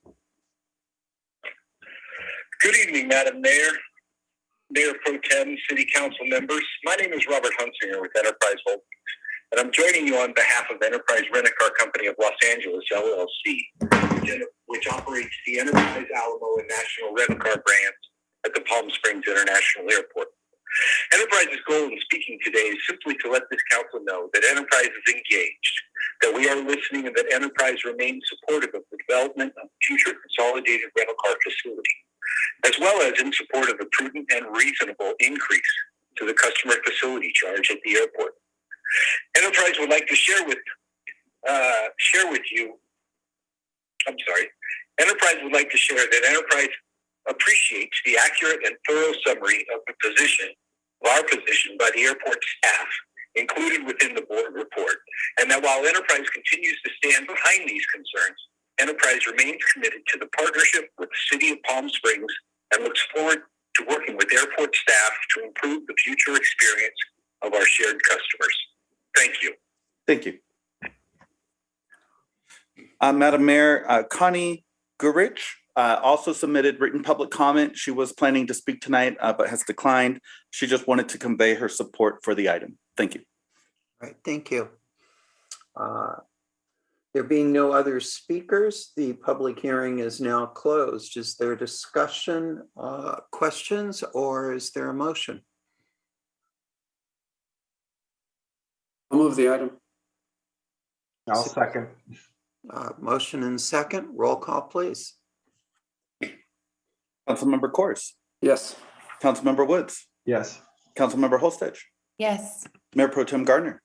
Yes. Mayor Middleton. Aye. Motion passes 5-0. All right. We will now move on to item 3A, which is a legislative item. And this is consideration of an ordinance amending the Palm Springs Municipal Code related to unintended attended animals in enclosed vehicles. First reading and introduction of the ordinance. I'd like to ask for the staff report. Madam Mayor and City Council, the city was approached by Guide Dogs of the Desert to seek an exemption from the prohibition on unattended animals in enclosed vehicles. Currently, the municipal code exempts police and animal control vehicles in the course of their official duties. The Guide Dogs of the Desert are seeking a similar exemption to allow them to take their dogs into high activity training areas such as the downtown. Their vehicles have been outfitted with specialized remote temperature monitoring systems, including automatic safety features in the event of a system failure. The Chief of Police and his staff have inspected these training vehicles and confirmed that the equipment meets or exceeds the rigorous standards for canine police vehicles. If adopted, the proposed ordinance would authorize the Chief of Police to issue a permit subject to conditions of approval to allow this type of activity. The conditions of approval may include prohibiting leaving unattended animals in vehicles during extreme heat conditions and requiring annual inspection of the equipment. And I'm available for any questions. All right. Are there any questions for Mr. Mejia or anyone else in staff?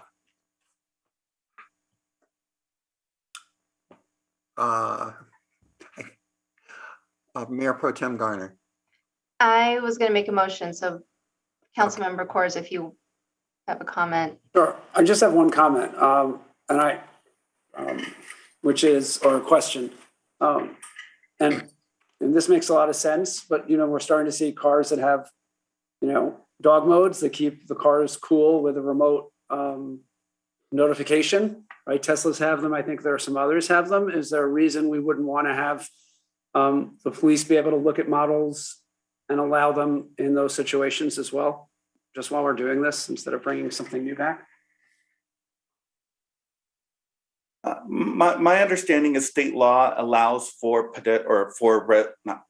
any regular citizen to essentially break into a vehicle, break the window if they see an unattended animal in the car, and that the Tesla or other similar dog modes don't qualify for that. And so the fear would be that somebody passing by might still break into that person's vehicle versus creating a very specific exemption for something like animal control, police dogs, and the Guide Dogs of the Desert.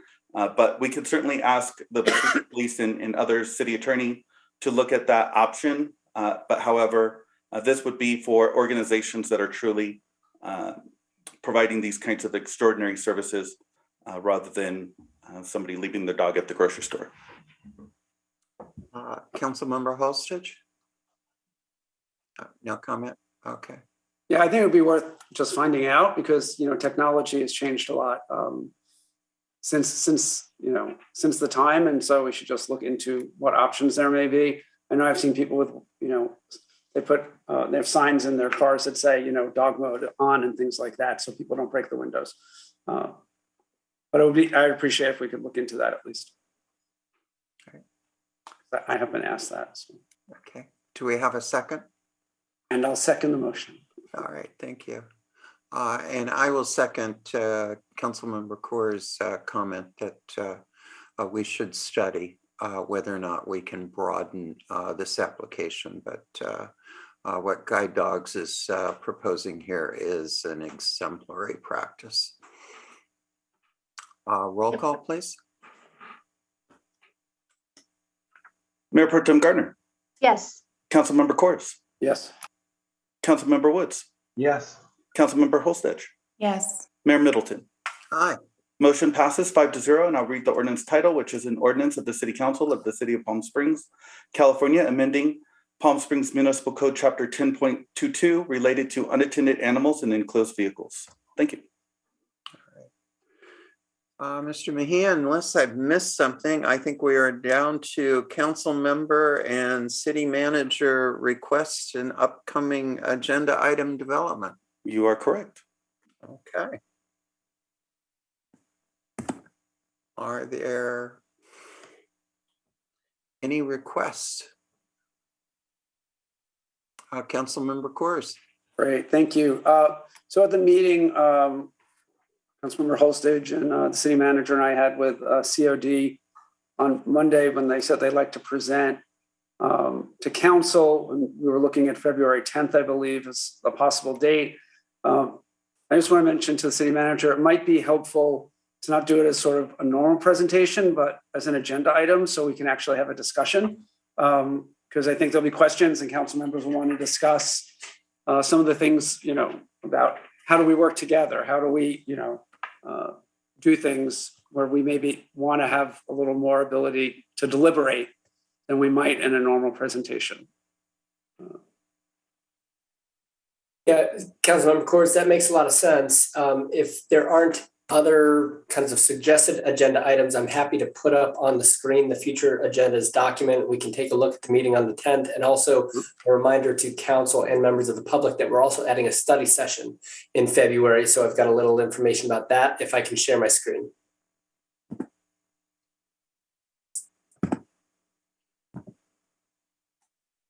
So if everybody can see this, right now, February 10th is built out roughly to about the 4-hour mark, which we hope gets us out a little closer to 10 than 11. We can certainly add, rather than just having a presentation, the College of the Desert item. And it's possible that we will want to push the follow-up discussion on reparations anyway. That's likely to be a more narrow presentation on a couple of programs that we think we can move forward more quickly. But we could move that to the 24th to make sure we have enough time for a presentation with COD and a discussion.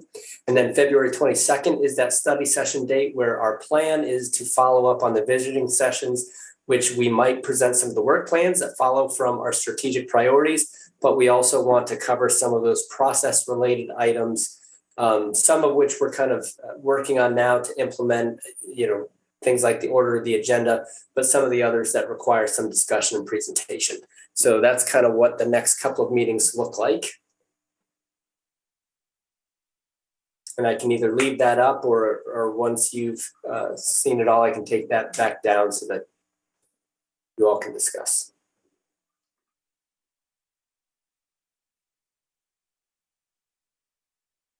I have a comment, if I may. Certainly, Mayor Pro Tem. Thank you, sir. Since you can't easily see me, I jump in. I think that a lot of what I've been thinking about, I think will be better. It'll be better to have that final visioning session, study session, I think, to then be able to really decide what the rest of the meetings should look like. So I would rather be able to actually have robust discussion then to then populate the agenda further. Because it does look like we might be able to add another item to February 24th. But I'm just not sure if we're all in agreement on what that would be. And I don't think that we can discuss that now, right? So we can, I think, discuss introducing items. Generally, I would say those meetings that are not the next in line, but the one or two after that, a lot of things happen organically as well. So that's pretty tentative. So we can always identify things, that we want to get to soon.